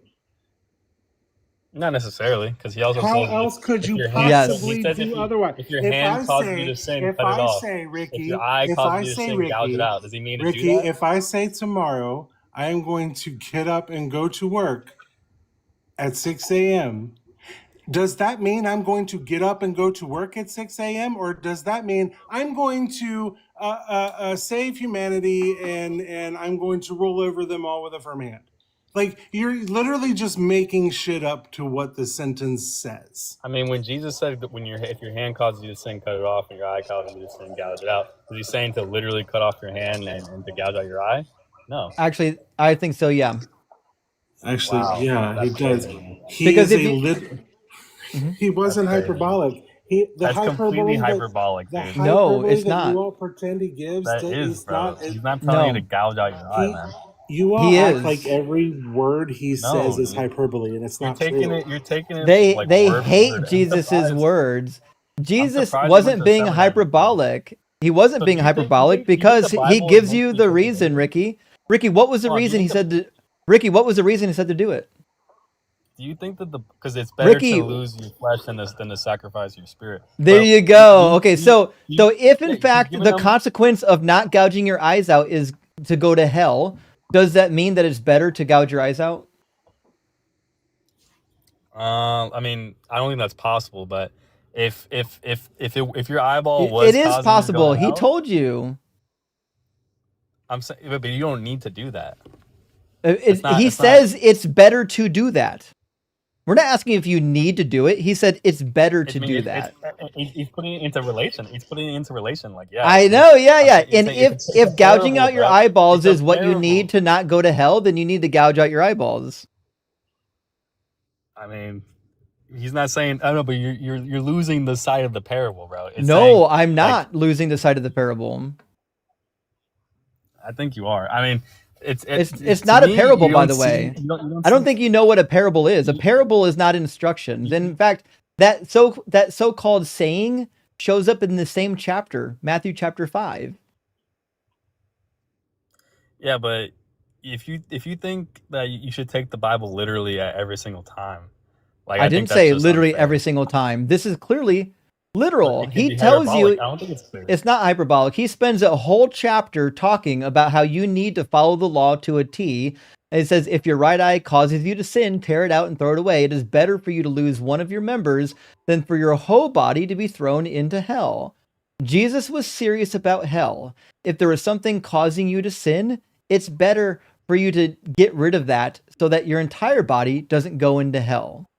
Not hard. That's why. Yeah, but what is the body? What is the body like That's when it comes in relation to Christ? But what Justin just said is the whole reason he told you, "Oh, you're supposed to hate your family because it could divide you from Him and send you to hell." And that's hyperbolic as Literally the well. whole We point of a lot disagree. of what- I mean, that's just unfair to the intention of the Bible. It's not unfair to the intention. The body. What is the? Do you know what the He body commands is in you. relation He to Christ? commands you to disrespect your parents. Do you know what the body is in relation to Christ? Yeah, it's nothing because we don't believe in transubstantiation like the Catholic clowns do. So No, in do you know reality, the Jesus body of tells Christ? you to disrespect your own father. What did he tell the No, man? he doesn't.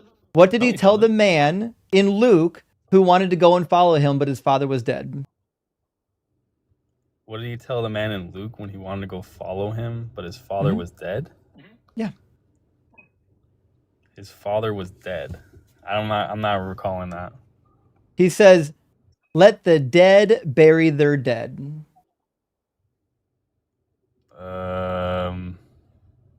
Have you read this one? I'm not. I've read the whole New Testament. Yeah. It's Luke 9:60. I'll put it on the board for you. There's a man who wants to give his father a proper burial, which in fact is what you should do. According to Jewish custom, you're supposed to bury your father and give him a proper, respectful burial. A man who wants to do this, but he also wants to come follow Jesus. Jesus says, nope, disrespect your father. In fact, he says, we'll read it from the beginning. They were going along the road. Some said to him, "I will follow you wherever you go." And Jesus said to him, "Foxes have holes and birds of the air have nests, but the Son of Man has nowhere to lay his head." To another he said, "Follow me." But he said, "Lord, first let me go and bury my father." And Jesus said to him, "Let the dead bury their own dead, but as for you, go and proclaim the kingdom of God." And this is told in one of the other Gospels as well. Jesus was not making as many hyperboles as you think. He was ruthless, which is why in Mark chapter 7, he chastises the Pharisees for not murdering their own children. You're saying in Luke chapter 10, Jesus chastises the Pharisees for not murdering their own children. No, Mark 7. Jesus does that. Yeah. I mean, can you pull it up? Yep.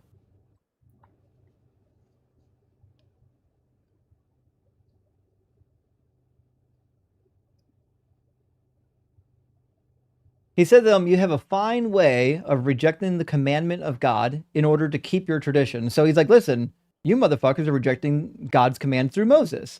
For Moses said, "Honor your father and mother, and whoever speaks evil of father or mother must surely die." But you say that if anyone tells father or mother, "Whatever support you might have had from me as korban," that is an offering to God, then you no longer permit anything to be done for father or mother, thus nullifying the word of God through your tradition. So the most heinous command in the law of Moses, almost Deuteronomy chapter 21 and Exodus chapter 21 both say you can kill your offspring. He chastises the Pharisees for making laws that prevent this from being carried out. He was ruthless. You can unalive your offspring. Yeah. I need you to show me that one. Deuteronomy 21, and it's also in Exodus 21:15 through 17. We'll do Exodus first because it's shorter. In Exodus, oh, I scrolled too far. There we go. "Whoever strikes father or mother shall be put to death." And then he says, "Whoever curses father or mother shall be put to death," which is what Jesus was referring to in the law of Moses. But in Deuteronomy, like, you can kill a child just for being rebellious. It says, "If someone has a stubborn and rebellious son who will not obey his father and mother, who does not heed them when they discipline him, then his father or mother shall take hold of him and bring him out to the elders of his town, to the gate of the place. They shall say to the elders of the town, 'This son of ours is stubborn and rebellious. He will not obey us. He is a glutton and a drunkard.' Then the men of the town shall stone him to death. You shall purge the evil from your midst." Yeah. And what's wrong with that? Do you think that we should be killing our rebellious children? I mean, no. Well, Jesus thought it was But okay. in this particular time, Does they it were say trying to eviscerate it evil does from their midst. Yeah. it? Well, that's all time. There's not a single spot in all of Jesus's teachings or the Old Testament where it says that the law is going to be done away with, or that it's temporary, or that it's progressive. It says it's perfect and eternal. I mean, I have to disagree with you on that. I mean, I think the law was in a place for its time. Like that's where we No. disconnect. I think that's Well, that's where the you're wrong time then. they were in, and I think you're wrong on that. I mean, Well, I'll just show you the passage where it clearly tells you that you're wrong. Deuteronomy 11:1 and Deuteronomy 12:1. 1 second, I'll pull it up right now.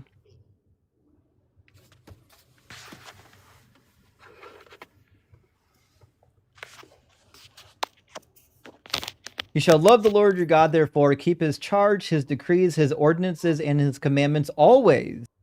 Remember that it was not your children who have not known or seen the discipline of the Lord your God, but it is you who must acknowledge his greatness, his mighty hand, and his outstretched arm. Very next chapter. You shall rejoice, before the Lord your God, you together with your sons. Hold on, that's not the right verse. 12:12. Did I type it in wrong? I want 12:1 through 2, not 12:12. There we go. These are the statutes and ordinances that you must diligently observe in the land that the Lord, the God of your ancestors, has given you to occupy all the days that you live on the earth. And then in the same chapter, he says to follow them forever. Verse where does it 28. say forever? Verse 28, we already read it. Be careful to obey all these words that I have commanded you, so that it might go well with you and with your children after you forever, because you will be doing what is good and right in the sight of the Lord your God. God's laws are perfect. Yeah. It says all these words that I'm commanding you. No, it doesn't say follow the law forever. I just think We'll try this again. It says, be careful to obey all these words that I'm commanding you. What do you think those words are? Well, the law of Moses. Oh, there we go. And he says to obey all of them so that it might go well with you and with your children forever. Because you'll be doing what is good and right in the sight of the Lord your God. Words mean words, Ricky. I agree, but you're just failing to make a case for them to say that they have to follow the law of Moses forever. I'm sorry, does forever not mean forever? It will go well with you and your children. It will go well with you and your children forever. If they follow the law. If you follow the law, it will go well with you. And it will go well with you because you'll be doing what is good and right in the sight of the Lord your God. It's not hard. Yeah, and then it comes to the point where we get to Jesus Christ, and like you're just failing no. It says forever. It doesn't say until Jesus Christ.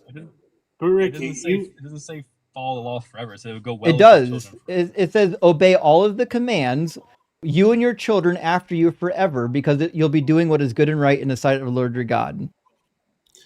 Ricky, you've got your God saying forever, and you have Jesus saying not until at least heaven and earth have passed away. So, like, how much more direct do your own deities have to be before you believe their very words?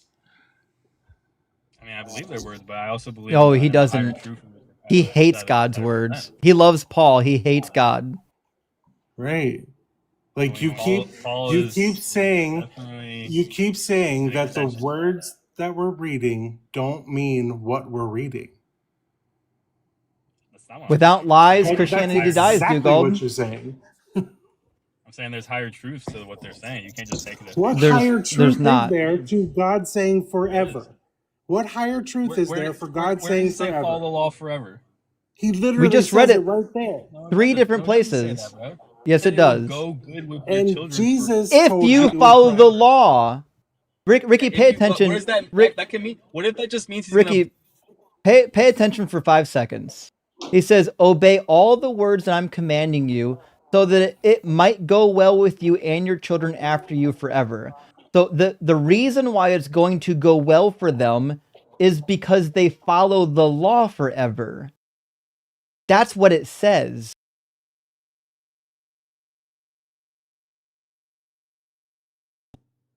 I mean, you can also interpret it to mean that if they follow the law, that God will bless him and their children forever. So, I mean, it doesn't mean. Yeah, I agree. If they follow the law, I mean, anytime they stop following the law, they won't get blessed.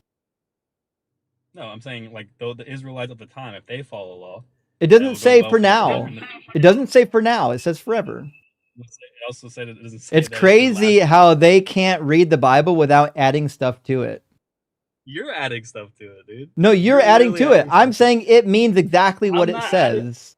We're reading the If direct words. and anything, you're I'm trying to tell expounding us upon that it and it's giving it not a genuine interpretation. You're not expounding not on giving it. it- You're adding that you can't be You're not honest. giving any genuine You're interpretation. demonstrating that being you can't come to the text and be honest with what it says.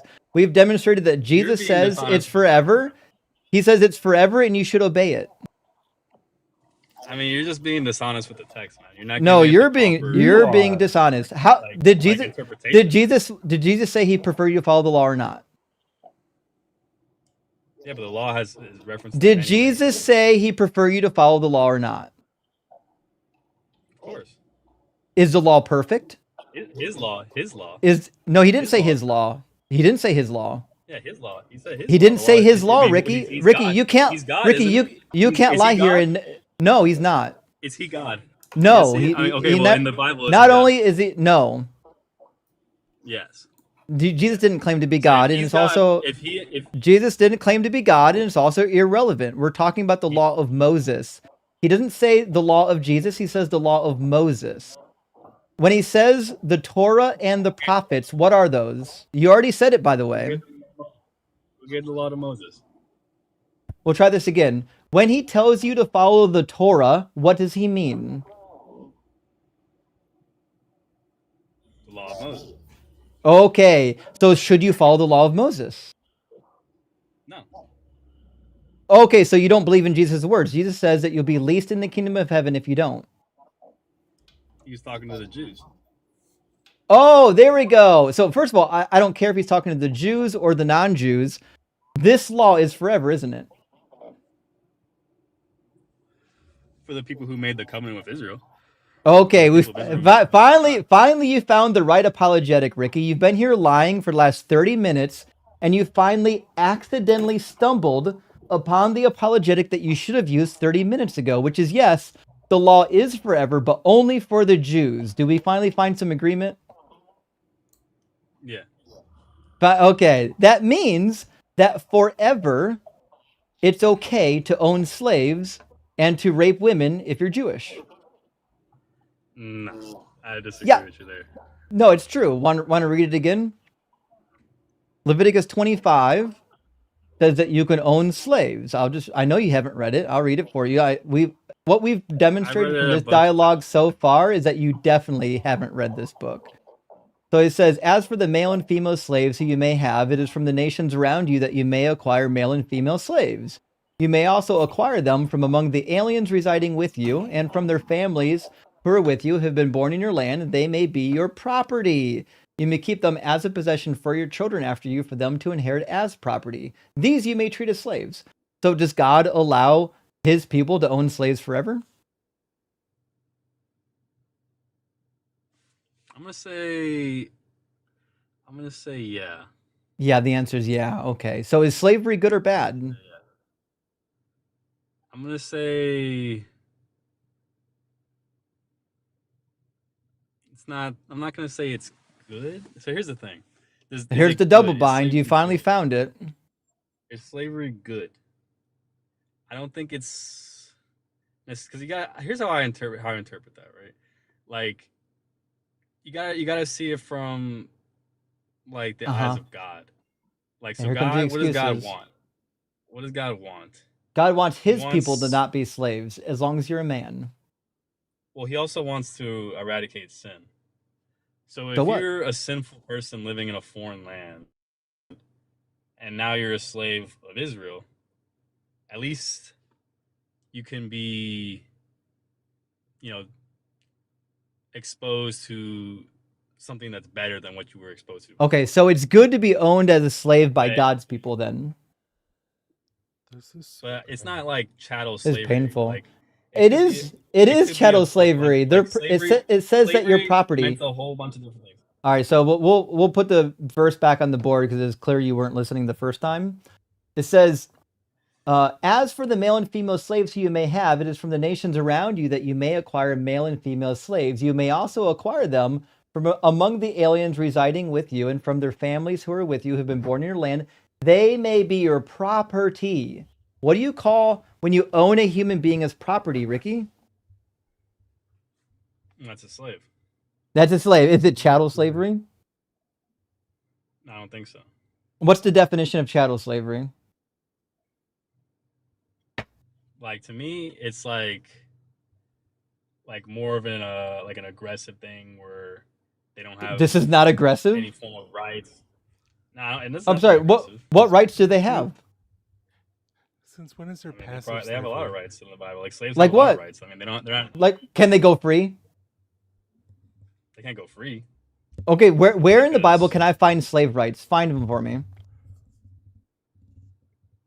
I mean, there's definitely conduct for how to treat slaves. So I mean, they have Where? rights. I mean, Show it to me. I've never seen it. Since when is I there literally passive I got slavery? 2 degrees in the Hebrew study of the Hebrew Bible specifically. I've never seen a single passage that talks about how you must treat your slaves kindly. There is a passage in Exodus 21 that states that you can beat your slaves. It doesn't say you can beat them. Yeah, it does. It says if you beat them. Ricky, we've been at this long enough by now that you should know that when I say the Bible says something, it says it.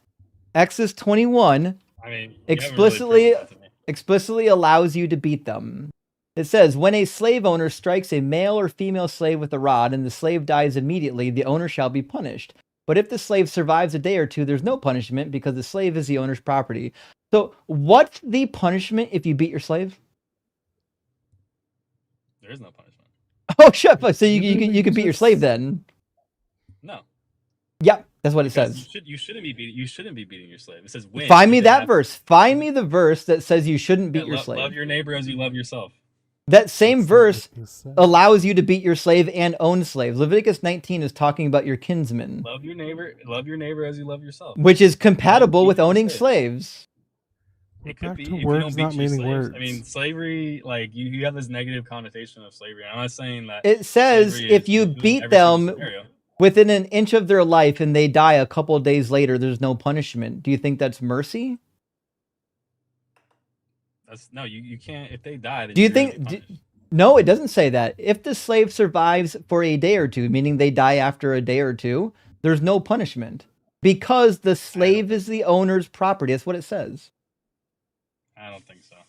We'll try this Why are again. you What is it? disavowing I'll the words never on the screen. It's been a long time since I met a Christian this dishonest, and it pains me because I think he's a Catholic, and I usually have more respect for Catholics, but this one not so much. So, what does it mean to survive for a day or two? I mean, yeah, he lived for the first day or two. And then he died I mean, to me, that implies he has to live. He has to live. for a day or two, and then you do what? Nah, I don't think so. I don't think. Well, So. I think what that does it means he has mean to survive for a day or two? What does it mean? Ricky, what's your reading level? He lived a day. It's apparently not very high, Dugald. Okay, so if mean, I said not giving Dugald it- got into a car accident and he survived for a day or two, what does that mean? Dude, is English the same as their English back in the day? This is not English from back in the day. This is English from the modern time period, and as it turns out, it's same in the Hebrew text. I don't know if you know this, but when you go to seminary, you have to learn to read Hebrew, and the verb amad just means to stand or survive. That's what's in the text. It's exactly the same in Hebrew as it reads in my English translation. It implies that it only survived for a day or two. And why does the meaning matter on our side but not on yours? You don't read Hebrew, but yet you have assumptions about what this shit Because means. you're not taking like the spirit of the law. Like, Now I need a Neither spiritual are you. interpretation. of course you Okay, need so interpretation, bro. wha- How can so- you read it and take whatever you want? okay, so in verse 20, it says that he dies, right? If he dies, yeah. Okay, and then if he dies, there's a punishment, right?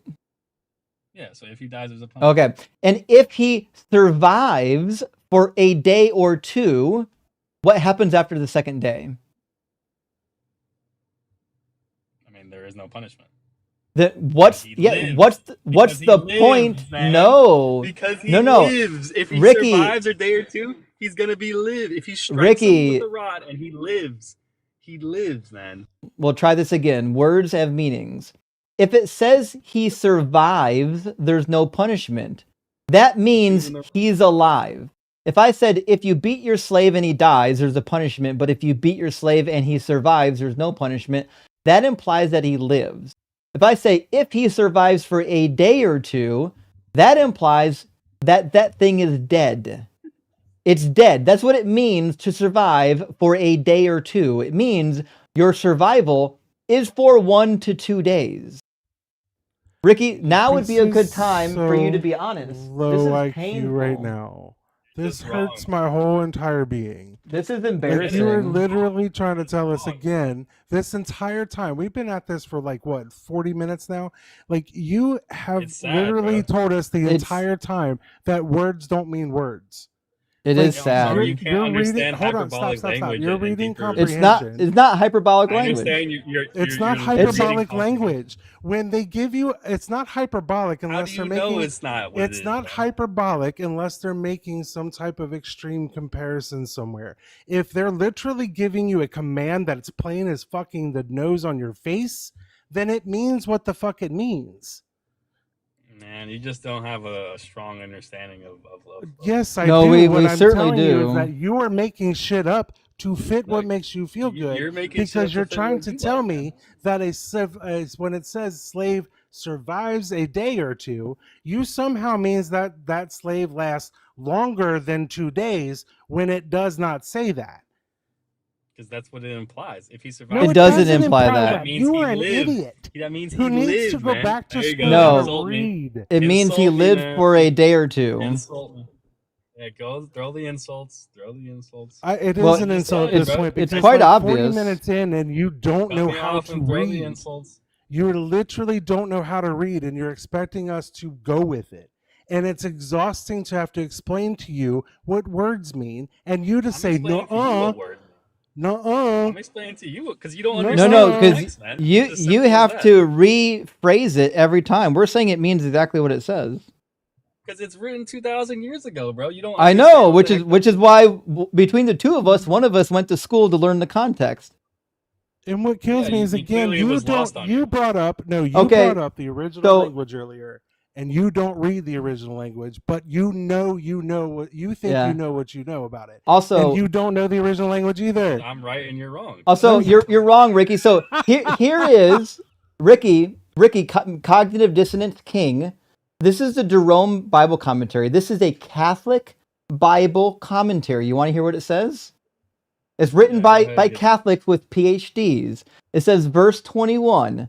It says, when the slave dies sometime after the incident, there seems to be no issue made with the direct causal relation. So the slave dies in verse 21, according to me, according to Hebrew, according to Catholic scholars.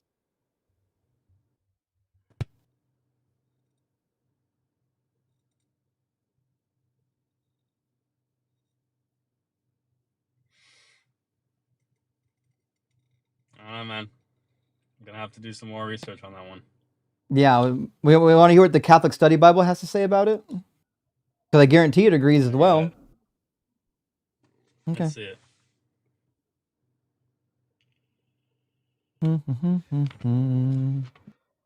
It's just saying there seems to be. It doesn't mean there is, honestly.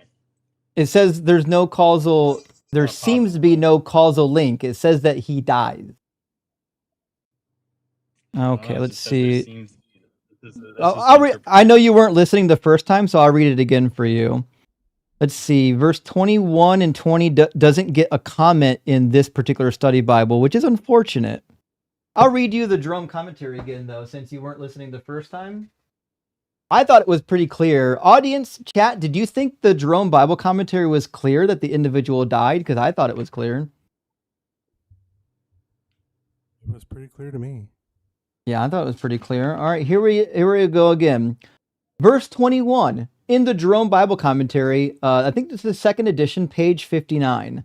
When the slave dies sometime after the incident.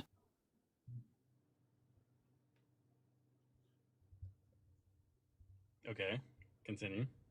The slave dies. That's the point I'm No, it says, making. no. You're just jumping around. Oh, sorry. Okay. When Whole thing. the slave dies. Does the slave die? Now go on. When the slave dies sometime after the incident, there seems to be no issue made of a direct causal relation between the beating and the death, which means the slave dies. Yeah, so there was no causal relationship between the beating and There the you death. go. You find okay. So we're finally getting somewhere. beating that So we're killed him. finally getting somewhere, Ricky. In It verse wasn't the 21, hold on, we'll get there. I promise we'll get there. I'm way ahead of you, Ricky. In verse 21, does the slave die? No, slave doesn't die. Holy fuck, he does die. No, he doesn't, my man. We just read it. Wow. You didn't read nothing, dude. I've never heard somebody lie so much to my very face. It's wild, actually. So what it says is, it says when the slave dies sometime after the incident, meaning this rule applies to when a slave dies after the incident, doesn't it? Yeah, if the slave dies sometime after. Oh, there you go. So if you got it, Ricky. So if the slave dies sometime after the incident, then the slave is dead. Yes or no?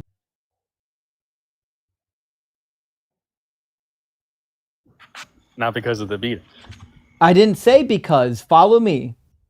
Is the slave dead? Yes or no? Yes, the slave is dead. Okay. Now, how could you demonstrate if a slave dies 3 days after the beating that it was the beating that caused it? I mean,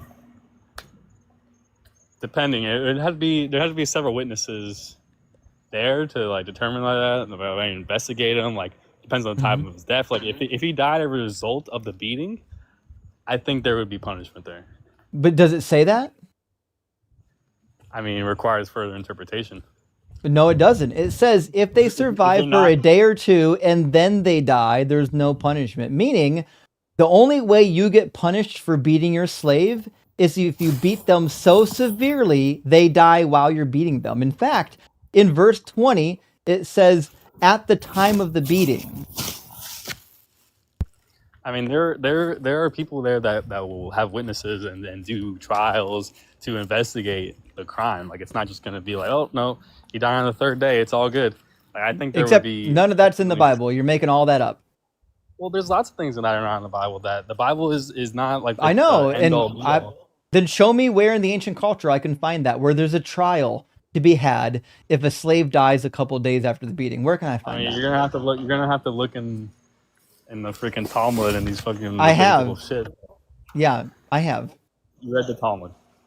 Not the entire Talmud. It's gigantic, but trust me, I know what it says about slaves. So please show me where there's a trial to be had.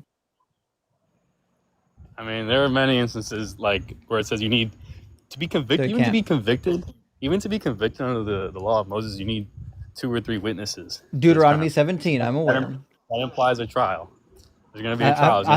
I'm aware. In order to get capital punishment, you need 2 to 3 witnesses. That doesn't answer my question. That implies a trial. We have no indication that this man would get capital punishment because he's beating his slave, which is his property. So whether he's dead or alive, he's certainly dead. There's no punishment for beating the slave, remember? There's no punishment for beating the slave. Okay, there we go. We finally got somewhere. So, according to the Bible, you can own slaves for life. You can beat your slave. There's no punishment for beating your slave. They don't get the option to go free. And if you so choose, you can have your slave women produce offspring with other slaves that become your slaves. Isn't that true? That is true, yeah. Okay, so the Bible does condone trafficking. explicitly. I It don't think that's also trafficking. slavery isn't trafficking? I mean, so you're saying, okay, Is slavery trafficking? Since the Israelites can sell their Is slaves, slavery trafficking? Yes. right? Slavery, trafficking. Yeah, I guess it would be trafficking. In the Yeah, sense of you're it would be selling slaves. trafficking. But Anytime you have a person who's been kidnapped and sold, whether it's for sex or not, you're being trafficked. Do you think Right. that women that are kidnapped actually have consent? like for snacks and stuff like that. Yeah. Do they have consent? Yeah, they have consent, I guess. To a degree. No, we'll try again. If women are kidnapped in war and taken to a foreign country, they cannot consent. I mean, or else they'd just be raped. They can be coerced at best. I mean, coercion, like, okay, if you do this, yeah, coercion at best. Like, if you don't abide by this or do this, then you're either going to be unalived or something of that nature. Right, and that's not consent, is it? No, that's not consent. What do we call it when somebody gives you an ultimatum about sex? Great. Yeah, I'd say so. And the Bible explicitly condones this behavior. It says, when you go out to war against your enemies, and the Lord your God hands them over to you, and you take them captive, suppose you see among the captives a beautiful woman whom you desire and want to marry. So you bring her to your home and to your house, shall shave her heads and pare her nails, discard her captive's garb, and remain in your house a full month, mourning for her father and mother. After you may go into her and be her husband, and she shall be your wife. So you think it's okay to kidnap women in war and then coerce them into being your war brides?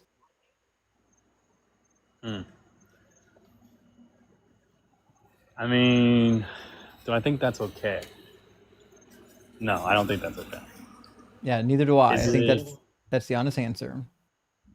Right? I don't think it's okay. I mean, there's definitely, like, there's a lot of these things in the Mosaic Law that obviously I don't agree with now, and that's why I take to the perspective that it's a progressive law, that What- it was meant to progress them to a further understanding. But that's not in the Hebrew Bible. The Hebrew I Bible mean, says that the law of the Lord is perfect. How do you perfect something that's already perfect? I mean, you can, it's perfect in the time, but No, you already said I it's mean, forever. It's for all the Jews forever. Those were your words.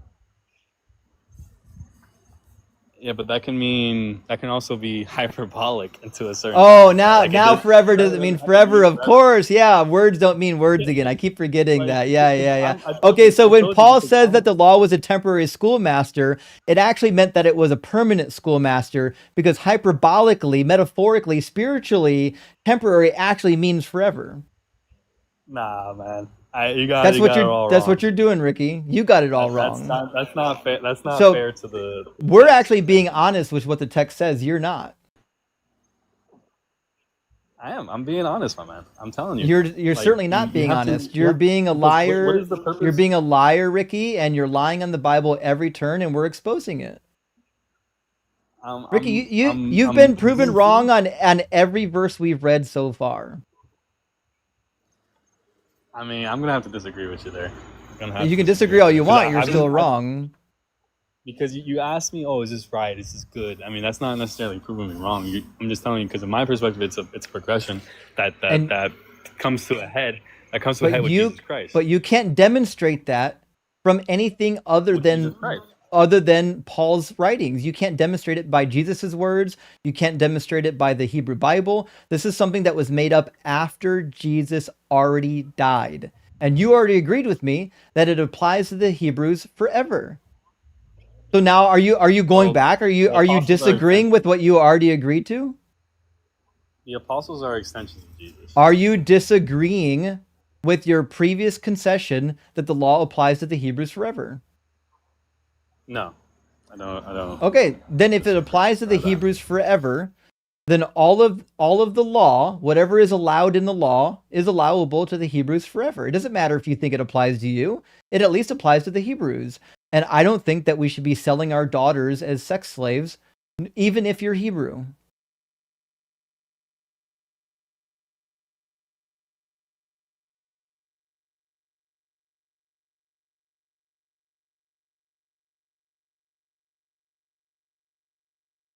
What was the most holy day on all of the calendar for Israel? Do you know what it was?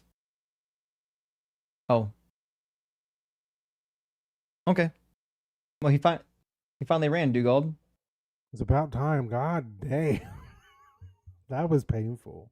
We need like a dishonesty meter. That might have been one of the most dishonest guests we've had in a long time. Like, I understand they fall back on that parable stuff whenever they're talking about Jesus, but like, he went so far to even say that the Yahweh himself was speaking in hyperbole and parables. Like, what are we doing?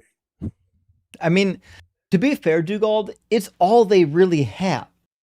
Alls they have is words don't mean words. That's the only tool in their toolbox. That's it. At this point in 2025, it's beyond annoying to hit that cognitive dissonance wall. That's always where I lose my cool. I get it. But have you considered nuh-uh? Right. Exactly. Exactly right. Right there. That's exactly it. Well, friends, we've probably got time for one more guest. I'm going to read just a couple super chats. We're going to get our last guest in here.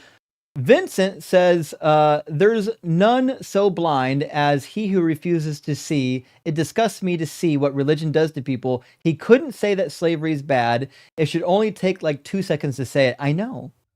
Like once they know the Bible condones it, for some reason, they can't condemn the most horrific shit ever. And Aaron says, damn, Chris, giving a bad name to the rest of us inbreds. Who would have thought the worst part about being inbred is having something in common with Chris? P.S. Doug bricks me up. Hell yeah. Get bricked for Doug. And Gretchen, thank you for this. There. There really is. Gretchen says the whores don't play the gift membership game. Well, that might be true. You're above it. It's fun to watch the verts try to buy influence, though. Nice cope, Verticux. Gretchen, listen, we are all kinsmen here, vertical and horizontal. Gretchen, I love you, even though you hate some of our own. And Sergeant Shitlord, interesting name, appreciate the super chat, says, how distinct was slavery from other strata? Only the elder men seem to have any autonomy. Their women and children all treated like property. The only difference I can see is inheritance rights and liability. I mean, you're basically right. At some point in the book of Numbers, we learned that if you die sonless and you only have daughters, your daughters may inherit some of your property. But that seems to be a concession against what is the standard practice. And Colin, thank you for the $20 super chat, says, praise Doug men. Indeed, praise Doug men. I don't know if that's a slogan, but it feels like it could be a slogan now. And Stars Infinity, also Cora, great to see you. Thank you for the $20 super chat. Says, hi, Jay. This whole subject tonight reminds me of the cringe conversation with Jack. It's chill. It's chill they were married, even if he admitted she couldn't consent while being captive. Tell Yahweh no means no. Couldn't agree more. And not just Jack. There's another person we clipped a couple months ago. What was his name? It was another white guy named like Jack, but there's another guy that we're going to clip and get it published who seemed like a nice guy, but then justified the most horrific atrocities in the Hebrew Bible ever. I got somebody on Crystal's Live to do that today. It's crazy. Yeah, it is what it is. Fuck. Guess who came back? Ricky's back. I guess he lost his reception. Let's take a vote. Should we bring Ricky back up and keep the conversation going, or should we move on to the next opposition? I mean, he was pretty well cooked, right? What else is there left to say? I mean, he's charbroiled at this point. He ain't even like. You've done more than cook him. You've turned him into ash. I think that might be the case. Yeah, the audience says no. Okay, fair enough. Well, we'll move on to our Our last guest, Joe. I hope this isn't the same Joe we talk to literally every week, but we'll find out. Welcome in, Joe. Are you at least 18, and do you believe in God? Yes to both of them. And cool. Dang, that last person was painful, man. What the heck? Yeah, that was painful, wasn't it? Joe, do you believe in the Bible God? Yeah. Oh, shit. Do you agree or disagree with the prompt? The Bible condones rape and trafficking. I don't agree with condoning, but there is definitely rape and trafficking in the Bible.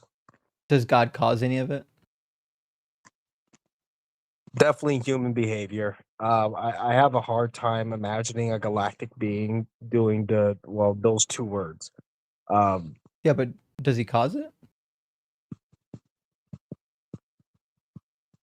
Still a human thing, because that's a human construct. Both those pertain to humans. I mean, we know that human beings are doing the action. I'm asking, does he cause humans to do it? No. Okay, so if I read you a passage where he clearly is indicating that he is, we'll be interested to see what you think about it. Isaiah, sure thing. Isaiah 13:16 says, according to the Babylonians, actually, let me get verse 17 up here too. It says, their infants will be dashed to pieces before their eyes, their houses will be plundered, and their wives raped. See, I'm stirring up the Medes against them, who have no regard for silver and do not delight in gold. So, who's causing the Medes to come and rape the women? The Medes. Try this again. Who's stirring up the Medes? Oh, stirring up the Medes. Sorry. Did that start with "Thus saith the Lord"? Yeah. Okay, because I believe you started with 16, right? Their infants will be dashed into pieces before their eyes. Well, who do you think stirring up the Medes? Just a second. Hold on. I don't want to say something without having full eyes on it, just out of respect, because man, that last person was so fucking painful. Yeah, he was pretty bad, wasn't he? Yeah, man. I at least want to do some justice here. Like, let me just get eyes on the whole thing. Hold on. It says an Sometimes the verse oracle before leads. It says an oracle concerning Babylon that Isaiah, son of Amos, saw. So it's an oracle, must be coming from God. That's why it says, I myself have consecrated ones. I'm sorry, I myself have commanded my consecrated ones, have summoned my warriors, my proudly exalting ones to execute my anger. Right? So God is commanding so he's summoning the Medes. He's summoning them to fulfill his will. Is that correct? That's what's happening. Yep. Okay. Yeah, I see that saying that. Yes, sir. I agree. I see that's what's being said. Right, and part of this whole endeavor is that when the Medes come in and fuck up the Babylonians, they're going to rape the women. Yeah, I see that as a prediction of what the Medes will do when they conquer Babylon. It's a judgment warning and definitely not an endorsement. Well, let me ask you a question. Does God know that the women are going to be raped?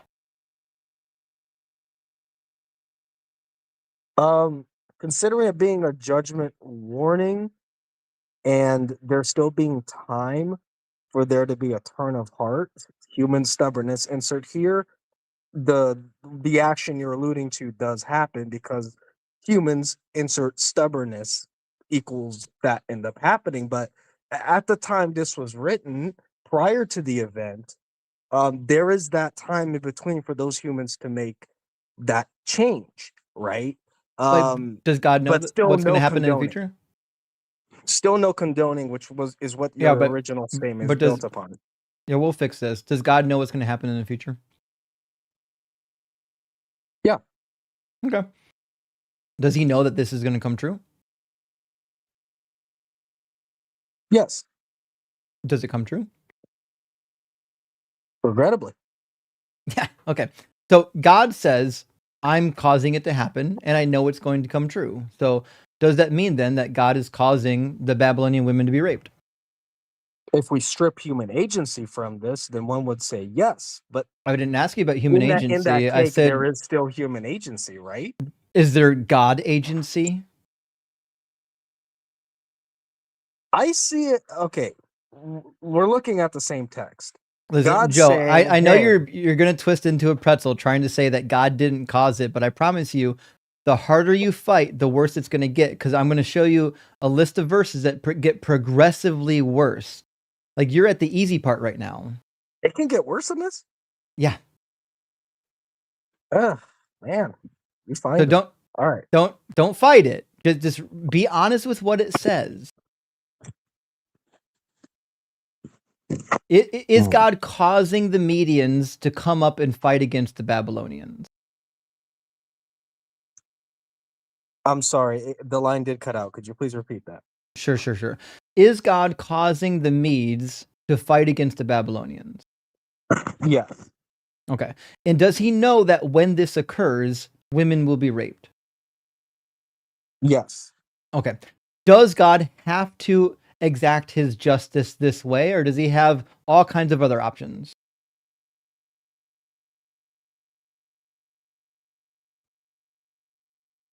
I can't say that. Is God all I powerful? honestly can't, because that would mean that all the ways he tried to reach out to those people, the Israelites, which is still, this is a message of warning, right? They still would ignore them, right? So it's not to say that hasn't been tried and now, well, this is going to get the attention. Well, this is not about getting their attention. What I'm asking is, if God wants to punish the Babylonians, could he punish them in a way in which women don't get raped? I mean, considering Babylon would do that to women, and that is like you eating your own words type of thing. I'm I not see that as asking a you punishment. about Babylon. I'm asking you about God's capabilities. Does Yes. God? Okay, so God does possess the capability of punishing the Babylonians without having the women raped, right? Yes. Okay. Yes, I would assume that. Yes. So then he chose specifically to have the women raped.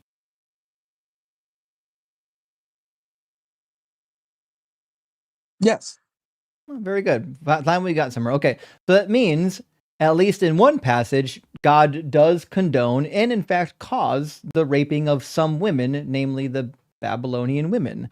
A similar passage is in Zechariah, except this time it's not the Babylonians, it's actually against the Israelites. Let's see.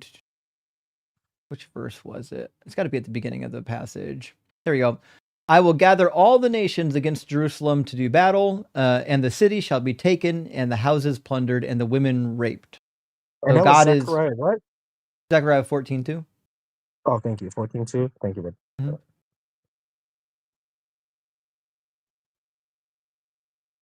Yeah. So God's bringing the nations against Israel to have the women raped. So that would be, again, God causing / condoning rape, right? Yeah, but doesn't the verse say that God stops that? It didn't That stop he it from judges the happening. oppressor? After. It says, then the Lord will go forth and fight against those nations. So after the nations come and rape the women and pillage the houses, then God will show up and be like, don't you fucking dare. So the reality is, God could have showed up before the women get raped. He chooses to let the rape happen. Yeah, I see what you're saying there, right? You're assuming foreknowledge and lack of action leads to accountability. No, because he's causing the entire thing, right? He says, I will gather the nations against Jerusalem, which means he's already causing it to happen. And then he causes it to end later on. And he says, then I will go forth and fight against the nation. So he's already Wait a there. second. He's deciding when it ends and starts. Is it possible to attack an enemy without doing that to them?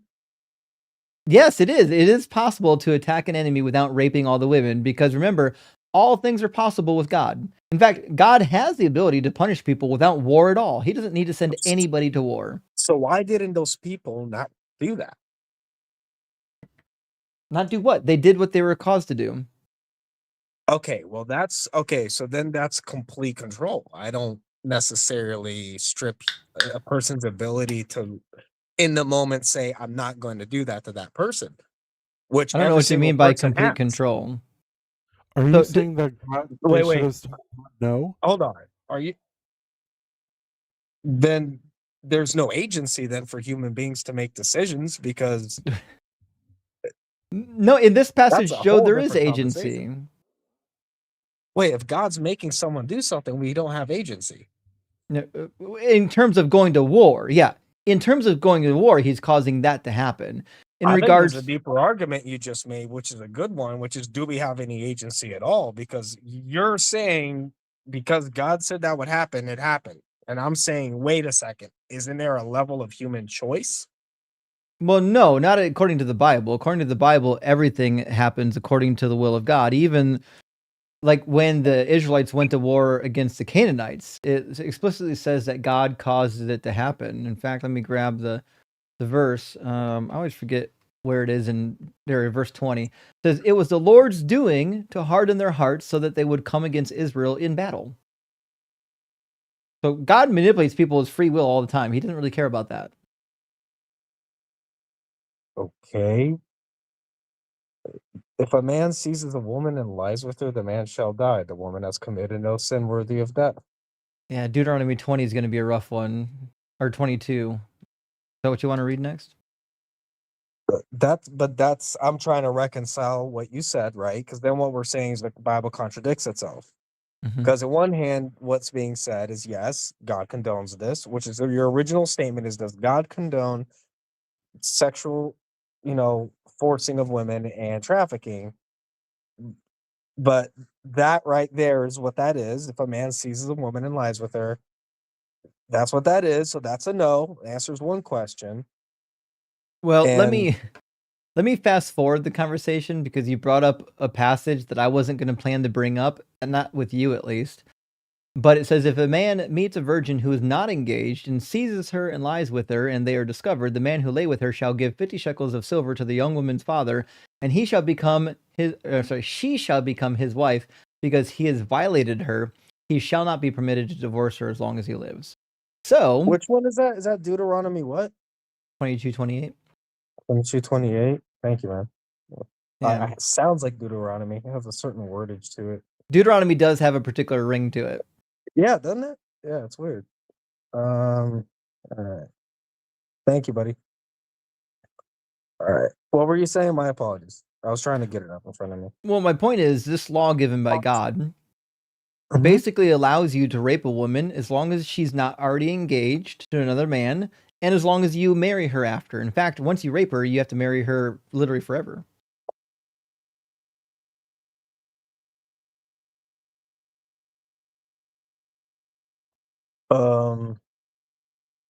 So in verse 25, it's death penalty, right?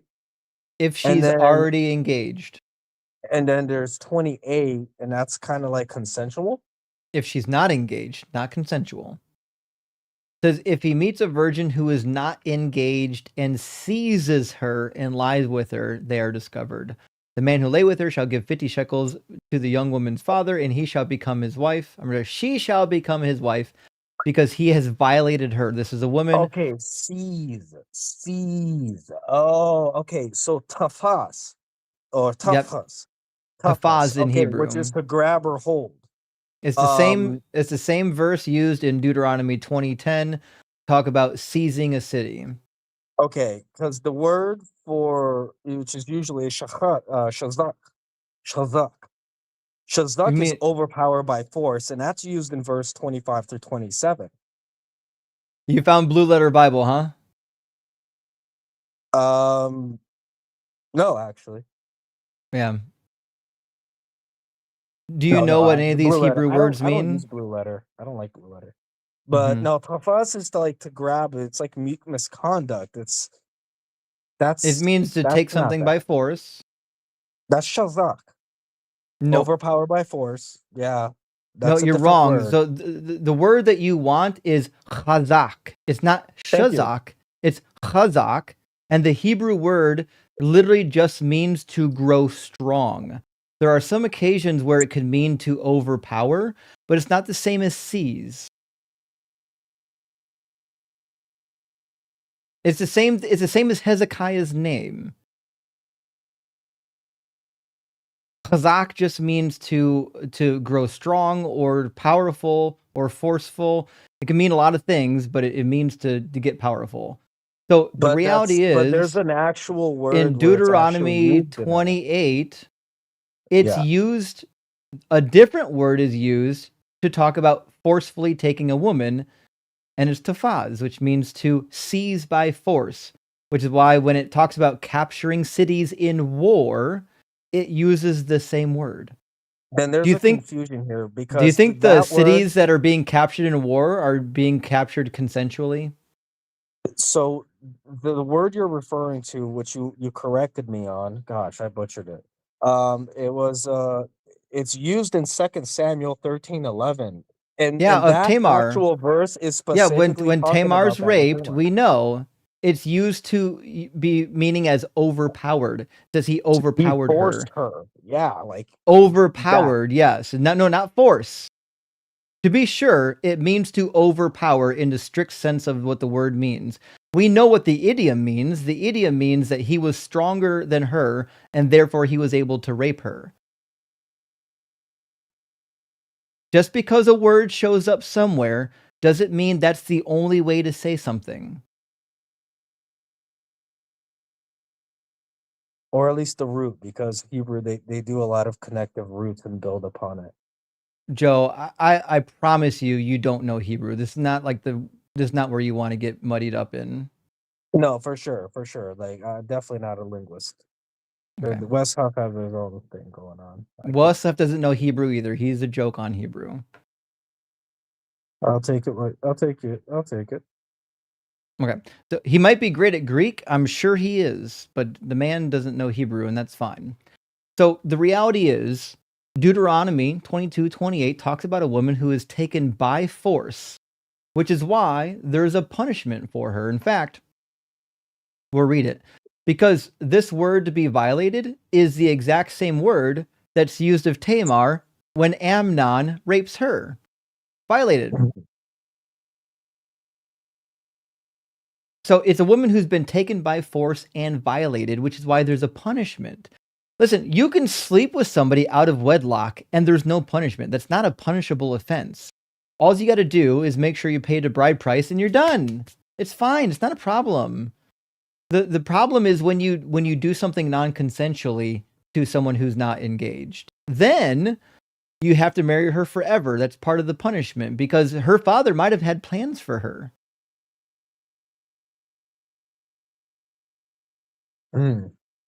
Okay. Right? So the man not only violated the woman, but he also committed a property crime against her father. Which is why he pays the father. Okay, I see that happening. So the reality is, in this time period, the idea that women possessed sexual autonomy wasn't a thing. Their sexual autonomy was strictly owned by a man. It was owned by their father or their eldest brother or their uncle until they were given to somebody in marriage. That's why everything in the Yeah, you're right. The man had the responsibility of providing. The father provides for the family, and then that guy was supposed to provide for her, and then he broke that by violating her. Right? You're right. A virgin status was extremely important back in those days for lucrative. marriage. Yeah, for marriage, it was incredibly required. Yeah, Right. Yeah. you're right. I agree. Fair enough. And so let's do another one. In Exodus 21, we get rules for what to do about Hebrew slaves. It says, when you buy a male Hebrew slave, he shall serve for 6 years, but in the 7th he shall go out a free person without debt. If he comes in single, he shall go out single. If he comes in married, then his wife shall go out with him. Makes sense so far. But verse 4 is where it gets tricky.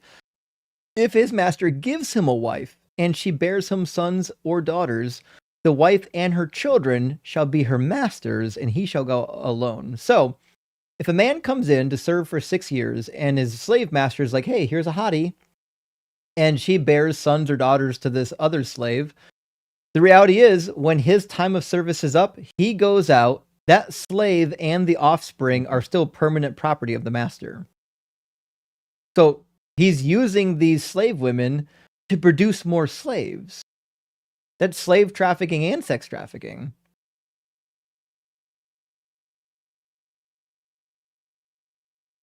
You don't see that as like someone being protected who was already in the long-term contract? No. And the husband's never forced to leave his family behind. Oh, no. Only if he wants to be a slave forever. Because if his master gives him a wife and she bears him sons or daughters, the wife and her children shall be her masters, and he shall go out alone, which means any children born to this woman, they now become permanent slaves of the master. But yeah, but I don't think that means he owned her. He just held her contract at the time. Because Didn't say contracts anything are about a typically contract. done for like a period. Okay, okay, hold on. When it comes to that, right? There were different levels of it because there were people that weren't able to provide for themselves. They would sell themselves to slavery. There were people I know. that were absolutely taken. So in this case here, it's an implication of contractual servanthood. And how which is long is the slavery. contract for female slaves? Wasn't it okay? I need your help here. Is It's that forever. like 6 years or more? The men are for 6 years, the women are forever. Verse 7 says, when a man sells his daughter as a slave, she shall not go out as the male slaves do. And trust me, I'll tell you, I read the ancient Near Eastern law codes. In the other ancient Near Eastern law codes, if a slave got married to a free person, their status changed to being no longer a slave. This is kind of unique in the ancient Near East.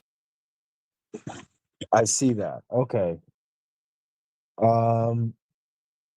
But is this a Hebrew? It seems to be that case, yeah. It seems to be a Hebrew woman because you weren't supposed to intermarry with the foreigners, remember?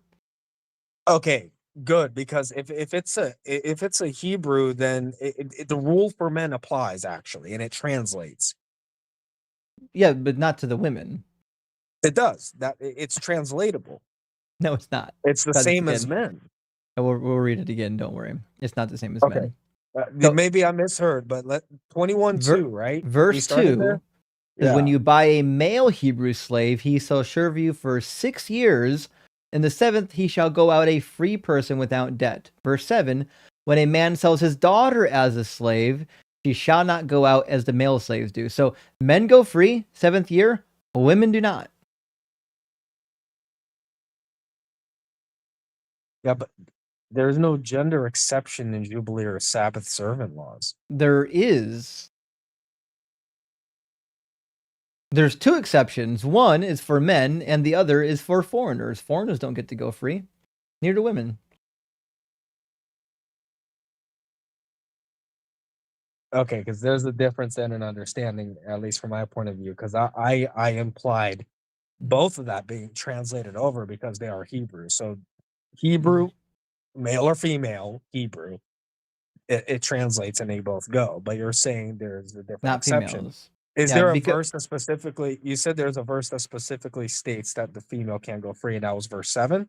Verse 7. And the reason why they can't go free is because they would be considered impure. You're not supposed to go from man to man. And when you become a female slave, typically they had rights over your sexual reproduction, which means you're going to sleep with somebody, typically your slave owner. You become their concubine. That seems to be implied in verse 8. So you can't just go out willy-nilly sleeping with women, and then in fact they don't want you to go out sleeping with women and then creating all sorts of impure situations. So for example, the quintessential passage on this is Deuteronomy 24. This is actually about the law of divorce, but it demonstrates the problem a little bit, right?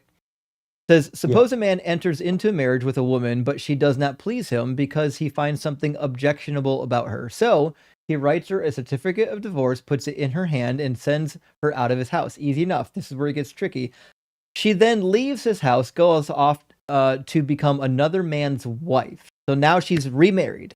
And it says, then suppose the second man dislikes her, writes her a certificate of divorce, puts it in her hand, and sends her out of his house, or the second man who marries her dies. So she becomes a widow or she gets divorced again. It says her first husband who sent her away is not permitted to take her again to be his wife after she has been defiled.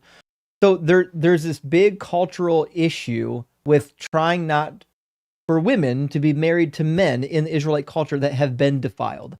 That's why priests in the Levitical law code could only marry virgins. I see. Yeah, you're absolutely right. Back then, virgin was very important in regards to marriage and Right. honor and stuff like that across a lot of cultures. You're So the absolutely right. reason why female slaves typically didn't get to go free is because it would be impure, because it's implied that they had sex with their master. That's why it says if the master has designated her for himself, so on and so forth, right?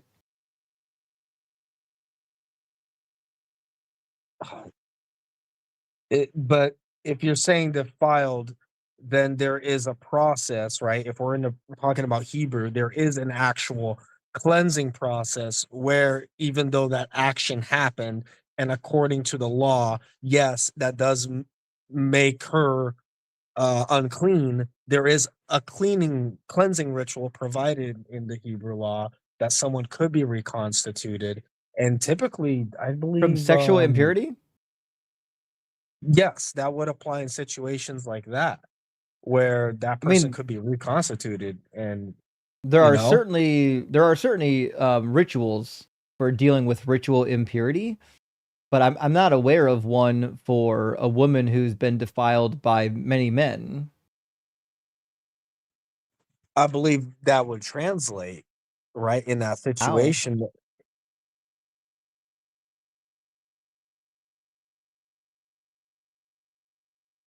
Non-consensual and forceful means that she is the victim, and according to the law, she wouldn't be judged as someone who's guilty.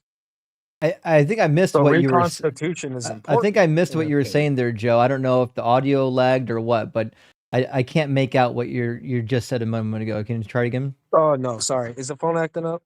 No, I don't think it is. I think it's on my end. Okay. Hold on. All right, can you hear me better? Mm-hmm. Okay. All right, please repeat that.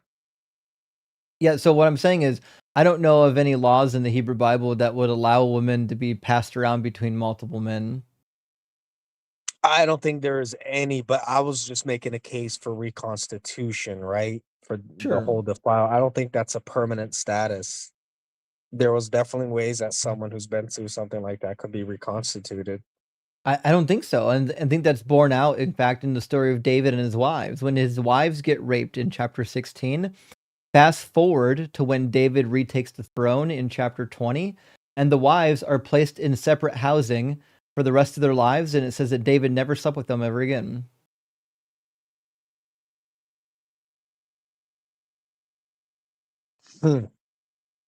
Because they're defiled.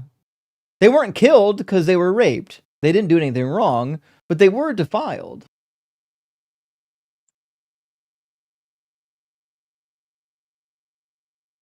I have a hard time with that. That's a tough one, I know. Yeah, that is a tough one.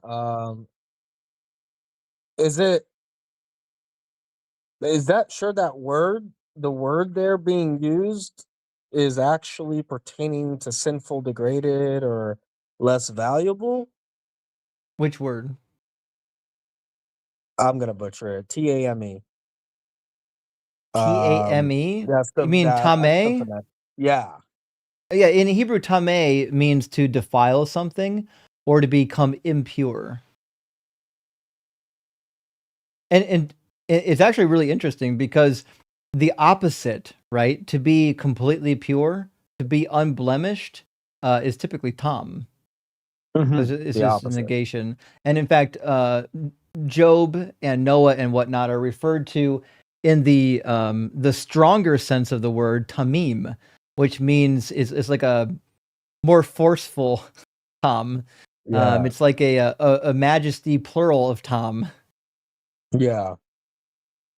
I, I'm reading it as the first covenant marriage is broken. There's a second marriage covenant, and it's just kind of the revolving door thing, like divorce, casual divorce, taking But someone back on their confidence, treating wives like reclaimed property or something like that.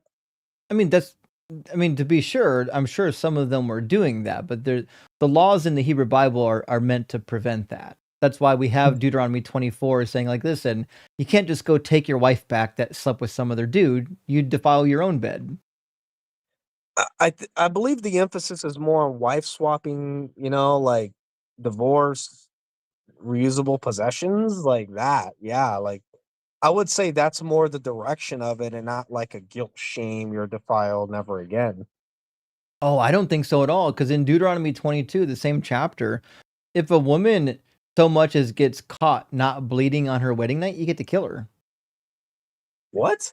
Yeah, it's a crazy one. This is one of my favorite passages. In fact, I like to think that I was the one that popularized this talking point in the deconstruction community. I could be wrong. Pretty sure I am, though.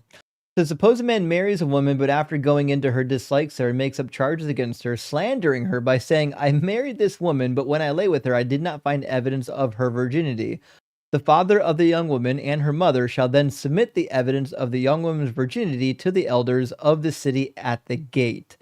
The father of the young woman shall say to the elders, I gave my daughter in marriage to this man, but he dislikes her. Now he's made up charges against her, saying, I did not find evidence of your daughter's virginity. But here is the evidence of my daughter's virginity. Then they shall spread out the cloth before the elders of the town, and the elders of the town shall take the man and punish him.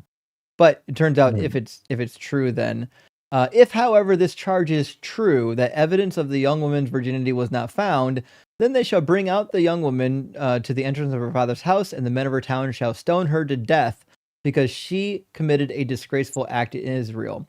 Sexual purity was really important in this culture, which is why Leviticus 18 and Leviticus 20 focus almost exclusively on sexual purity. Okay, because that would be absolutely right. Because then that would be betrothed.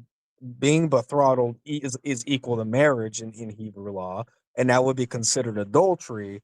And man and woman in that situation would be taken out and slaughtered. So it's not just the woman; it would be the man involved as well. There's no man involved. There's not a. We don't know if a man's getting killed here. This is what to do. Because that would be if it was Hebrew law, non-consensual is the R word. No. I'm not saying this is rape. Crime. I'm not saying this is rape. What I'm saying is, if a woman is pledged to be married to another person and she does not bleed on that sheet on their wedding night, he can have her stoned.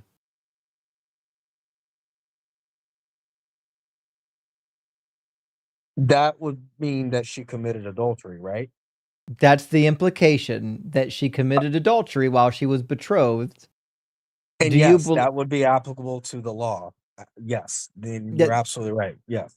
That's my point, is that purity of the women specifically was critical to these people, which is why you can kill one if she doesn't present as a virgin. Now, the reality of the matter is, it's not because of the woman. It's actually because the law states adultery is a sin, and she would be legally married upon the throttle, which means she had consensual relations, unless it was the R word. So yes, that's not because it's a woman. It's more because the law.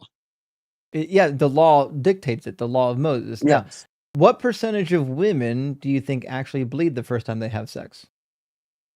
Oh, I don't know that, man. Is there a number? Wait, what the heck? There's a metric to this? Yeah, just under 50%. How the heck does one measure that? I don't want to know. But survey. In fact, we can do one right now. Women, give me a yes or no in the comments if you bled your first time. Let's see what we can get. It's usually a pretty quick survey here. And bless your vulnerability too, like talking about that. I'm curious. A lot of no's, a couple yeses. I personally knew people who didn't bleed their first time. I know someone who didn't. So yeah. It does happen, but I didn't know it was 50%. The reality is that they were so gung-ho about the woman being pure that they'd be willing to kill her over something that they couldn't even prove. My point here, Joe, is that whoever wrote these laws is behaving like a Bronze Age barbarian man. This is not the behavior you would expect of a supreme being who is issuing edicts that will make you good and holy people, which is what he claims the law is going to do. So I see what you're saying. Some women don't bleed during that intercourse. So you're saying because of that possibility, it means that that's barbaric, right? It is barbaric because that means there are women who are not guilty that will be stoned. That's true. That's true. That is true. I agree with that. Okay. Well, listen, Joe, it's way past. I've got a bunch of stuff to do before I end the live stream. Is way past when I wanted to end the live stream. But you were actually enjoyable to talk to. I'm not trying to kick you off the stage. You were a nice individual. You were nothing like the people that came before you. So we appreciate that. That's a compliment. I look forward to talking to you again, man. You have a good night. Rest easy and good Sure work thing. you do out here. All right. Peace. Cheers, buddy. Take care. It's amazing how all you have to do to not get yelled at is have a little bit of back and forth without talking over me. Joe figured out how to do it. It's crazy that the two before Joe couldn't figure out how to do it. That being said, I got to add some notes. Let's see.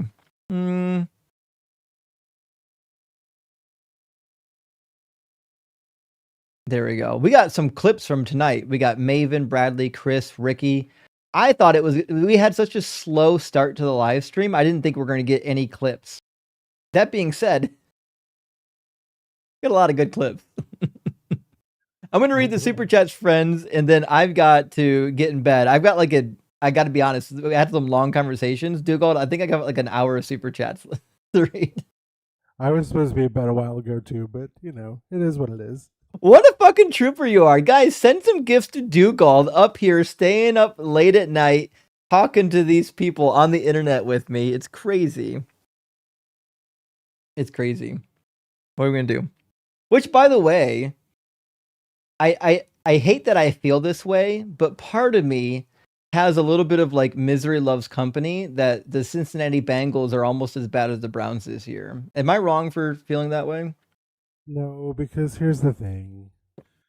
We have occasionally every 5 to 10 years or so a really good 4 seasons, and then we go back to not being good. It's just kind of how it always seems to go. That certainly is the case. We don't get that good season though. But Deanna, thank you so much for sending $40 over Venmo. Deanna says, love the channel. Thanks for fighting the good fight. Well, Deanna, that's what I'm here for. And that's one of the reasons, in fact, why I was thinking of this topic. I've done topics before that touch on like women's issues, you might call them. But I feel like there's never enough good talking points to demonstrate how horrific this book is towards women. It was one of the things that aided the initial part of my deconstruction journey, was not just the slavery, but that women over and over again were just fucking property. And I was like, that's some bullshit right there. I cannot believe that there is a God who wanted to treat women like property. It doesn't make sense to me. And then we get to the New Testament, and Paul is got this very egalitarian viewpoint, at least the authentic Paul, not the letters made up about Paul. And I'm like, how did God go from women are property to women are now prophets and priestesses and leading the church? This is a weird change. The Bible's crazy. Duke says we... What's that, buddy? I said, but God doesn't change, Justin. He's eternal. I know. God...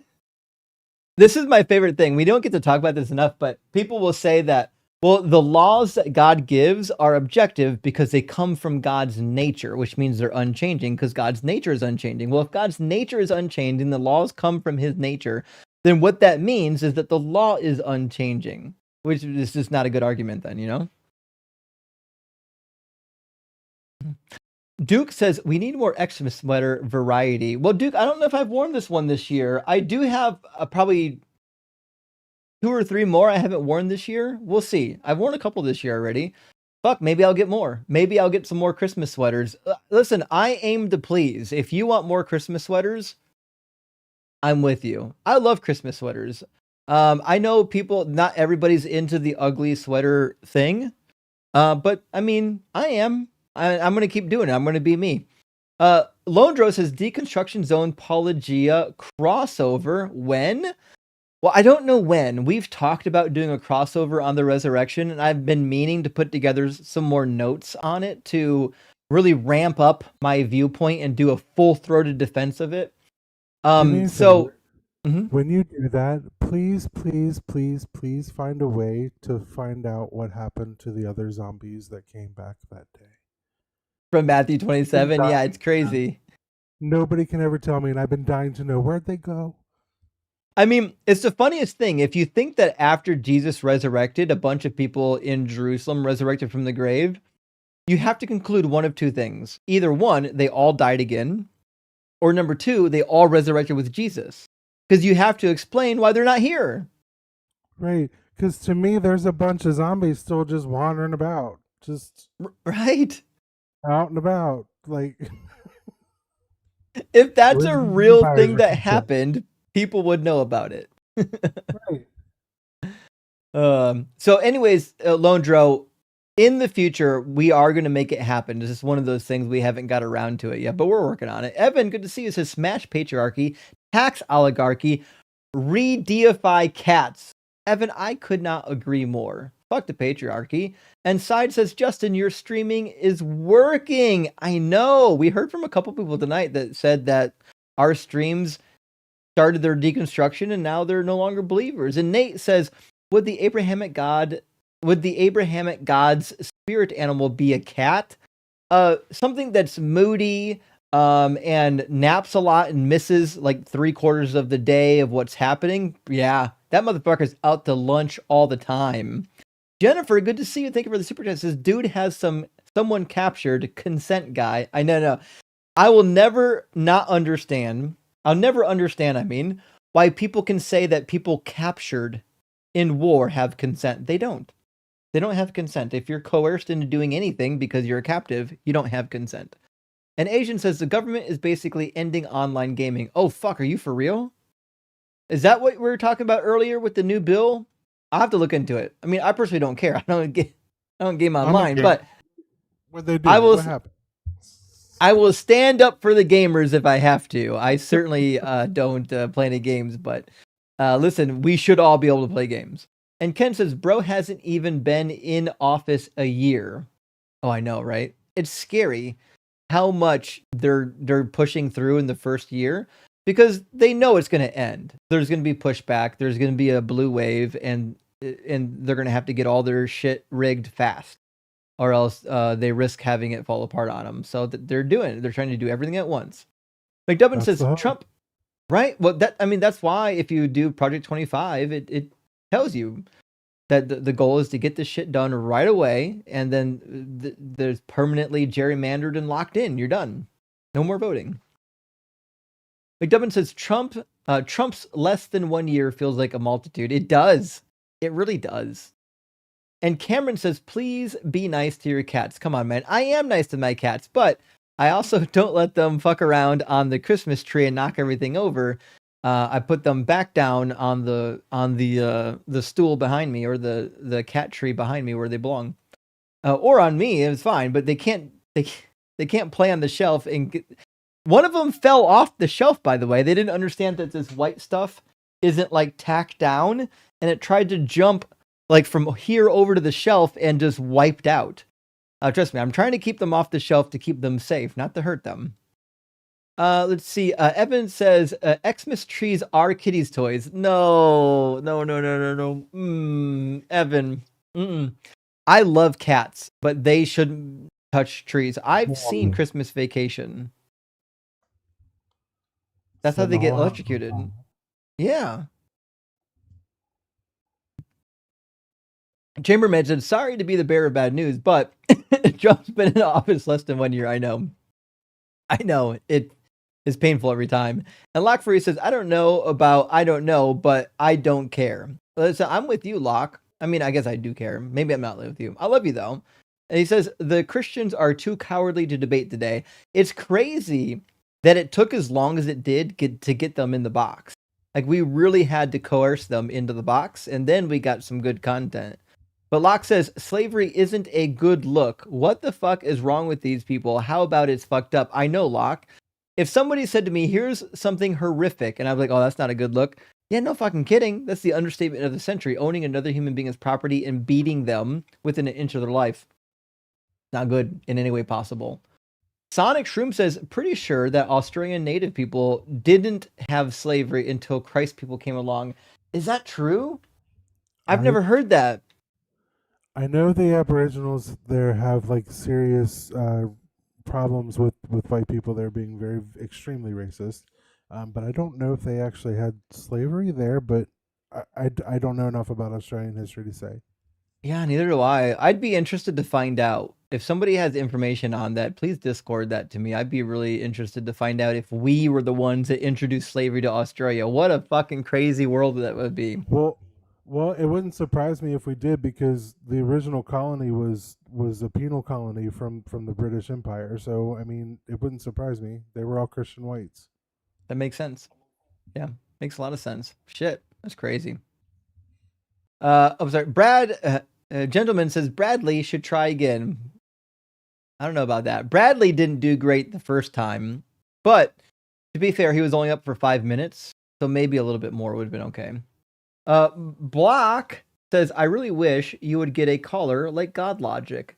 Yeah, like someone who's actually more into the apologetic, and actually read the book, but they don't call in for a reason. There's a reason why those types of people don't call into this show, because they don't want to get trounced. Vera says, Christians say Jesus fulfilled the Old Testament law. Did Jesus sacrifice doves for a women's cycle? But he doesn't have to. But I see your point. Your point is Jesus didn't fulfill all of the law if he didn't fulfill the laws for the women, which he wouldn't have done because he's not a woman. So this is actually a really interesting point, because how does Jesus fulfill the law for everybody? Especially when he didn't do part of the law, right? It's a really interesting point. I'm going to bring that up in a debate sometime. Swamperman says, you're doing Doug's work, Justin. Thank you. Rock hard for Doug. Well, thank you, Swamperman. I appreciate you being here. And Ollivander, I think we talked to Ollivander, says, thanks for chatting. Much love and light. Well, thank you, Ollivander. I appreciate that. Speaking of love and light, that's what I fucking need. I need a Hanukkah sweater. How come I don't have one yet? I'm shocked you don't. I'm a little upset, actually. I'm mad at myself. What's not happen? We know enough Jewish people and rabbis in this community that I'm sure we can make this happen. I think we can make this happen. All right, I'll be on Amazon after this looking for a Hanukkah sweater. We're gonna get it popping. Serial Dude says, I do whatever my cats say. Feline command theory. I mean, to be fair, don't we all? For the most part, we all do what our cats want us to. And Noah's Lion says, what happens if the war brides don't bleed on their wedding night? Is it excused because it's not a Hebrew hymen? Oh, fuck. I never thought about this. I didn't think about that either. Okay, so imagine it's number 31. They divided all the little virgin girls. You go into your new little virgin girl child wife, and she doesn't bleed. What do you do with her? Well, wait, how did they know they were virgin girls when they collected them? I mean, it either has to be word of mouth, or they have to be like doing a visual check. Or they had already graped them.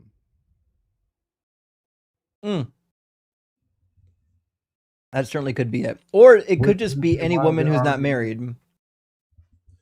Well, if graping a woman in a field who is not betrothed makes her your wife, so I'm pretty sure that same law would apply here, wouldn't it? I think so. It's really funny too, because in Deuteronomy 21, if you take one of these war brides against her will, and she doesn't like obey you, she doesn't please you, you can just let her fucking go. No penalty whatsoever. True. Just let her go. Crazy. True. It's so Lock for it's wild to think about, because like if you read the ancient Near Eastern law codes, I mean, some of them are worse than the law of Moses, and some of them are much better. Like the laws of divorce in the ancient Near East are way better than what we find in the law of Moses. You actually have to care for your divorced wife typically. But Lockfree says, He looks like he knows a thing or two about ashtray change. Oh God. To pay for meth so says the criminal AI defense attorney. Oof. That I Ooh. think is a reference to Chris. It Was it was. Chris or Bradley? I think it was Chris. What? Yeah. It was that inbred hillbilly you had up. That's who it was. He definitely looked methed up. And Herbie says, just for reference, Cafe is the caller who in the past claimed claimed taking heroic amounts of hallucinogens shows evidence of God. Oh, yep. We've talked to him.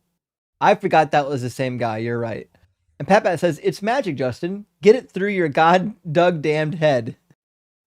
When you gonna learn, Justin? Oh, and words don't mean words, homie. Pat, you've been here long enough that you know for a fact that words have no meaning to Christians.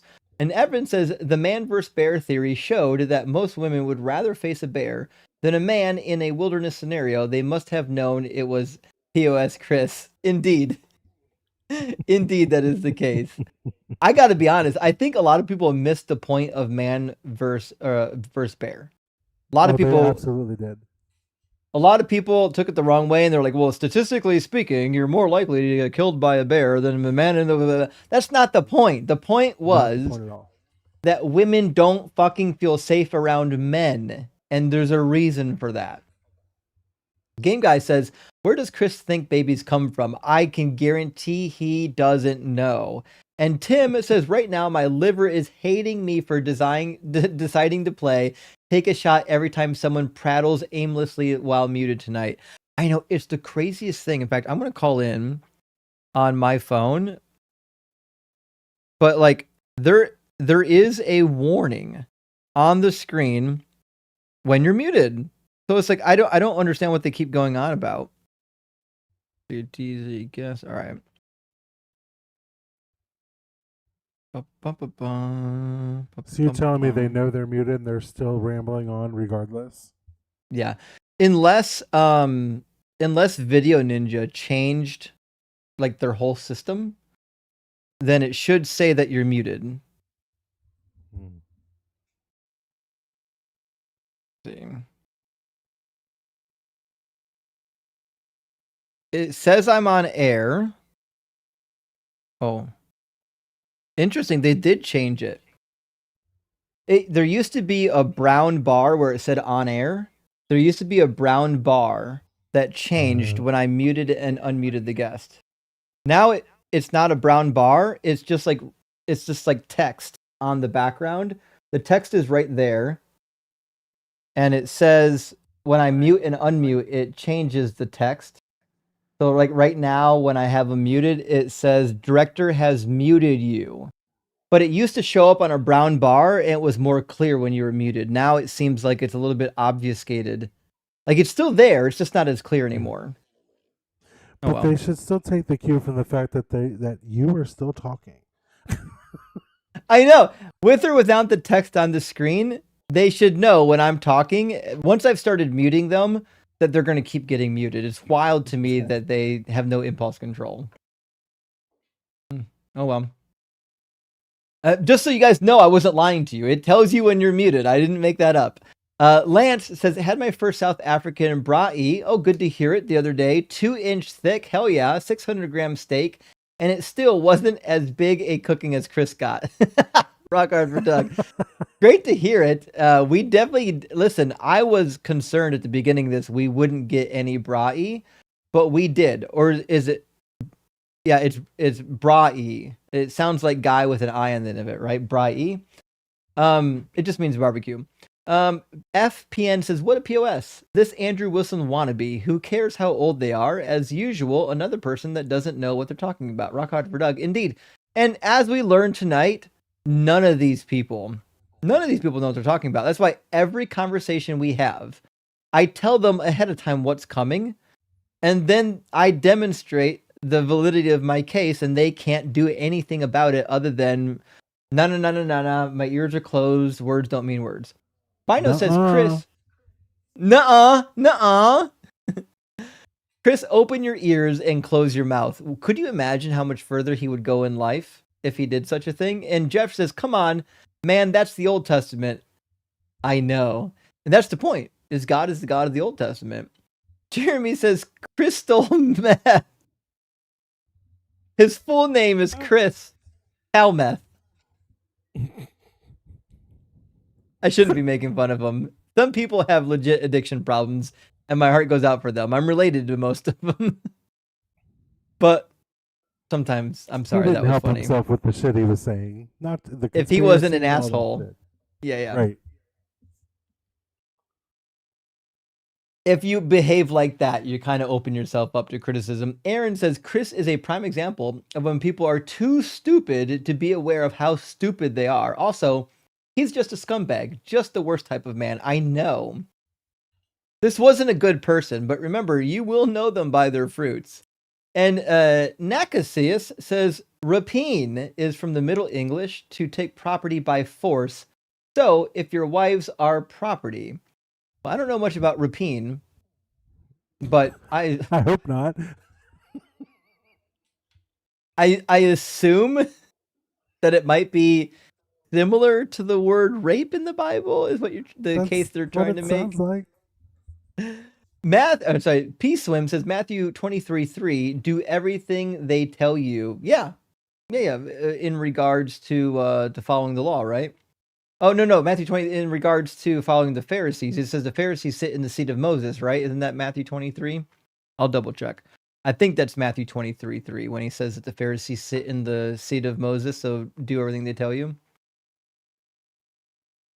It says, then Jesus said to the crowd and to his disciples, the scribes and Pharisees sit in Moses' seat. Therefore, do whatever they teach you and follow it. Indeed. That's actually a really good reference. I need to remember that one more often. That's a fantastic reference. But yeah, Jesus was a Judaizer. And Lockfree says, I thought Chris had read the Bible more than Justin. I know. He read it way more than me. It just happens to be that he forgot everything he read. And Megs says, I certainly wouldn't consent to being a concubine, and I can't think of a single woman I know who would. That insinuation is insane. I agree, Megs. I love it when men like Chris talk for women. Pat says, I am with Chris, Justin. If you become a slave, then tough. Doug damn it, or God Doug damn. If your people got took over, well, tough, you a slave now, homie. Isn't that crazy? Well, that's just the luck of the draw. God couldn't do anything about it. You're a slave now. McDermott says, I work with children in transitional kindergarten, 4 to 5 years old. The TK kids have a better and more humanist moral compass than Chris. Yep. If you talk to youngins about their moral compass, they'll demonstrate that it's better than the biblical compass. McDermott says she knew what she was getting into. Isn't that fucking crazy? She didn't have a choice. That was the culture. Like, what do you expect? That women will never get married? They're just all going to die childless because in that culture they have to marry their widow's brother. No, of course they didn't get married and have family. It's biologically wired inside of human beings.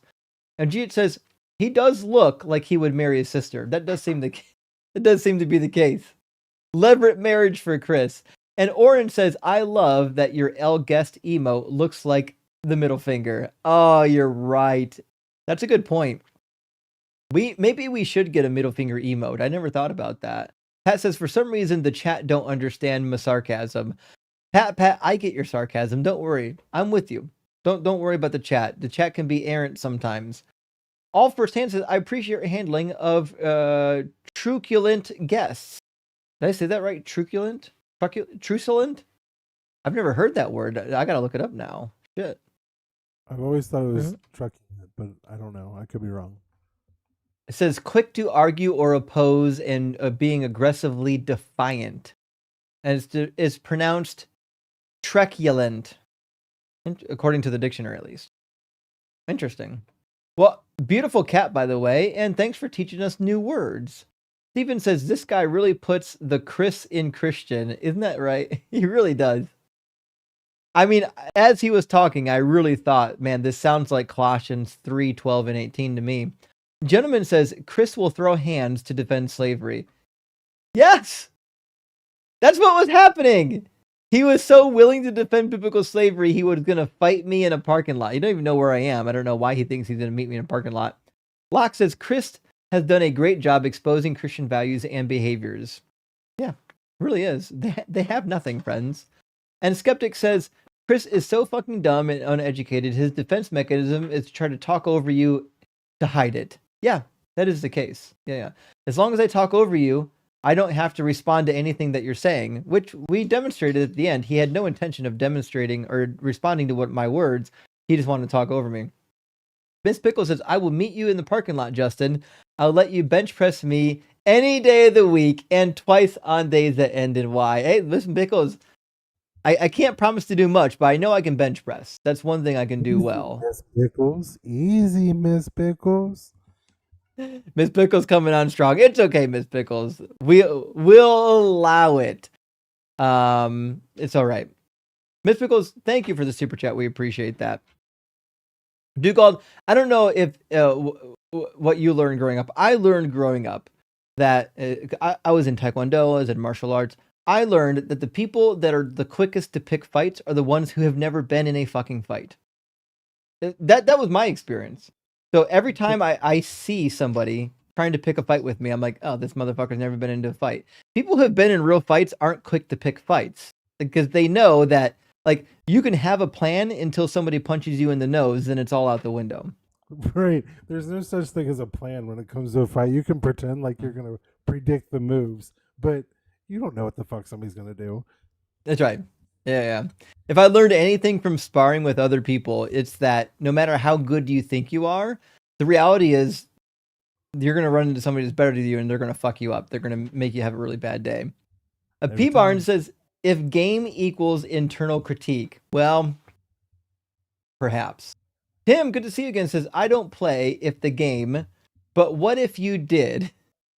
Oh, I don't play the if game. Yeah, I mean, the crazy thing is, if, like, answering if questions, what would you do if, or what is the answer if? They're not hard. Like, the only reason not to play the game is if you're a coward.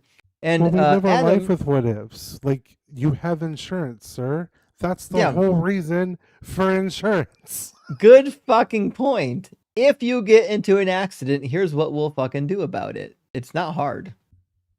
Adam says, Chris is in fact a female dog. I think that is the case. I think that might be the case. I know you can't type it in super chats though. Ash, thank you for the super chat, says, what are your thoughts on the Skeptics Annotated Bible? Legit or crap? If crap, is there a better option? Love your channel. Okay, so Ash, I'm a little bit divided because I love what the Skeptics Annotated Bible did, but it's clear, right? Like if you talk to a nurse about nursing, they know that I don't know shit about nursing because they're professionally trained. If I talk to, I don't know, somebody who knows biology about biology, they know that I don't know shit because I'm not professionally trained. When I read through parts of the Skeptics Annotated Bible, it was clear to me that whoever was writing the notes wasn't professionally trained in this field of study, at least not as deeply as I would have hoped for a study Bible.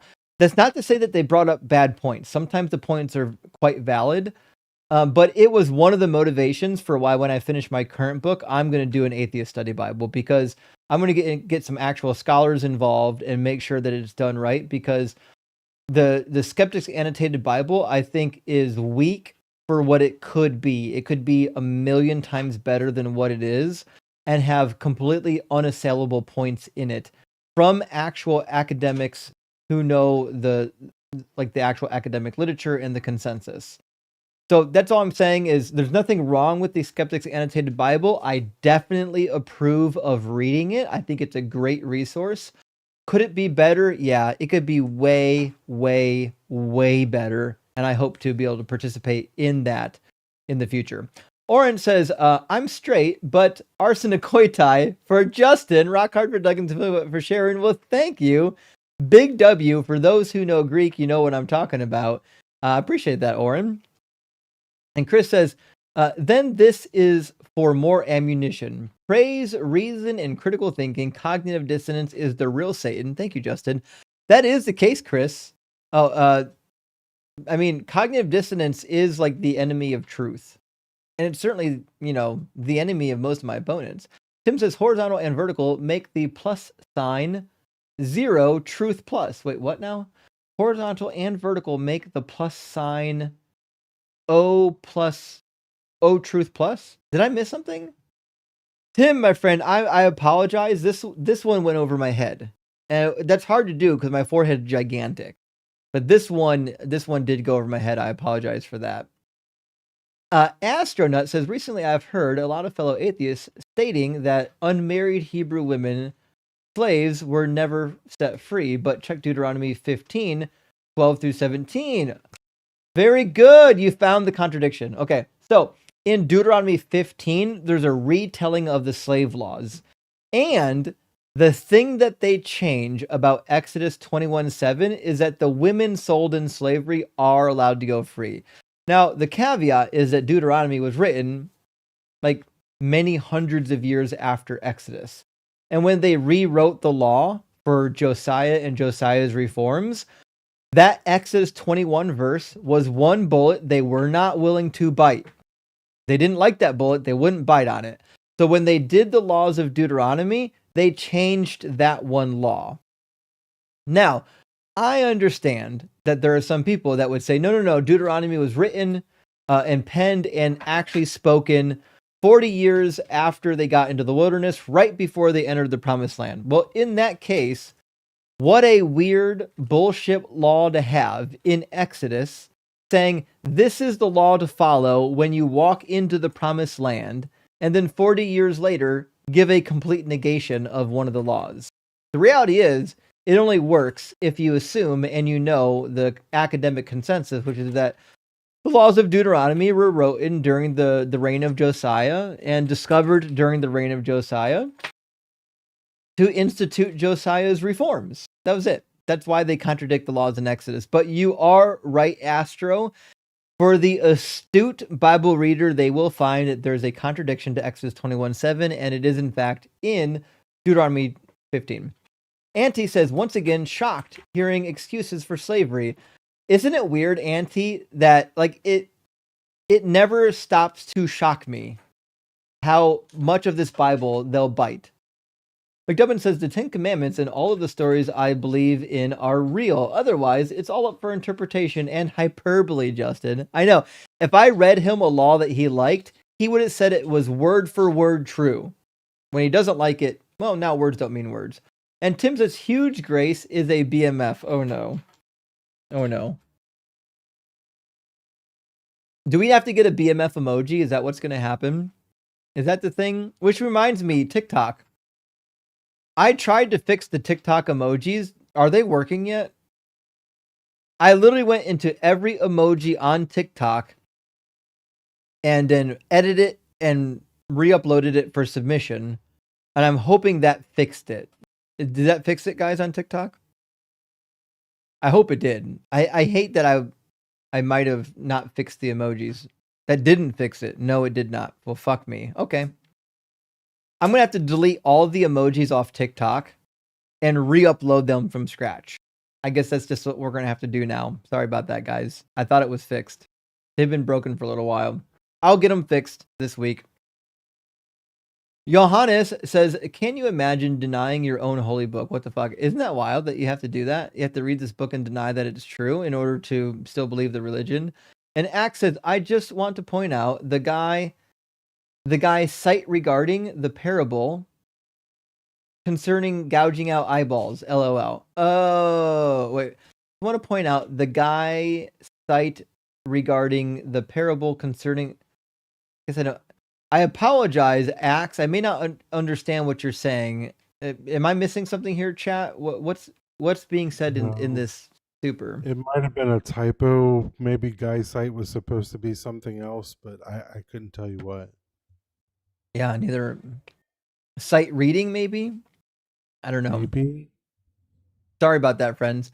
Collapsalism says, to be fair, we should have smishmortion up till the age of 80. Oh, I see what you're saying. And I don't agree with that, collapsalism, in regards to Deuteronomy 21, killing your own children. Mr. Yogi Bell, thank you for the $10 super chat, says, for all those who say they don't answer what if questions or say God would never say that, ask them, if God asked you to cook him breakfast, would you? And see if they would ever do that. Actually, this is a really good point. When people refuse to play the what if game, We should just ask them a really easy question that we know they'll agree to. If God showed up right now and wanted breakfast, would you cook him breakfast? I mean, they kind of have to say yes. Yeah, a softball tactic. Yeah, man. Collapsible. This is such a hard word. Collapse. I have a lisp. I'm never going to say your name correctly. I apologize. I'm going to call you Collapse for now on. This prompt has brought the dumbest people out because you have to have ball-bearing smoothness in your brain to defend this. I know. That was my hope, that I would get the craziest people among us to come out for this topic and try to justify this nonsense. Biscuit Cookie, interesting. This is a long-running debate for me. I don't think biscuits are cookies, but thank you for the super chat. It says, waiting for a video titled Lift Intelligent Guest Gets a Ride to Hell. I feel like this is a reference. Do He's you know what talking this is about referencing? for actual like Uber. It's similar to Uber. Yeah. Right. But I don't know what lift intelligent guest means. Yeah. Y'all gotta get better at phrasing these things. I'm sorry, Biscuit. I'm really sorry. Thank you for the super chat, but got to remember, sometimes I'm reading these at the end of like a 6 or 7 hour live stream, and if you're like hiding something in code, my brain's only at like half cap. You got to make it explicit for me. Declan says Volta has the same fur pattern as my cat Misha. She is also a menace, a sweet, beautiful menace. You nailed it. You nailed it, Declan.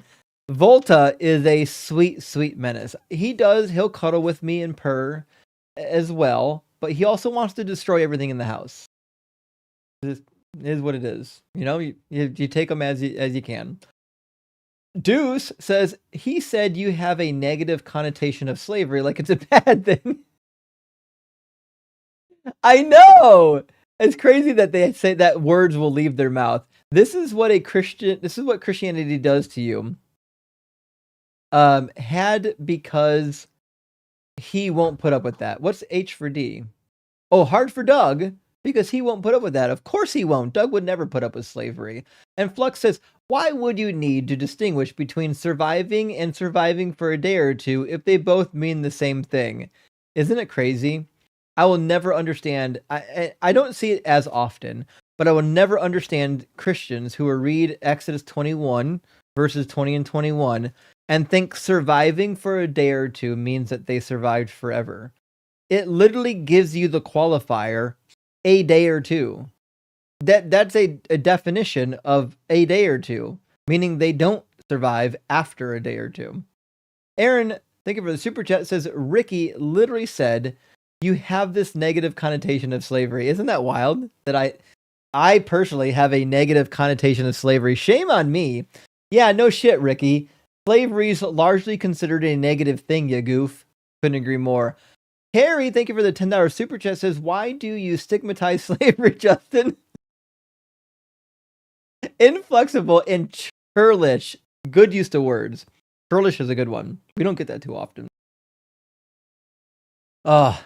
Simeon, thank you for the $10 super chat, says the average reading comprehension level in the US is a 5th grade level, and Ricky is an exemplary example. Kind of just takes things at face value with not much complex thought put into it. Sadly, the norm. I mean, that is the case. The only time they put complex thought into it is when they want to run the words don't mean words argument. You know what I mean? JTSP says, why even bother arguing the day or two? It condones both slavery and abuse. Even if they do live, it's all bad whether or not they pass. I agree. We could have gone that route. But I always want to emphasize how harsh it is. Because you can beat your slave so fucking harshly that after a day or two, they could die and you wouldn't be blamed for it. Nate, good to see you. Did you change your full name? I just see Nate Alpern now. It says, I was looking up out of curiosity. Matthew 5:17 is literal, but cutting an eye out for salvation or abandoning one's parents for Jesus is hyperbolic. I don't think either of them are, to be clear. When Jesus says these crazy phrases, like you have to like abandon your parents, neglect your parents, or gouge out your eyeballs for the sake of the gospel, I think he means it.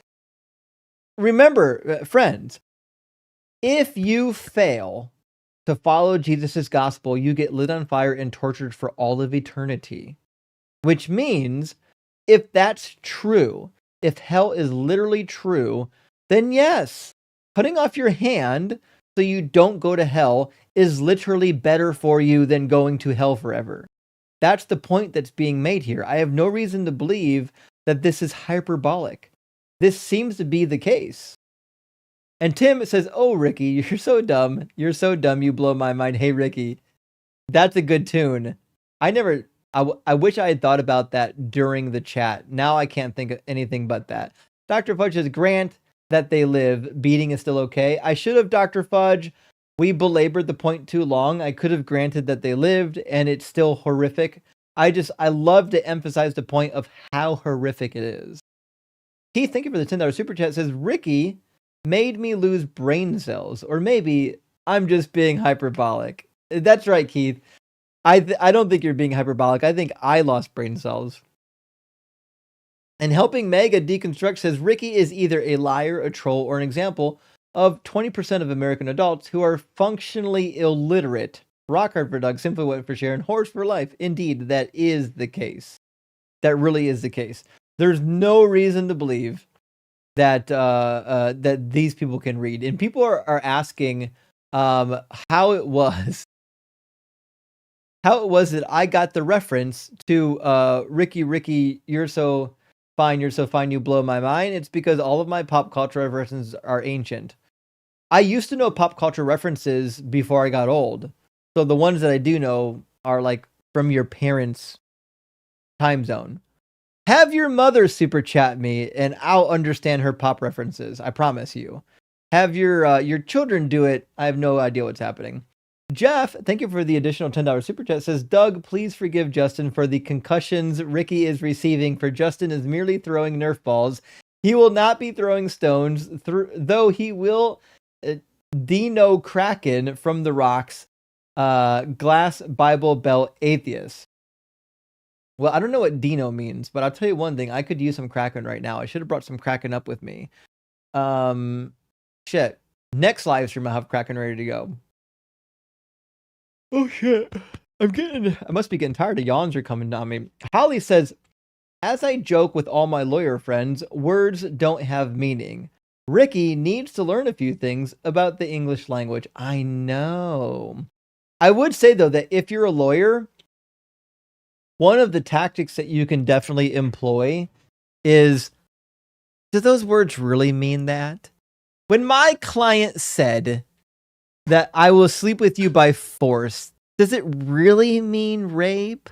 I do believe, as a lawyer, one of the primary tactics is, do these words really mean what they sound like they mean, or could they be joking, right? That's one of the defenses that InfoWars used when InfoWars was getting sued was, it's a joke. I don't really mean it. It's a character that I'm playing. And so as we've learned, all of the Christian biblical apologists are basically just being lawyers for the worst, absolute worst legal cases ever. Rape, slavery, etc.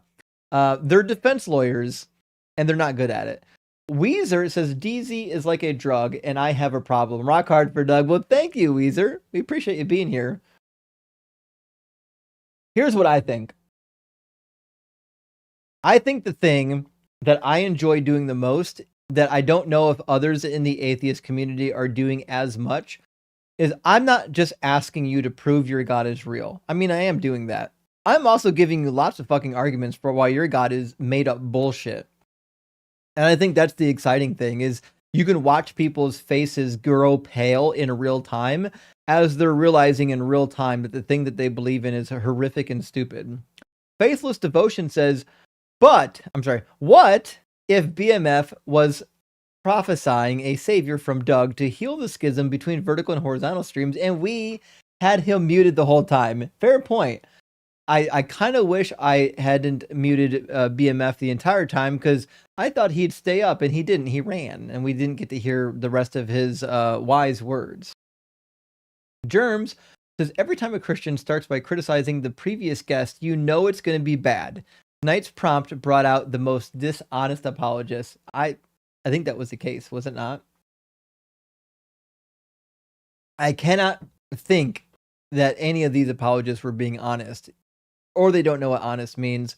Johannes, thank you for the additional super chat. Says some Christians have no red lines for the actions of their God, just like maggots. Virtually all of them, whom are Christian, have no red lines for Trump. I couldn't agree more. This isn't like the way they're defending the Bible isn't new. They're going to do this for any cult leader they have, even if that cult leader is political in nature. That's one of the reasons why I want to highlight and demonstrate these religious fanatics doing this special pleading cognitive dissonance, because it just highlights that it's ubiquitous among these people. And, the case. McDubbin says this topic wound up being a winner in the most inconceivably depraved ways as possible. I need a shower. McDubbin, here's the thing. An hour into the live stream, if you have told me this was going to be one of the spiciest barbecues we've roasted in months, I would have been like, bullshit. It turns out that this was one of the spiciest, most fun barbecues we've had in months, at least for me. I had a fucking blast tonight. It was wild. There's going to be a lot of good clips. Jeffrey's, thank you for the super chat. Jeffrey's popping off on the super. It says, crazy Christians getting concussed with Nerf ball questions must be the end times. So expect that 2,000 times 7 years from now, the prophet will return drinking Kraken from a rock glass. Indeed. And remember, Doug likes you taking Kraken on the rocks or neat. It's okay. Either one is okay with Doug. But Kraken is obviously the nectar of Doug. And The Walking Dad says the simplest way to know if a religion was created by man is to discern how it treats women. Yes. Yes, yes, yes, yes, yes, yes. The best way to know if a religion was invented by men is to see how it treats women. And I would assume that if there was a religion created by women, it would be more egalitarian, because women really just want equality. They don't want to dominate men typically. I mean, there are some doms in the BDSM community, I'm sure of it. But I mean, in general, women are seeking equality. They're not seeking to dominate men. Not that we can blame them if they would. I mean, look at what we've fucking done with them. Collapse says, I'd rather pull out my hood piercings than hear the last two callers ever again. Incels. Collapse, I agree with you. If they were incels, I think that's all 100% the case. And Johannes says, show us your kitties. Well, unfortunately, the kitties wore themselves out playing up here, and they're now downstairs napping. I have another cat tree downstairs that's taller, and they love napping in that cat tree. So they're probably right now napping in that cat tree so that they can then play all night wrestling on top of my face. In fact, the last 2 nights I had to take them out of my room because they wanted to wrestle all night, and they want to wrestle on top of me while I'm sleeping, which, as you might guess, it doesn't make for a good slumber. Noah's Lions, good to see you again, says, seems like the Hebrew men were terrified of crabs. That might be the case, actually.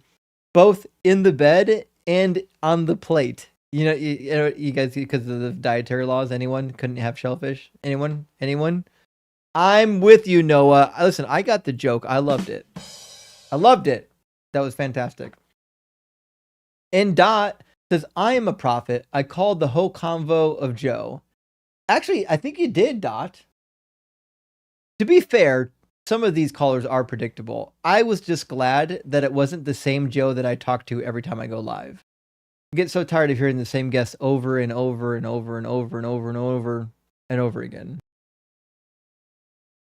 Assailment Monk says, sure would be nice if everyone would learn critical reading skills before forming their beliefs. Well, so that's the thing, right, about beliefs. So like I remember when I was in high school, I would say I was a kind of a young Christian, and I was in religion class because I went to a Catholic high school.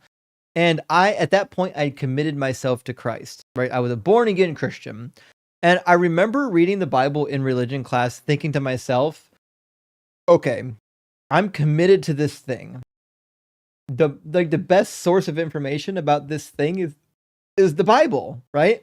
So I committed as a teenager to eventually learning Greek, Hebrew, and Latin. It turns out I didn't need to learn Latin. I think I'm going to learn eventually anyways, but I didn't actually need it. I thought that some of the manuscripts originally were written in Latin. I was a teenager. I didn't know any better. Turns out I was wrong. So I committed as a teenager that I will learn every word in this book and be able to read it in the original languages because I won't be fooled by what somebody tells me. And I'm shocked that the vast majority of Christians never make this pledge to know what's in the book so that they can't be fooled by people with slick tongues. They just, for some reason, it never crosses their mind that they should know this book. Clap says, Tipsy Elves, Google it. I'll email you, send you all the sweaters you want. Shit, okay. Claps, I'll take you up. Although, I mean, listen, I'm a grown man. I can buy my own sweaters. I just need a good source for it. I appreciate the offer though. Also, I did get some free merch in from some friends of the channel. I have to bring it out and shout out the channel. I got a hoodie with the controversy over the gay frogs on it. So when people talk about turning the frogs gay, I'm like, yeah, look, I'm wearing the hoodie. I'm part of the cabal causing it to happen. Good question says, women willingly marry their captors after 30 days. My wife remembers for years if I forget to compliment her. I call holy BS. Good question. What a good fucking point. That a human being can be like, oh, you murdered my entire family. Now I'm consenting to marry you after 30 days. What a bullshit idea. No. Women who have their entire families murdered by an invading army don't consensually marry them. The Steeler Nation says, what's the best way to hold a Christian accountable for the horrific shit in the Old Testament when they say the New Testament essentially cancels it out? Well, it doesn't matter, right? Because even if it was temporary, it was horrific when it happened, right? It doesn't matter if you think Jesus is better, which he's not. Matthew chapter 5, verse 17 through 19, Matthew 23, verse 2, clearly demonstrates that he wants you to follow the law of Moses forever. And the Hebrew Bible says to follow the law of Moses forever. Deuteronomy 11, 1 and 2, Deuteronomy chapter 12, verses 1 and 2, and Deuteronomy 12, chapter 12, verse 28, and Deuteronomy 30, verse 6 through 9, all indicate that this law is forever. And so you can't cancel it out with Jesus. And even if you could cancel it out with Jesus, it's irrelevant. It should have never been okay to rape women. Vegetals, thank you for the $10 super chat, says, Doug appeared to me last night. He told me that in order to do heaven, humans should, 1, never eat pine nuts, and 2, shave our taints. Thus saith the Lord. Listen, I gotta tell you, I'm more comfortable cleaned up downstairs, Vegetals. Listen, I know not everybody has the same preferences as me. We all have different preferences. That being said, I prefer to clean up, if you know what I mean. I manscape.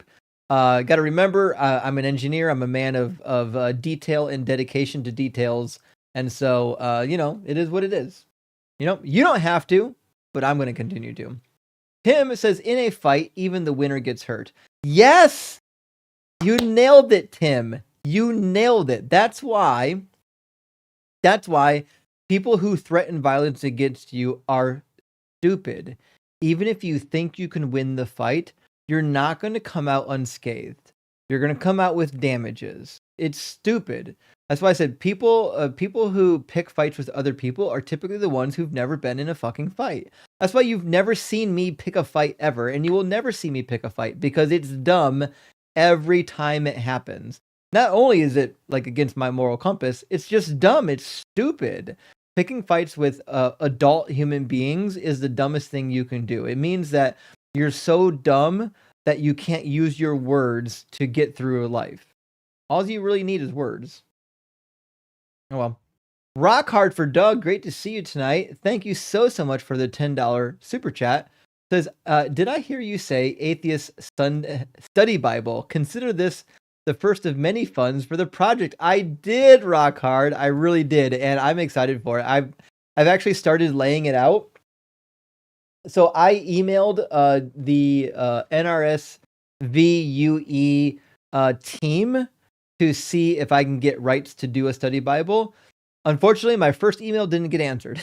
It's going to take a couple to get answered, but I'm going to get rights approved through the proper resources to get a study Bible on the market, and then immediately start adding some of my notes to it from my study notes and get other scholars to participate. I can't tell you who all is going to participate, but I know for a fact that I'll be able to get some scholars to buy in and do some chapters for me. I won't be doing any translation work other than like to do some of the commentary. I'm not going to be retranslating it. It's going to be in the NRSVUE translation, and I think it's going to be a banger. JM says, thumbs up. Well, thank you, JM. I appreciate that. And Walkin' Bones, thank you for the super chat. Says, how about a Sins of Jesus cheat sheet tab telling people to break the Mosaic law about dead dads, property damage, and stealing donkeys? What a burn. What a bum. What a bummer. Oh, you mean what a bum because he's stealing. So this is the thing, is there are occasions where you can point out that Jesus changed Mosaic law. So like Matthew 5, when he says, you have heard it said of old, but I say to you. Well, he's tweaking the law of Moses, which shouldn't be allowed. Deuteronomy 4, verse 1 and 2 says, do not add to or take anything away from this law, which means the minute Jesus changed the law or added to the law, he broke that shit. He broke it. So I do agree with you. There seem to be occasions, but I don't know if it's enough to fill up a whole tab on the cheat sheet. You know what I mean? Like I can make it and maybe put it into the appendix. I got the appendix is full of random stuff that's not large enough for its own tab. I certainly could do that for you, Walking Bones. I certainly could. And Tim says, BMF is a person. I thought it stood for bad motherfucker. No, TMF is a person, Tim. He was on the stream a couple nights ago, had a wild crash out, and then crashed out on silent for like the next hour. It was pretty interesting. And Collapse says, Justin, I get them for free. I can send them anywhere. Well, fuck Collapse. If you get free Hanukkah sweaters, I'm in. Let's talk. I'll check my email. All right, friends, that's the last of our super chats. Thank you so much for being here. It was a hell of a night. I had a blast. Who's live right now that we can go raid? Dougal, do you know who's live tonight?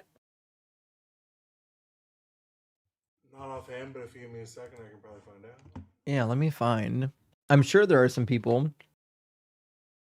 Let me see if I find somebody that we haven't raided in a long time. 1 second.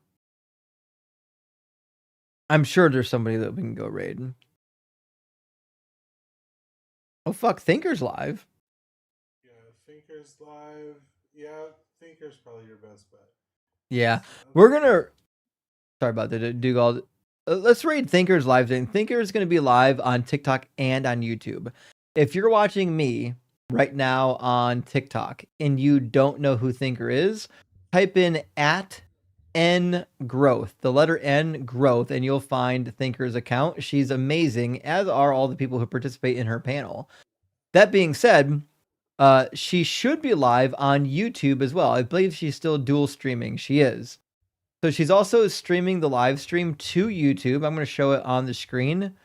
Her handle on YouTube is, I think it's Arch Thinker, right? Let me see. I put her TikTok in the chat, by the way. Thank you. Look up @Think Beyond Dogma. She also goes by Arch Thinker, and she's live right now. We should go raid her live. Let's get her. She got 45 people watching or so. Let's get this up. Let's bump it up. Let's get this over to at least 100 followers in this live stream, so that we can show some support for Thinker. She's doing the same deconstruction work that I'm doing, and she's an amazing, smart, unique voice in the community. She's currently actually taking Hebrew lessons, I think, with either Kip or Dr. Josh. I think Dr. Josh. And so, Dr. like, Josh Bowen, yeah. She's really digging in deep, friends. She knows the book. She knows a lot about the culture. She's for sure learning the language. And I love watching her channel. I spend a lot of time watching her channel. So go tell Thinker that Dugald and Justin sent you, and that we love her, and that we say hi. And Dugald, hey, thanks for hanging out with me, buddy. I appreciate you letting me hang out with you. It was fun. Absolutely. Well, listen, friends. We'll see you again on Wednesday. I won't be live on Friday. I'm going to be hanging out with family, Thanksgiving and Thanksgiving weekend, but I'll be live at the usual times the next week after the holidays. So thank you so much for being here, friends. We love you, and we'll talk to you soon. Bye, everyone.